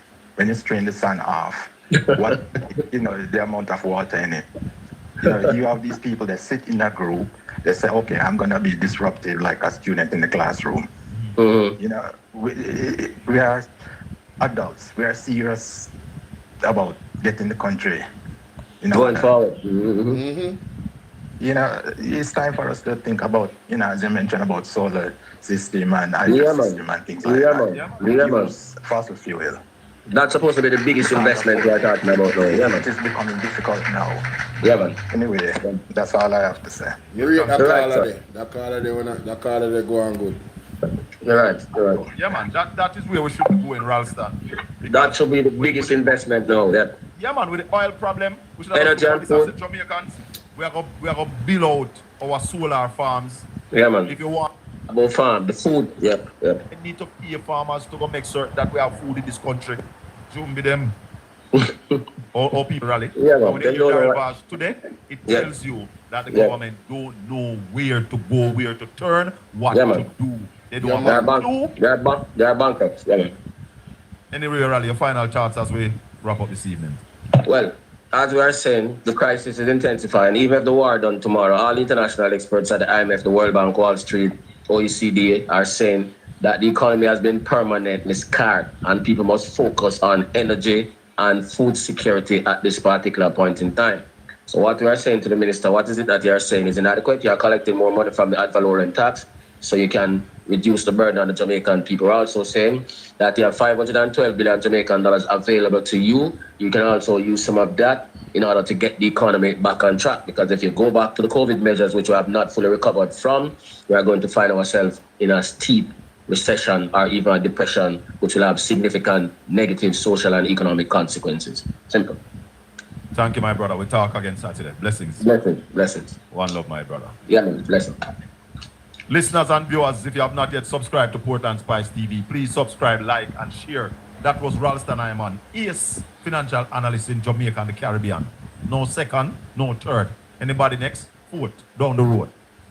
Thank you, listeners and viewers, for being with us this evening. Thanks to Ralston Iman for sharing with us. Right, since how many years on the charging away for the insurance and if to sell a narrative. No real work. So we're St. Elizabeth, the police was reporting over 400 students did not return. Sure. Give us an update of what took place in the Jamaican financial arena today. Well, nothing significant happening. Nothing acquired. Also, Richard Pandu told us today that food price will be going up by the middle of this month. Yeah, man. Exactly. Now come down back right now. They're not coming. Alright, so food prices are going to rise. We all know that. I'm going to go to this here, man. Something I'm not trying to find, I'm not finding it. So upset. I'm so upset. Let me hear this foolishness out of there and talk about it. That's so real quick. Alright, let's go to it, Jamaica. It's not designed to circumvent, bypass for the purpose of facilitating corruption or lack of transparency. It's not anti-competitive. It's not exclusionary. And because of our history and our liberal democracy. Do you know how bad it is that this is the argument and the line that the Prime Minister of Jamaica has to take? He not have no shame. He's talking about now right now. He's talking about NARA. He's telling you what NARA is not designed for, because persons believe that they're going to use it to scam us Jamaican thief our money. As the Prime Minister of Jamaica that he said in NARA, you don't realize that the public don't have no trust in you. Not even Labour right don't trust you, Andrew. Them just die-hearted, and whoever they are the head, and that them I work with. And then we go and drink poison until then, you know, whatever happen. Right? Them loyal to a fault. Mighty God, listen to the first part of this already, what the man has said about NARA. NARA is not designed to circumvent, bypass, for the purpose of facilitating corruption. Jamaica, I remember, this reminds me of when Andrew said, I am not lying. I am not lying to you. It is not a lie. Listen to him tone of it. It's the same energy right as well. NARA is not designed to circumvent, bypass, for the purpose of facilitating corruption or lack of transparency. It's not anti-competitive. It's not exclusionary.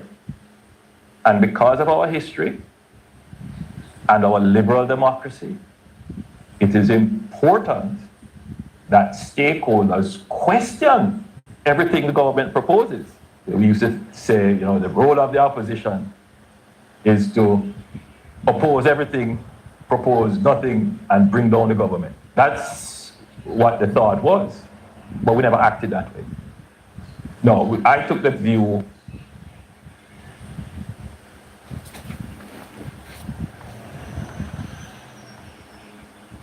Am I missing something?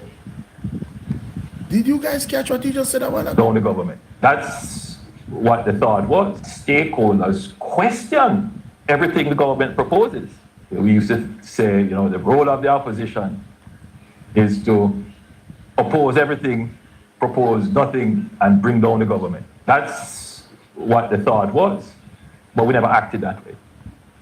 No, I took the view that we must be constructive. So, and also it shows that our party.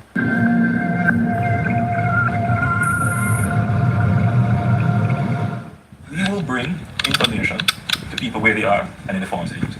And also it shows that our party leader is on the ground, suffering the same pressures that the average Jamaican do. In terms of going to a gas station, don't know which one have good or bad gas, and has purchased bad gas. Can you imagine, on that instance, I was about to take my wife to church in our constituency. We didn't intend to film the car.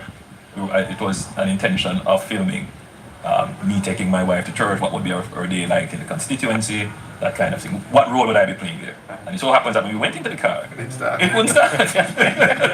and that became the story, rather than me taking my wife to church. Because she was saying to me, hurry, hurry. And I'm pressing the button and the car wouldn't start. We took the car to a mechanic who recommended that we get a particular treatment and booster cleaner and a particular treatment.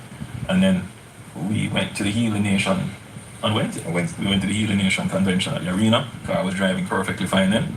But when we hit the highway, it just lost power until it shut down. I thought we drove out the first one and we refilled at a different station. And apparently I'm not about to buy gas. But you see, I think what has happened is that maybe I don't know, I'm just speculating. I suspect that it has so clogged the injectors that you know, right now it is now in the garage being I don't know what has happened. Tomorrow I'll get the full diagnosis from the mechanic, but I suspect that between engine and injectors that I will have a serious repair bill. And therefore when he speaks to the issue of bad gas, from first-hand experience. People who make that kind of criticism don't understand media. You use all the forms of communication, and that is my job. My job is to bring to the public the political understanding of issues. I get a sense from Jamaicans that there are some Jamaicans who want to make excuses for government failure. This is an ultimate failure of the government. It's a political issue. Make no mistake about it. You know, from our perspective, the law gives the minister a duty to supervise, oversee, and regulate the petroleum industry. There is a failure in that. So I'm not apologizing to anyone who thinks that in doing my job I'm politicizing. Of course, it is a political matter. All of the comrades, all of the vloggers, all of you, do not apologize for politicizing political issues. It is your job. Listen to what the man say a while ago. Failure in that. So I'm not apologizing to anyone who thinks that in doing my job I'm politicizing. Of course, it is a political matter. And, you know, one must also make the point. As it was in healthcare, we too face certain crises. We too face threats. But the Jamaica Labour Party political administration of the government did not have the results as the PNP had with Chick V and other threats and dead babies. Why is it that these things happen under the PNP administration and not under the Jamaica Labour Party administration?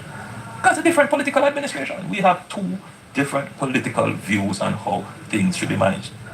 The little things that makes a difference. Yes. You clean the drains. So I'm not going to make any apology. You clean the drains, you take out the garbage. Jamaica, you know, I don't know if you guys see it, but it's just every single lie that they have told is coming back to bite them right now. Every single lie the Jamaica Labour Party has told has come to bite them back right now. Cleaning off which drain? You mean when Hurricane Melissa wanna come out there, wanna rush to clean out Sandy Gully? The lack of cleaning of the drain is the reason why so much places are flooded right now. God is exposing them, and the place them are mash up. So the political issues, like the failure of the government to do their job, we are going to continue to shine the light because Andrew Jones never ease up and he never apologized for it neither. So all the comrades out there, if you don't have to do a video every day if you highlight the pothole of the road you want to live, you want to highlight it. Do a video every day or every week to highlight the terrible condition of the roadway them and the drain them, you want to highlight it. Because it's the ultimate failure of the government. And it is a political issue. You understand? Good. Or give any succor to those people who would want to see the Labour Party keep quiet on important issues. You hear that PNP? Don't let the Labour Right Party tell you about no bad mind. If you have to do a press conference every 2 weeks or every month over what is going on in Jamaica, do it. Mark Jefferson Golding, do it. Peter Gay Ferguson, do it. Nikisha Burchell, do it. Do it. I'm telling you, man. Listen to this now. And before me play this, let me play back when you say right there, sir.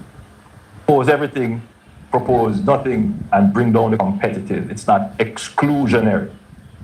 And our liberal democracy, it is important that stakeholders question everything the government proposes. We used to say, you know, the role of the opposition is to oppose everything, propose nothing, and bring down the government. That's what the thought was, but we never acted that way. We don't feel comfortable sitting in Parliament with a Minister of Government who was openly accepting responsibility. So, want to Marissa Dalrymple, Andrew. Want to you where your statutory declaration is uncertified. Why should anybody sit down in the Parliament with you? Let's be clear about that. Let's just put that out there first. Let's continue.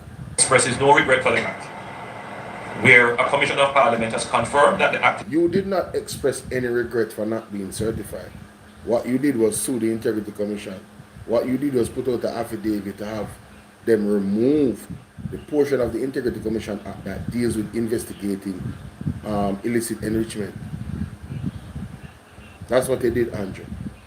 Those were some of the things that you did. And you're still in court with the Integrity Commission right now. You asked the judge to certify you, to have the report be null and void, as if all of it is not facts, like they told a lie on you. That's what you did. Corrupt and has referred it for prosecution. Where a Commission of Parliament has confirmed that the act is corrupt and has referred it for prosecution. And that minister shows no sign of wanting to resign, or the Prime Minister showing no signs of moving to dismiss the minister. With all the sympathy that one can have for support, this is embarrassing, not only to the government as a party, not only the PNP, but to the government, to Jamaica, to all of us. Our heads bow this morning with this sort of reaction. So you hear them. Mr. Hassan that built some shops for some poor people. Man said, brother, have people in my help. We not talk about this and that and everything. And they were so strong about it. But our heads bow, our heads are down. Why on the head not down when Andrew is uncertified? And several other members of the cabinet is being investigated by the Integrity Commission. And you guys came out here and you milked this. You pressured Richard Hassan to resign. You pressured the government and used to. And I'm saying, the People's National Party, right? You guys need to exhaust every single option and have to keep the same pressure on Andrew Honest. Every chance you get, you must mention that the man is uncertified. Every chance you get, and he should resign. Open your speech. Every chance you get, you go up on the Hansard. Open your speech too. Why are we in this parliament sitting in front of somebody that cannot be certified over this period of time? Albeit it's something that is in the courts. Looking at the facts, he should remove himself from the position and stop putting this stain on the Jamaican. Our heads are bowed down. It is a disgrace that we have an uncertified creature in the country. If Richard Hassan make Pernell Charles Senior a whole long female, and it is, listen to them. So we have to take firm actions in this regard. It is a dark day for Jamaica, where the Prime Minister is unwilling or afraid to act against a minister in which the public has lost total confidence and in which the institutions of the society are all agree that this person does not enjoy their trust or faith and has breached the confidence that the people have placed in them. Jamaica, you mean like Christopher Tufton, who has breached the trust of the Jamaican people in dealing with the healthcare sector, the cost overrun of all cost overrun in CRH, Cornell Regional Hospital? You mean like Marissa Dalrymple, we find guilty and you put her back in the office? You mean like Floyd Green and no movements there? You mean like Andrew Wheatley when nobody no trust? We're absent? All the other people when you call up Bobby Montague in this, like you mean like those people that you have not removed? You mean like Everett Wilmington? You mean like your wife that is the Speaker of the House? That is a conflict of interest and you haven't removed? All of those things match up to this. No, as a matter of fact, some of them are worse than what you're talking about Richard Hassan. That's a fact. Listen to him. To the government, to Jamaica, to all of us, our heads bow this morning with this sort of reaction. So we have to take firm actions in this regard. It is a dark day for Jamaica. It's a dark day for Jamaica that Richard Hassan built 4 shops or 5 shops or a few shops for some poor people and didn't go through the right process of doing it. It's a dark day. He never made a dollar in Jamaica. He did not earn money from it. But it's a dark day. It's a dark day, Jamaica. Where the Prime Minister is unwilling or afraid to act against a minister in which the public has lost total confidence and in which the institutions of the society are all agree that this person does not enjoy their trust or faith and has breached the confidence that the people have placed in them. I believe that this has the potential, if it continues, to bring down the entire government. Andrew Holness said that Richard Azan building a few shops to some poor people have the potential to bring down the entire government if he does not resign. They refuse to sit in parliament according to this. They refuse to sit in parliament with Richard Azan. They gave them an ultimatum. That's what he did, Jamaica. And listen to him here, son. It's a dark day and he can bring down the government.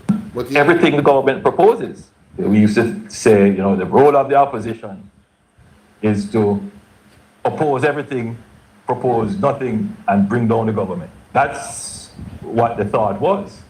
But we never acted that way. Lies. No, I took the view that we must be constructive.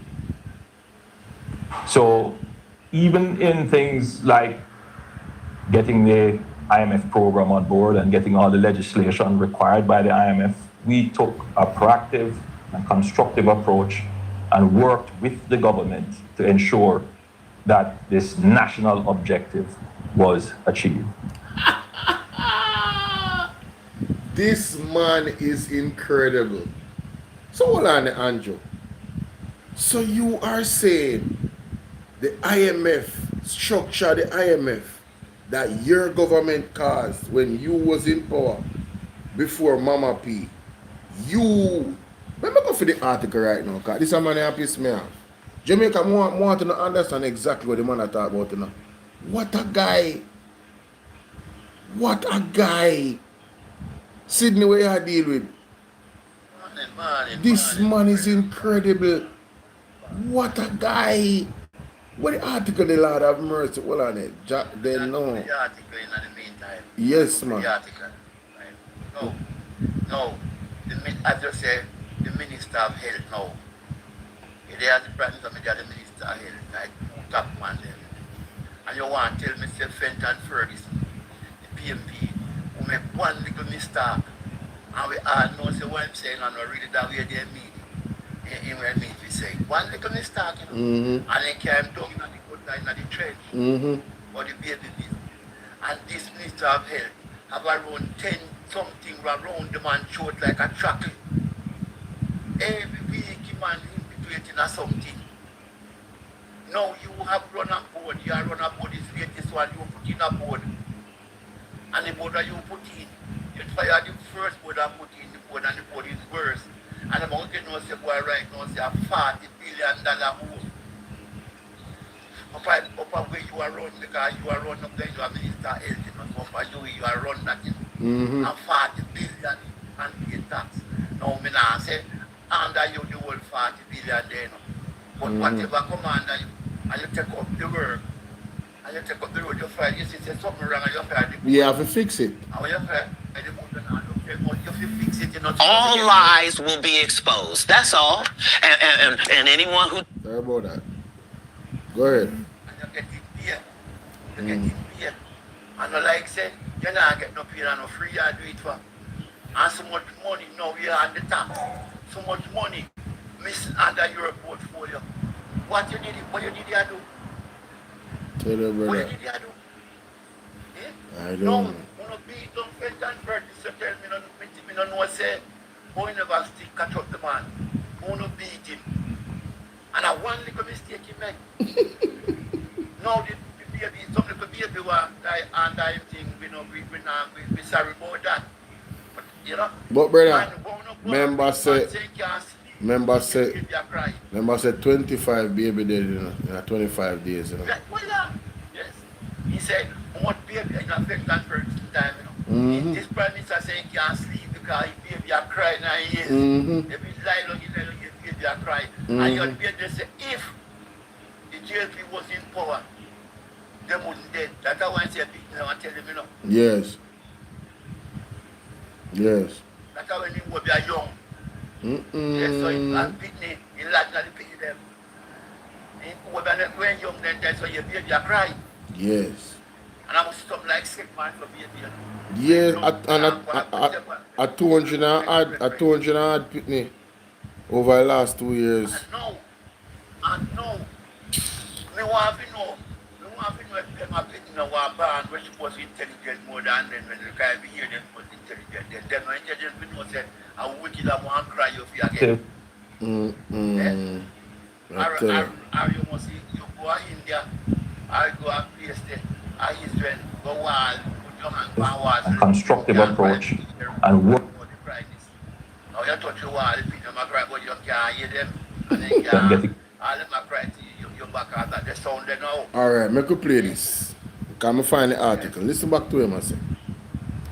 In all the legislation required by the IMF, we took a proactive and constructive approach and worked with the government to ensure that this national objective was achieved.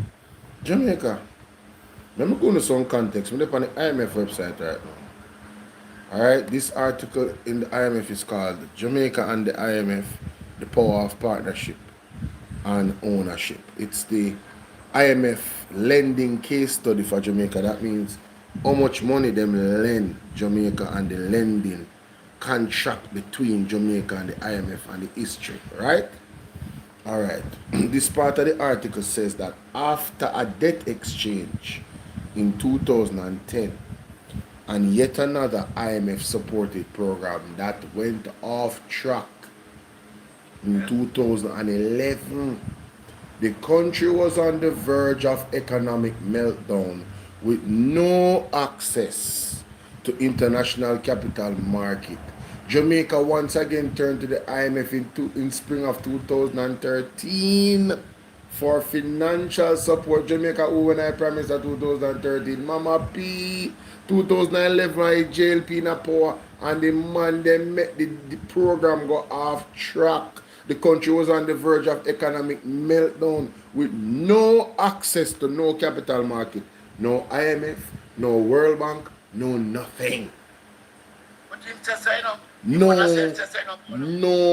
article me I read more and if you know this you can get the link for the article if you don't want labor right. You can get the link for the article if you want. Don't be a dunce. Do not be a dunce in a Jesus name. This is the reality. Now hear this man right as I know I go say. They did the responsible thing to facilitate the deal with the IMF.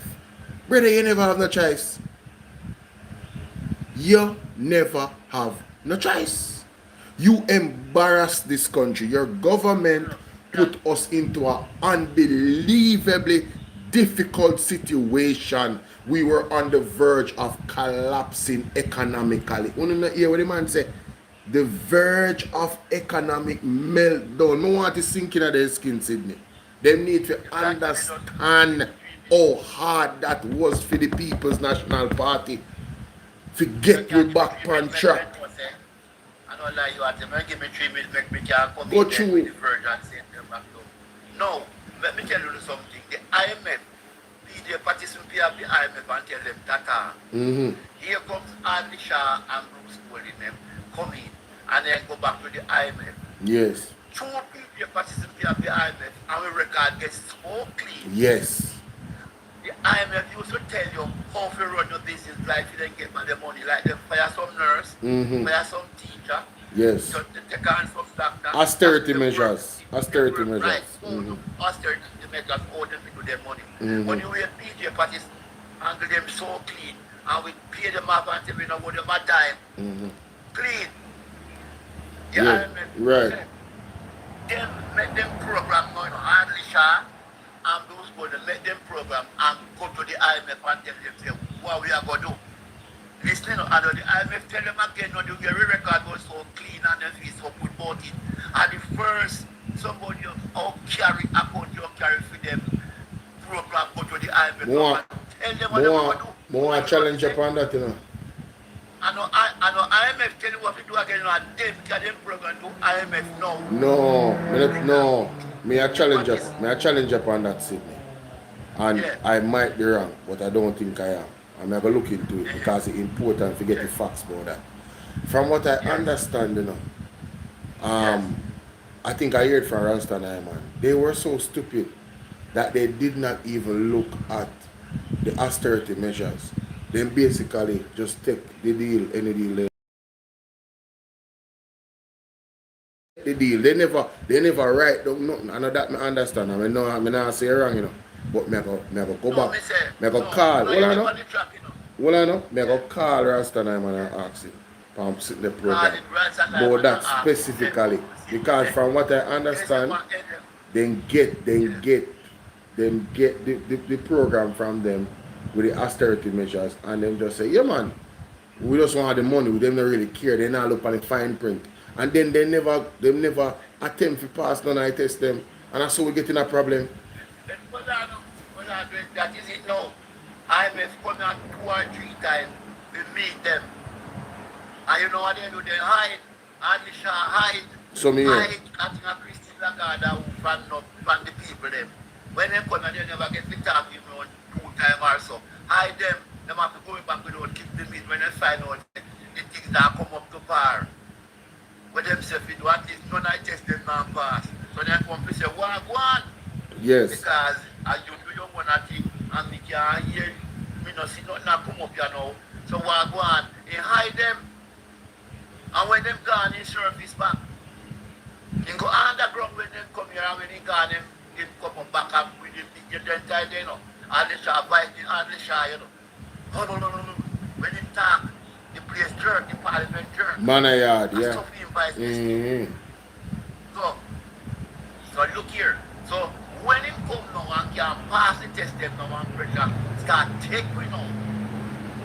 The hardest way. And we have filled up an election run and them lose the election when Sister P them going there. Not in the field, you know. Not left in there. Nothing could have left. You talk about economic meltdown. Not left. Yes, that is the meltdown. Yeah, not left. So Sister P, you know, Sister P and Peter Phillips now, they are speed it up. I feel left. I think I go on Christmas Day.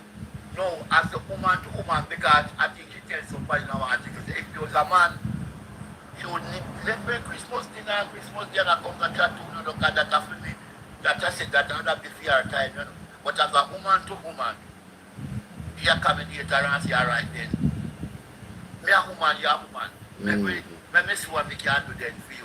I'll them tell you private to me and secret to me, but I saw you got woman to woman, you know you go already. And then talk, and when them talk, you know, then give the IMF, them even talk themselves after Peter Phillips, them do the thing themselves. Then just give them something to say, you know, when you left run so far and come by your knee right, that's what I'm going to give you something. We don't want IMF look that way then. I think so it was. never give you pass, you know. We don't want nobody to say we never give you a chance. And when them come back at Jamaica, you say, the reason why PNP do so good in Haiti, guess the main thing you know why. Hardly shall we promise him work at them and that them go double them pay and we begin pay triple trick again, you know. And when them come in and them put with them foolishness now, you know what happen now? He tell them say take it or leave it. That yes. The public sector work at them, you know. Take it or leave it. The 2% or 3%, take it or leave it. And nobody died no back. Good. Them name the Labour Party, but them name the Labour Party, but them abuse the Labour force. That's crazy. And yo, when Peter Phillips them come, the first thing them do is call the work and they know say, you know, so when the public sector work and them strike and decide they now go the whole place jam up, you know. No tax office now run, no hospital now run, no east now run, no church now run. So you have to deal with them the people. Good, you know, because if them can't like the country right now if them want, you know. Yes. Peter Phillips and put us to carry the book to the union and them and get the representative of the work and them and sit down around the table and say, watch ya, see there, we don't have time. See what we get ya. Please, we have to work with them. They're not bad them, you hear the difference? They're not bad them up, you know. Then one night time, you think they're good on falling over there, so over here they're good on falling to the people there. Yeah, me say Christmas Eve, some Christmas time or something like that. Then go over there and sit down with them. And me say my man they walk with the resignation. And so Rasta was attack say, he must walk with the resignation to how things they type. I mean, I tell you, man. Mighty You know, God. in the joke thing when a man knows that we know when I say, we can't get back up. I mean, not tell no lie. And then the public sector workers sit down on the table and say, we can't go to money good percent, you know. So we got that wage freeze, the X amount of time. Yeah. From here, because we have to build back. Because everything tear down, not give them please me a half, so no. You hear the difference? Yes. And if people look at them and say, see the book here, you know. See the book here, I'm not fool, you know, I'm not hide no book from. See the union, see the book here. And then decide to sit down and work with that man, so what you and no PNP ability, no. And who know and we ability together. Yeah. So if you can't do so further, all the way gone under the earth, now you know, so you not kill yourself under the earth. Because I don't know what we are doing. And if people decide and say, I sit down for one, no say, I will not tell you no lie. I'm not going to take with 2%, how much percent we can get, and build it, and bring it back up. That we live from not like no growth to go to push our promote. You know, we don't want to call the wrong figure. Or else they can't back up. When we have promote, we have growth, you know. When push and lose, we have growth, you know. Yeah, it definitely was pivoted because that's why when the JLP come in, they were saying 5 in 4 years, 5% growth in 4 years, because the economy was ripe to just ascend, you know, if managed properly. But true, bag of teeth and something from the Jamaica Labour Party. Yeah, but me want to go back to this now. And before you come in, one thing before you come in, the back up when me I say, if you don't remember when this man come in 2016, you know, one of the main things when he campaign, man, he said teachers, he said people, citizens, who be going, who pay school fee, who not going to get back on the money, who not pay no school fee, who not going to pay none. So if a country when I run bad, he could have went do that. Oh man, don't remember that, you know. Whoa. Listen what me say. The man say, From economic meltdown to that. Listen good people what me say. The man say, who pay school fee, I go get back on the school fee, and who no pay none, nah go pay none. So if a country when match up, and member say school fee, school program are the biggest thing in that country. I true, man. I true. One of the biggest tax, and give them back their money. And I go word about when he win, he give them back their money. And who no pay, never pay none. So if a country when match up then, how you could have do that when you come in and you earn a cent yet, brother? You never earn a cent yet. As a prime minister, the whole you could have do it at every country when match up. Continue now, sir. Alright. So one important point of this, because Andrew Tabo said they facilitated this thing with the IMF and it, you know, they did the responsible thing. Like I said, they were in one position that the IMF never trust them. The IMF never trust Andrew. They never trust the Jamaica Labour Party. They were the ones in power. I think IMF forgot. They were the ones in power. If they had gone to the IMF wouldn't even have a meeting with them. Thank God for Miss Lagarde. Thank God for Mama P. Thank God for woman and woman connection. Thank God for her personality. Because she begged for us. She went down on her knees for us. And Peter Phillips. Thank God for them. Thank God for Mark Golding, the entire team. Now look on this, Jamaica. It says here, the public said enough is enough. The economic program, well I know. The economic. No man. Me not say wrong, man. The economic program. Oh, them people, no work. Sure. Remember say we do research, you know. So we don't want to spread no misinformation and not tell no lie about nothing, you know. So with me I talk with fervor and my advice. Enough is enough, them say. Economic Program Oversight Committee was formed so stakeholders from the private sector, unions, government, academia, the media could come together to hold the government accountable for its reforms, commitments, and fiscal discipline under the reform program. With that, as described by Finance Minister Nigel Clark, what began as the IMF program became Jamaica's program with IMF support. This is what the People's National Party did. They brought everybody to the room to hold them accountable, to fix the mistake of the Jamaica Labour Party and also make sure that mistake never happen again because it's in legislation. They opened up the door to accountability. The Jamaica Labour Party didn't do anything talking about they were responsible and they didn't. Them couldn't fight shit. Or you if you can't fight anything with the IMF deal with when you are the one that bring us to the verge of economic meltdown. When the entire capital market in the world was not seeing us. They weren't taking any meetings with us because of the JLP. Listen to this man, brother. I can't believe On the the man legislation required by the... No, I took the view that we must be constructive. So even in things like getting the IMF program on board and getting all the legislation required by the IMF, we took a proactive and constructive approach and worked with the government to ensure that this national objective was achieved. So there is a time and a place where the classic definition of how the opposition should operate should not apply. Jamaica, Andrew Ones is saying, when you compare the IMF situation to NARA, it's the same thing. This is a moment where they should not oppose us. That the argument is a madman I try to make it. What are the blows? Or you if you compare NARA to the IMF situation. IMF was, the country has sink. We would have lose everything type of vibe. NARA is an entity that you want to use in a certain way to rebuild infrastructure, as you say. That's two totally different things.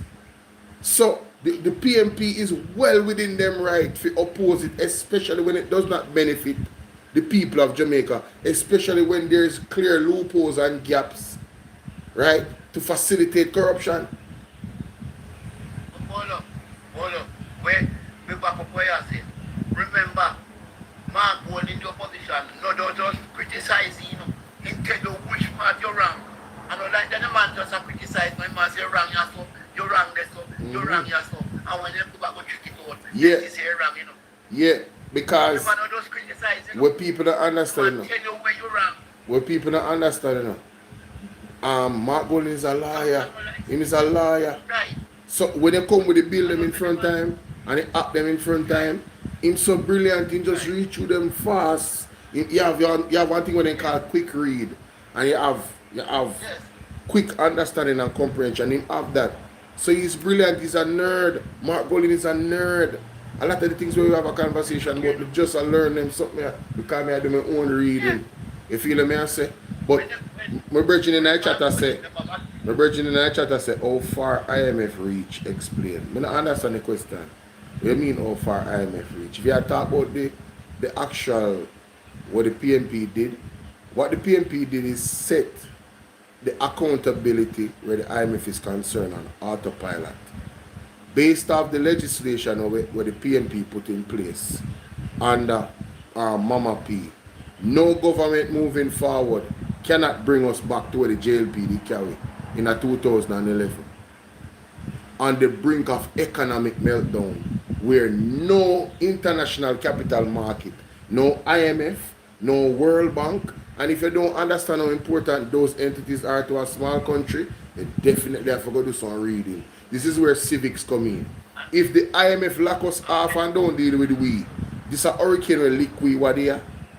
We now get the money. You see the money when Andrew boasts about.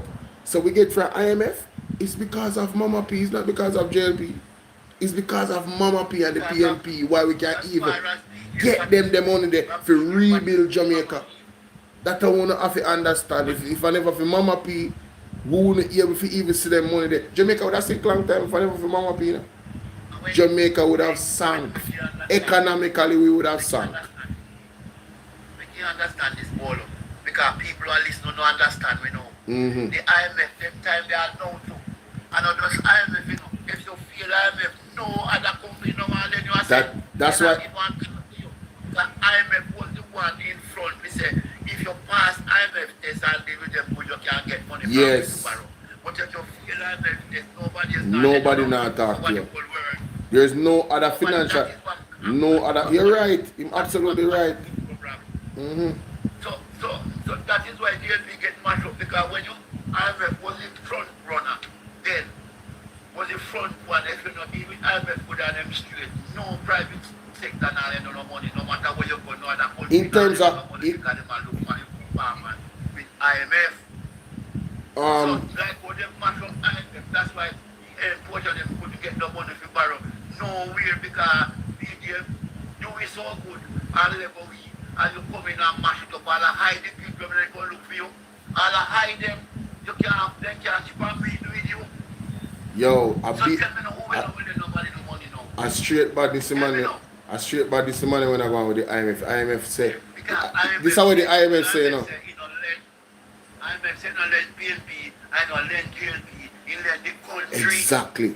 So the country reputation they get destroyed. Exactly. Good.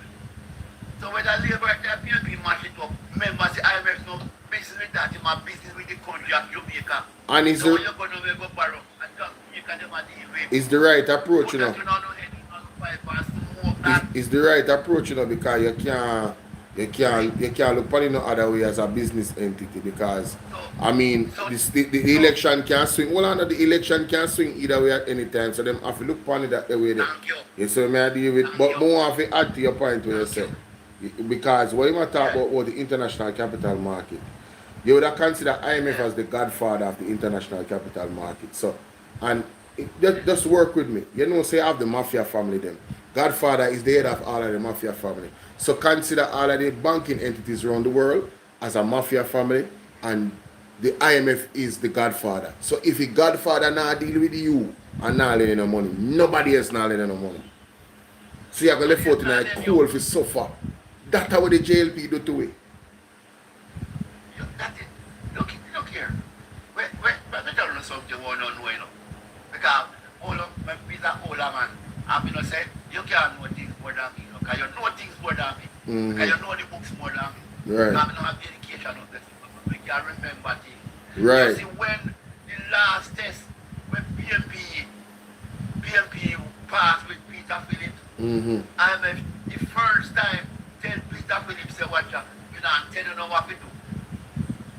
Do anything you don't want to do with this last money. Because one of the when I call it now, one of the standard. Yeah, responsible, right. Yes. Good. Yes. That tonight. But no one want to do it. We not say no one to do it. Because don't make your head proud, don't make your head. You know that's why you make your head raised. Yes. That's what IMF them say. That's what hardly saw them. I'm glad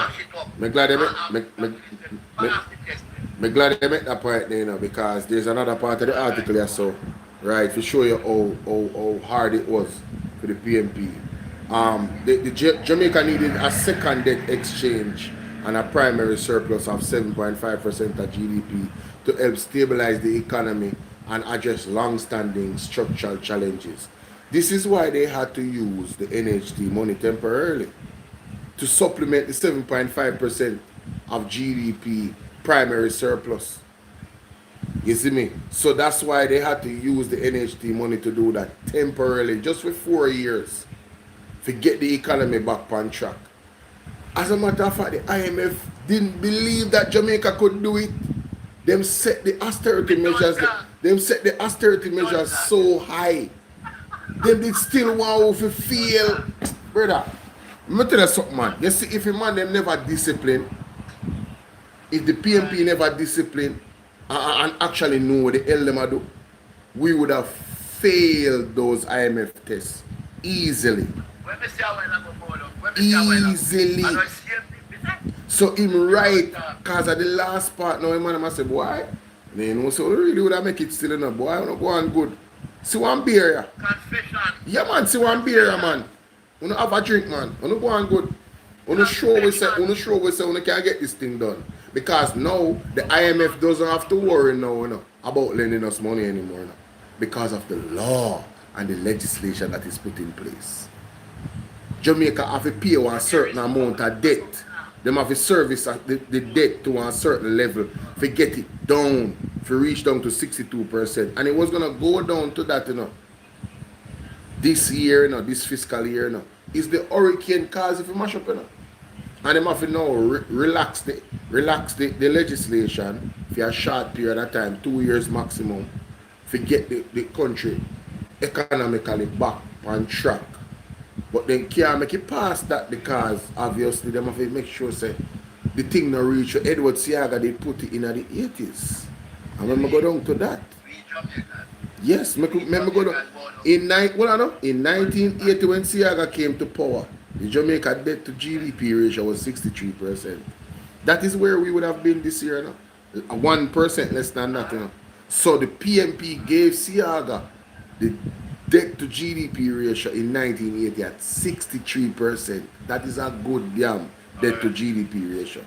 Right? The debt ballooned to 262% of GDP in 1989, which represents an increase of 315.8% in Jamaica. Indebtedness over the 9-year period, the JLP, Edward Seaga administration was in power. Oh, by the way, there was no opposition. They had all the power and they failed the country. All the power and they failed. Andrew Owens had a similar amount of power with 47 seats. Edward Seaga had more power than him. He had all the seats. The People's National Party has never had all the seats. And say, this time around, I would love for them to have all the seats. The next election. Every single seat won by the JLP. Every local government entity won by the PMP, sorry. Every local government entity won by the PMP. I know say I can ask because you have Garrison and something, but nothing is impossible for the Lord. Clean up this country in Jesus' name. True. The country, not the PMP, the country. Because grave mistake. Of course. 2016. Yes. The country out of order. I'm tell you, say, I one lie, the man, them telling one single lie. And little people in Jamaica. Little people in Jamaica. Because he was in brain and tell people, say, all who will get back $18,000. I don't remember a month or a week, but one of them, I think a month, you get it free. You can help buy a bill and room. You can make up buy a car by putting up that extra 18,000. And the people never understand, say, if all who no work, please, they will not get the $18,000. That's how them put it in order, treat the people, them, And man who don't work, and used to drive a JP, a council and a JP. And we see people turn up all of them on the yard. Turn up on the yard when after election, once the boss say, a JP will pay me $18,000. And they work on the ban. For the man, they don't work. So that they treat them, see like when they treat them with 32,000 and no one tell them say minimum of a wage, but that they treat them and work on them. $1,000. Remember. $1,000. And then the man who said he $18,000 there, and when you have earned certain amount of money up there, so people intrigue the people then, and you know when do it a short space of time when the election comes down where you can't get to chat it out to the people have it in their head. Say all who now work, every month they will get $18,000. They tell the $18,000 could have finance you. When you have nearly 2 months, you want $18,000, they tell them could have finance you for nearly 2 months without no work. You could have buy your food, pay your bill, pay your rent. Yeah, man. We oh God, man. Trust me, the value of the dollar was way better. No, man, all of the city, me know say you can't talk forever, but me have to get through that. You have to go easy. You have to go easy. Me know you have a passion, but you have to go easy. Because I want to get to some substantive thing where the man is saying that. And that would speak to the maturity of the democracy. It speaks to building social partnerships. And that's what we did to build the social partnerships to get us to good fiscal management, to put in place fiscal rules. Now is such a time. Rubbish. Rubbish. The reconstruction of NARA really should be approached as a national consensus. And I'm speaking here, I said it in Parliament, that has to be this is it. The approach. We're not saying that the bill must be criticized. I'm not saying that the bill can't be improved and refined, but there is a space to dispense with political theatrics and performance. So you see, this is why we cannot work with this guy. He's suggesting that, good night, big up yourself, Judy. He's suggesting that the People's National Party is performing theatrics. No, Laura, how you doing, Laura Wheatley? What's up, darling? The people them serious, brother. You think a joke thing, you think about what kind of theatrics? When Mark Golden not there here for games, bro, the man is a no-nonsense person. You understand? When it comes to the business of the people, the man are there on a foolishness, bro. What you mean? Theatrics. I wanna alone do theatrics, I wanna alone do PR. Mark Golden like, you see how long it take the PMP to come out and talk about what going on in Westmoreland and another one them place there? 6 months. Then watch When you tell them, so we're not going to do this and do that and deal with the people them right, and the man then stay sub up and watch what go on. And then make suggestion, and then watch what go on. And then make suggestion, and then watch what go on. And then them go sub ups. Enough is enough. Look what is happening with the people. The man them reasonable, brother. A long time people are ball. PNP come out to come ball out for them.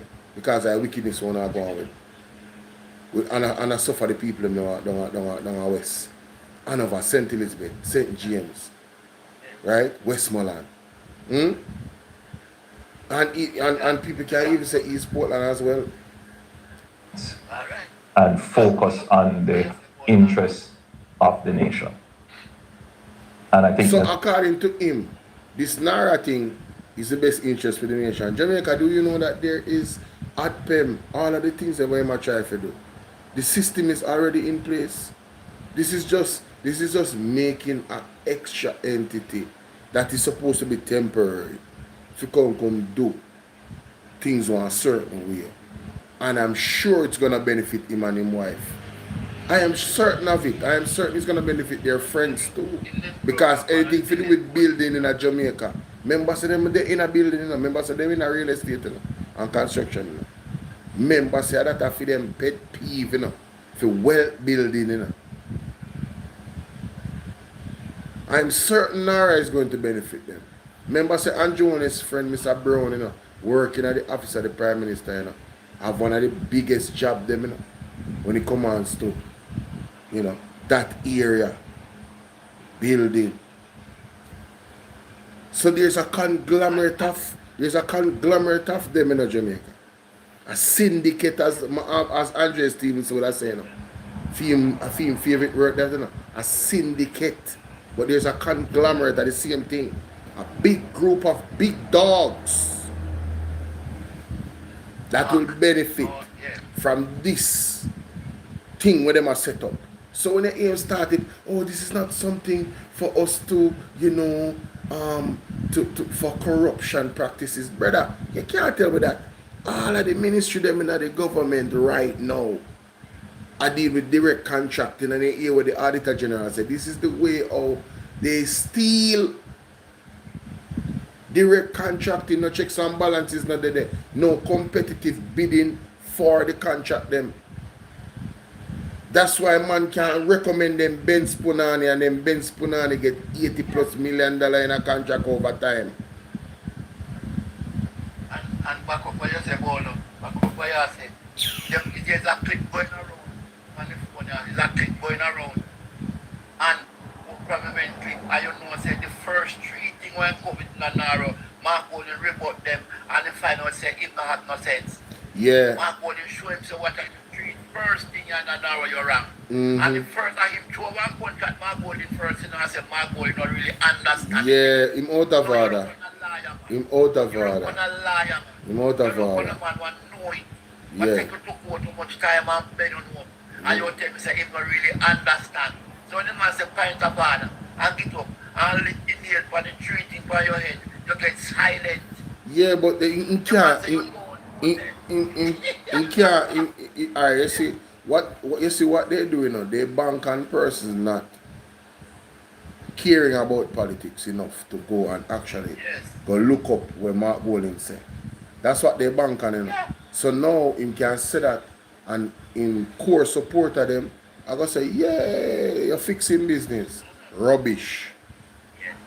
Mark Golding was absolutely right about every error that he made. He was right about it. Every error. In point them out. Yeah, in point them out. All right. All right, Judith. Guys, nobody, hold on there, Sydney. Hold on there, Sydney.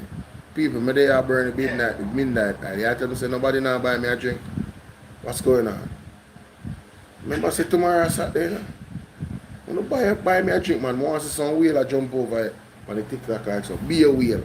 Lions and bears and tigers. Buy no friend a drink. Go through Sydney. You have a minute. 60 seconds. Can move on. Yeah, man, I don't buy Bolo, man. Buy Bolo. Buy me a drink. Buy me a drink. Because we there crazy fire. What do you mean? But Bolo are the young head, I'm the old head. I remember say Sydney did it too. Remember say Sydney did it too, and we can buy him a drink. Yes, that is yes, man. We balance the thing, man. We balance the thing. Young and old. Experience and young man coming up and talk about us. How this is nobody can dispute what we are saying. So we are talking to. So I say if you come with a program where I will set it, I will set it, so don't come like the IMF or look at the IMF now. I will set to no one's program, That means you don't have it for years, months and years that you put it. And the first three thing you come out in when the man start, get you the first three thing in a hit, And in a middle, the entrance is wrong, so how you're going a hit. Because you jump up as a man going, understand. They say when you hear the man say something plump in a me, And when man going say, I intervene, you say, he say, he know. And when man going come out and put it on him, he come like a lamb, he couldn't report back nothing. Yeah, because he passed you a while if true. He passed you like, what? The three thing. First three entrance, no, you give me a bag. And the first three thing, me take out of the bag, dirty. Me not go back in the bag. Tell me something now. You know, so it look like. But to your point, on an even larger scale, remember, so the man then cast the budget and the fuel prices were them estimate at $62 a barrel. While, and Wendy, thank you for the follow, Wendy. Good night. So $62 a barrel for oil, but Daryl Voss came out the other day and told us that before the war in Iran, it was 70. So they made a big error in their budget in putting $62 a barrel. So it's the same thing with him now, with him argument and him presenting Nara. Those were three critical errors, like I said. Critical. But as I said, I have to finish this. I don't want to go too more long. The bill provides us with this opportunity. The bill comes with a very short sunset clause, so it's not going to be there forever. No, Jamaica, this argument that it comes with a sunset clause, do you know that the NHT extraction came with a sunset clause as well? And what did the government do? Re-enact the clause. They have extended it, Jamaica, so it's acting as if NARA cannot be extended.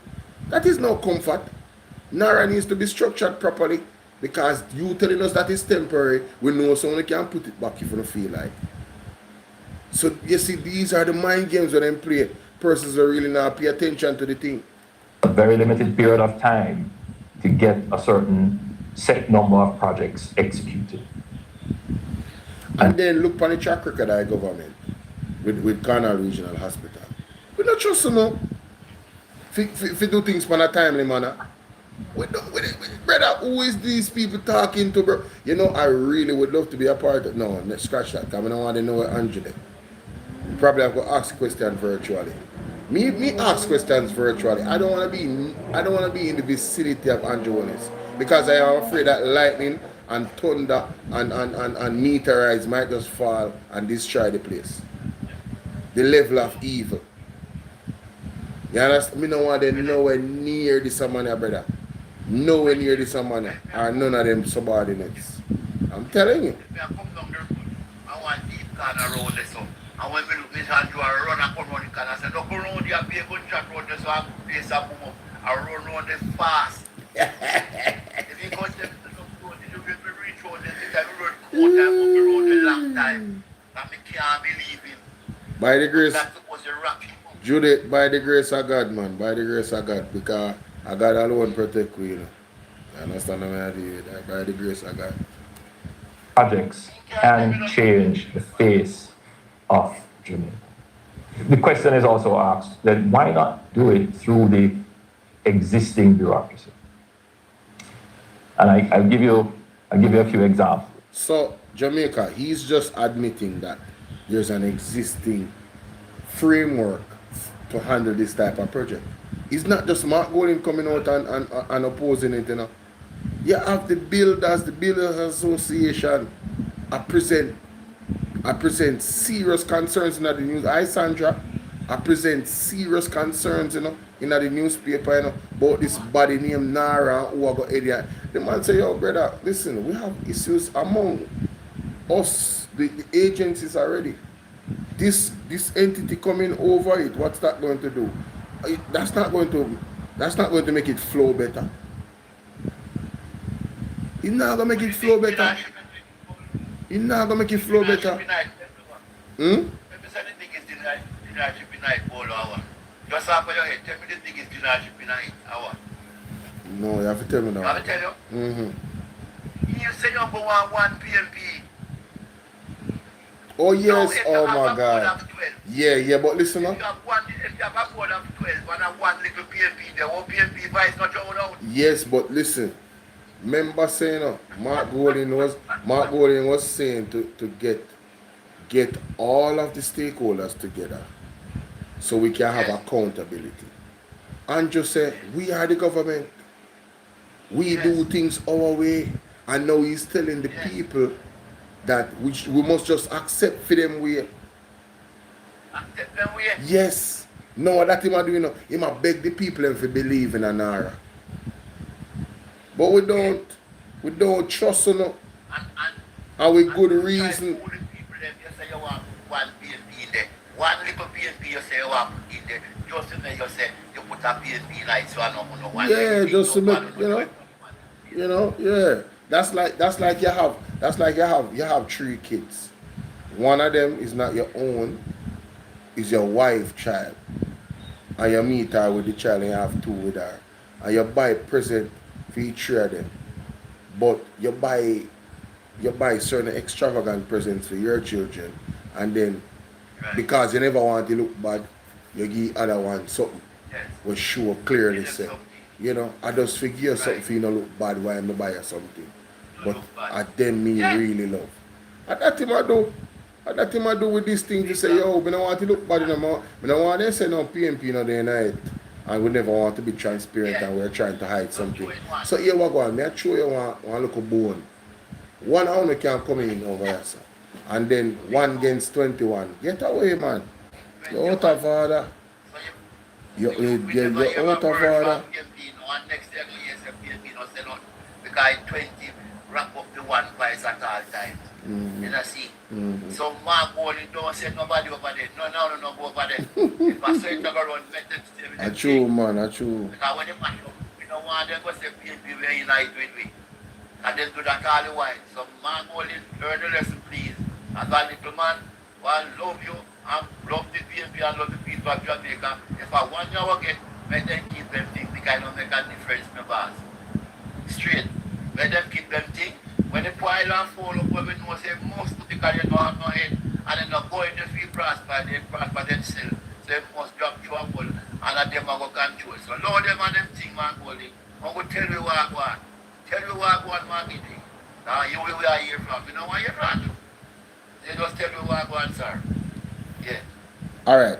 Listen to this. That's the piece. This is how much people do not trust the Jamaica Labour Party government. Economists urge Jamaica to leave oil alone. Mighty God of God. Let's read. Let us read. No, this is serious. Let us read. Zane, the man said Executive Director of Caribbean Policy Research Institution, CAPRI, Dr. Damian King hopes Jamaica never strikes commercial viable oil. Never. And he mean it. He hopes that we never find oil. Why would he hope that? King, a former lecturer of the economics at the University of the West Indies, fears what development economists call the resource curse, a pattern in which the discovery of natural resources weakens rather than strengthens a country's institutions and governance. I hope commercial viable oil, where is it? Sure. I hope commercial viable oil is not found because I don't want to put this in front of our political parties. Jesus. Hallelujah. Praise the Lord. The man not trust them. And he said political parties too. He man not trust them.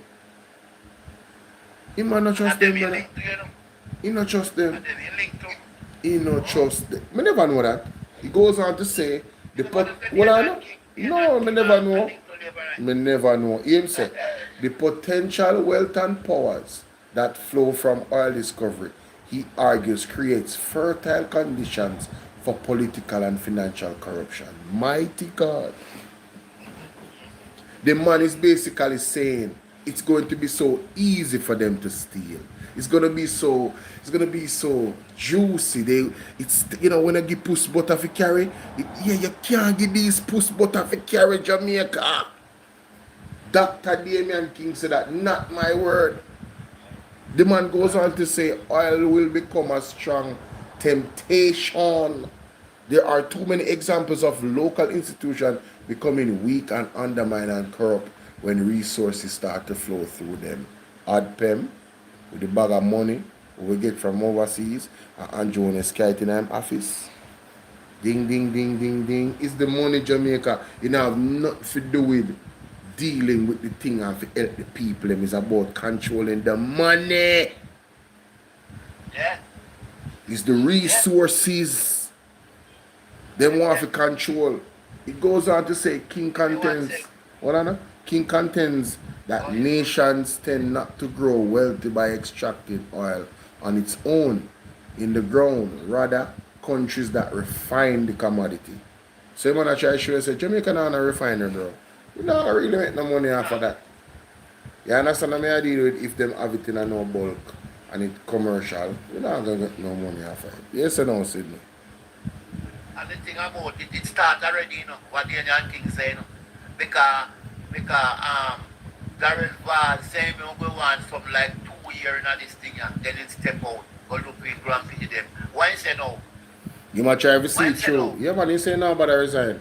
As long as the Prime Minister have confidence in him. So why you believe him say that? Because yeah, exactly. And it also no, me not say the oil fine. No. He is very exactly. He's very optimistic. Based off what oil and gas is saying. You get excited over the possibility, just the possibility, right, of all this money. Because remember him saying more 5 more years to make sure say his kids can live in Jamaica the way how him living, him grandpit and him great grandpit. You want to set the thing for them can live in a Jamaica how him living. Not all Jamaicans, just few grandpit them alone. Anyway, moving on. Yes, you not go left it, man. You not go left it. We have a program to restore bridges in Jamaica. It is a program in collaboration with the government of the United Kingdom. We'll be looking at a number of bridges across Jamaica that are in a really bad state of disrepair. Now, the process for public investment in Jamaica starts with investment appraisal. Then when you have passed the investment appraisal, then you go to the refinement and further project development, then you go to procurement, then you go to contracting, and then you go to execution. The first 4 stages are usually longer than the execution stage. So you're going through all of this, and an elderly gentleman trying to get where he's going, though the bridge is cordoned off and people know you shouldn't go on this bridge, but he's trying to get where he's going. He falls off the bridge, which is one of the bridges to be addressed by the program, and dies. Now, how do I balance this? Who takes responsibility? I fix the bridge without going through that process? Because the same people here will criticize me and say, I'm breaking the rules, but people literally are dying. So Andrew, so you are going to use the example of the man that falling on the bridge. If he said that is the reason why I should break the rules. You know, these are the things that really bother me, you know.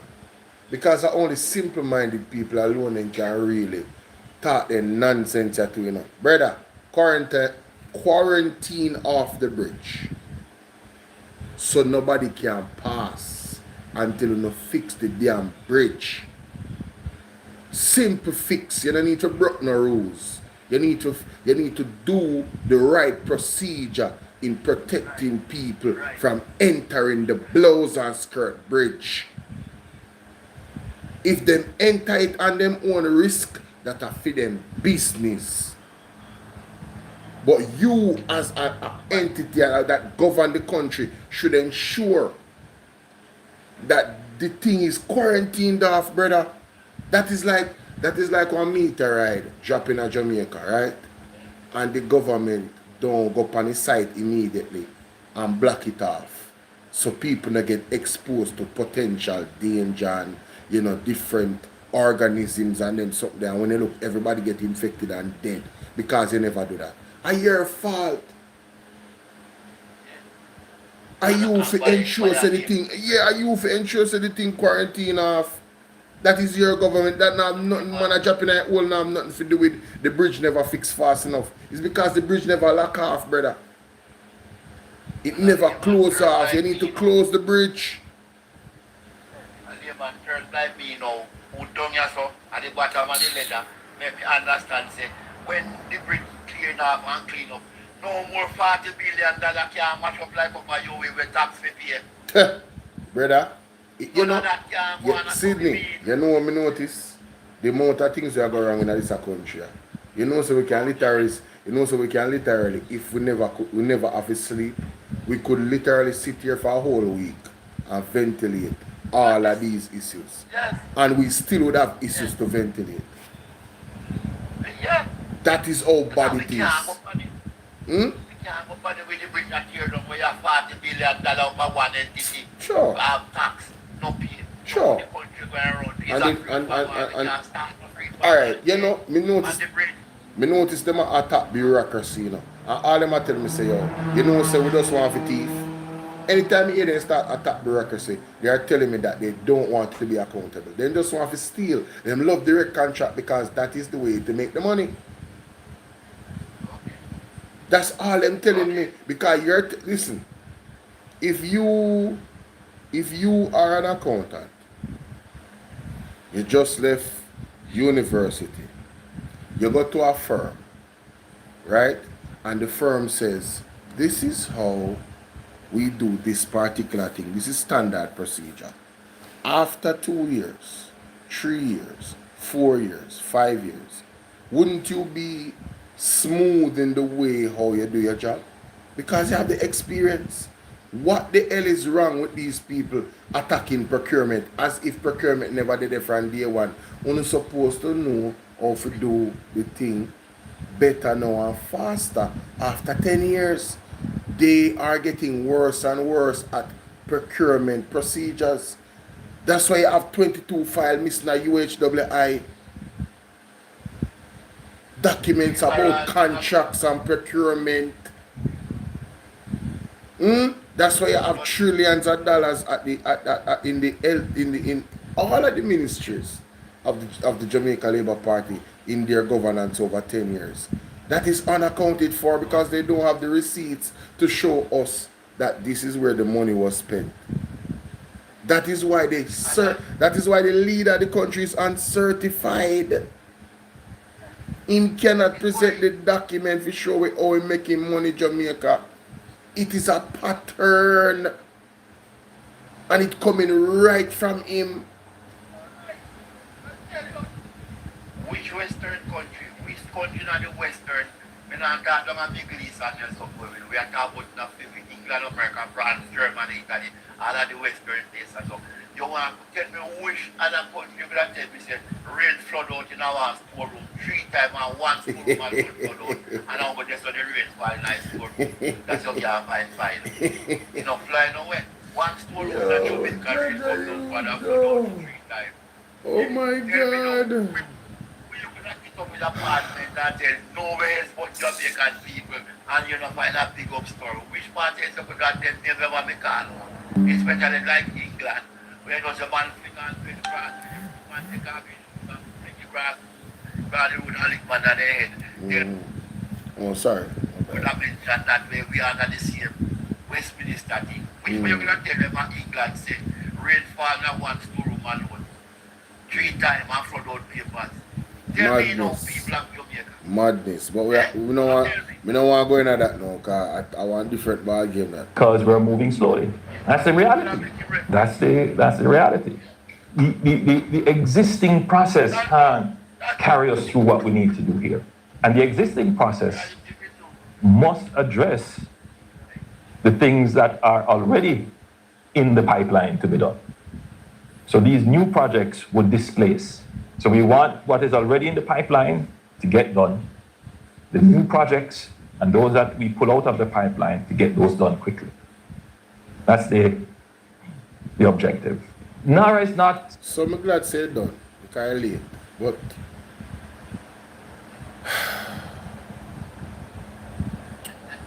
The man say, right? The NARA thing temporary. And it's supposed to get projects already done out of the way. So if indeed what he's saying is true, and some don't say I forge this not talking. If indeed what he's saying is true, why is he making it temporary? If NARA is supposed to fix the bureaucracy problem where the government deals with these kind of things and development and contracts. If it fixes that problem, why would you make it temporary? The truth of the matter is a nonsense matter. It cannot be that it fixes the problem, but you do it temporary. So what? You're gonna do it temporary and then go back to the problem? Jamaica, let me tell you something. I'm gonna say this because I'm gonna end the life. I've been on here for about 6 hours, if I'm not mistaken. Or 5 hours. Definitely 5 hours. So I'm going to bet because this alive will start after this alive. I'm doing about 2 hours before this, and this is 3 hours now. So I know I brush 5 hours out. I come on TikTok late. Come on TikTok about 3 hours now. 3 hours plus. So I say, if NARA is going to fix the bureaucracy problem, why would it be temporary? It cannot be temporary. That means that there's no problem. There's no problem, No problem. All the man them have to do is follow the rules, brother. When you are going to train for the Olympics, or you're going to any training session or anything for any sport, at first you're gonna have cramps. But you see when you go over the thing over and over again, a smooth sailing, the general at 10 years now. You're supposed to know how to deal with the procurement and make sure so you have every paperwork necessary to show how to spend your money so you can be held accountable. Period. Andrew honest government love emergency powers so they can abuse the citizen and abuse the system. Whether it be the police them are use emergency powers and abuse the citizens them, or them are use emergency powers and abuse the no use of procurement and direct contracting and then bend spunani and then foolishness that them are going with in the country. I mean I give you 2 minutes to wrap up my boss because I want to go to bed. Piss me off, yeah. Piss me off, bro. I don't work, I work for it, but I've been doing it 5 or 6 hours, man. Something supposed to come in the kitchen, you know, because we have experience and things. I go and talk to the people, so we come in like it, man. Better than that, brother. Because I know people are listening, right? And let me tell you something, man. All of what we say tonight, appear an experience and things will happen, right? We did have the older head, we all have the younger man, and we put it together what we tell you, so nobody can say we tell you foolishness tonight or something. A plain truth we are telling you, right? So it no make no sense you rush things and come in with it, and it not going to work out just to benefit for the family or the friends them. What about the wine of people now? As what we say earlier, you can't tell me say you have things that you work for your plan, you know. We never know about it, so you work for it. And when you can't come now, we come in like now and say, alright, make me trash you the first 3 things wrong bang. So where you going at? Yeah. And you get up, jump up from people just and tell the man say, well, Mr. Gold, you don't really know you want about this, you don't know that. And the man say, pint of order. And when the man jump up and correct you, the first 3 things he correct you. As me say, when you say, sir, no sit jumping on the chest and say, what is? But when me hear Mr. Gold, he say, pint of order. Me say, yes, we don't listen now. Here we are now. And the first 3 things the man come out and correct you. Go back with your sitting, man. Go back with it. Like your introduction wrong. What you introduced to the wrong, man, because if the first 3 things it might be a correct you. And then you first throw your blow. And that I premise I'm argument. That I premise I'm argument too. Right. So the argument they might make is flawed. You have too much holes in it, you see. Where you go with this? Where you go with this is the whole narrow wrong. And the way me you know put up your own server to put it up, it's like narrow in the road 10 years already and I work. And don't like say just a come in, you know, it is not exactly. It is not a proven model. It's not a proven model. Exactly. That's it. That's exactly right. Who knows that people have no sense because as something will not come in yet. And if you know talk about it, it's like they are tried and proven and just only the 5 years straight now. Come here, you know what more. If people come from enemy and they hear about it, they could have fixed something who are work already. Yes. And something will not come in yet. Yes. And they have now no main program we don't have here. So some people who don't fool it. Yeah? You know where we don't know, man. Yes, my boss. Alright, bro. I'm going to tell you more marks, and carpet, and marks, and glass. I see the one rainfall and everything, carpet gone. Look at 3, 5, 1. Sandy going back to you. If we rainfall, and Sandy going wash your Hey, me no feel laugh still enough that, hey, it really bad enough. Me no feel laugh still enough. It really bad enough, bro. My God. No, sir. Man, if you do better, man. Copy. From Kansas Spring to Harvey, copy. From Wood Road to the copy. Look how it's smooth. And one rainfall, everything gone to Sandy Gully. When you go to Sandy Gully, you have to take tractor creep you. Because everything, whole carpet, soak, and bust up. Everything gonna Sandy Gully for true. Everything gonna Sandy Gully. Not so much sun and sitting.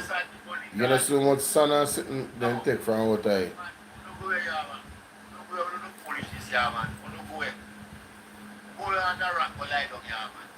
Listen, man. Yeah, man. Take your rest, alright, my boss. Look on, sir. Listen. Big up Sydney, man.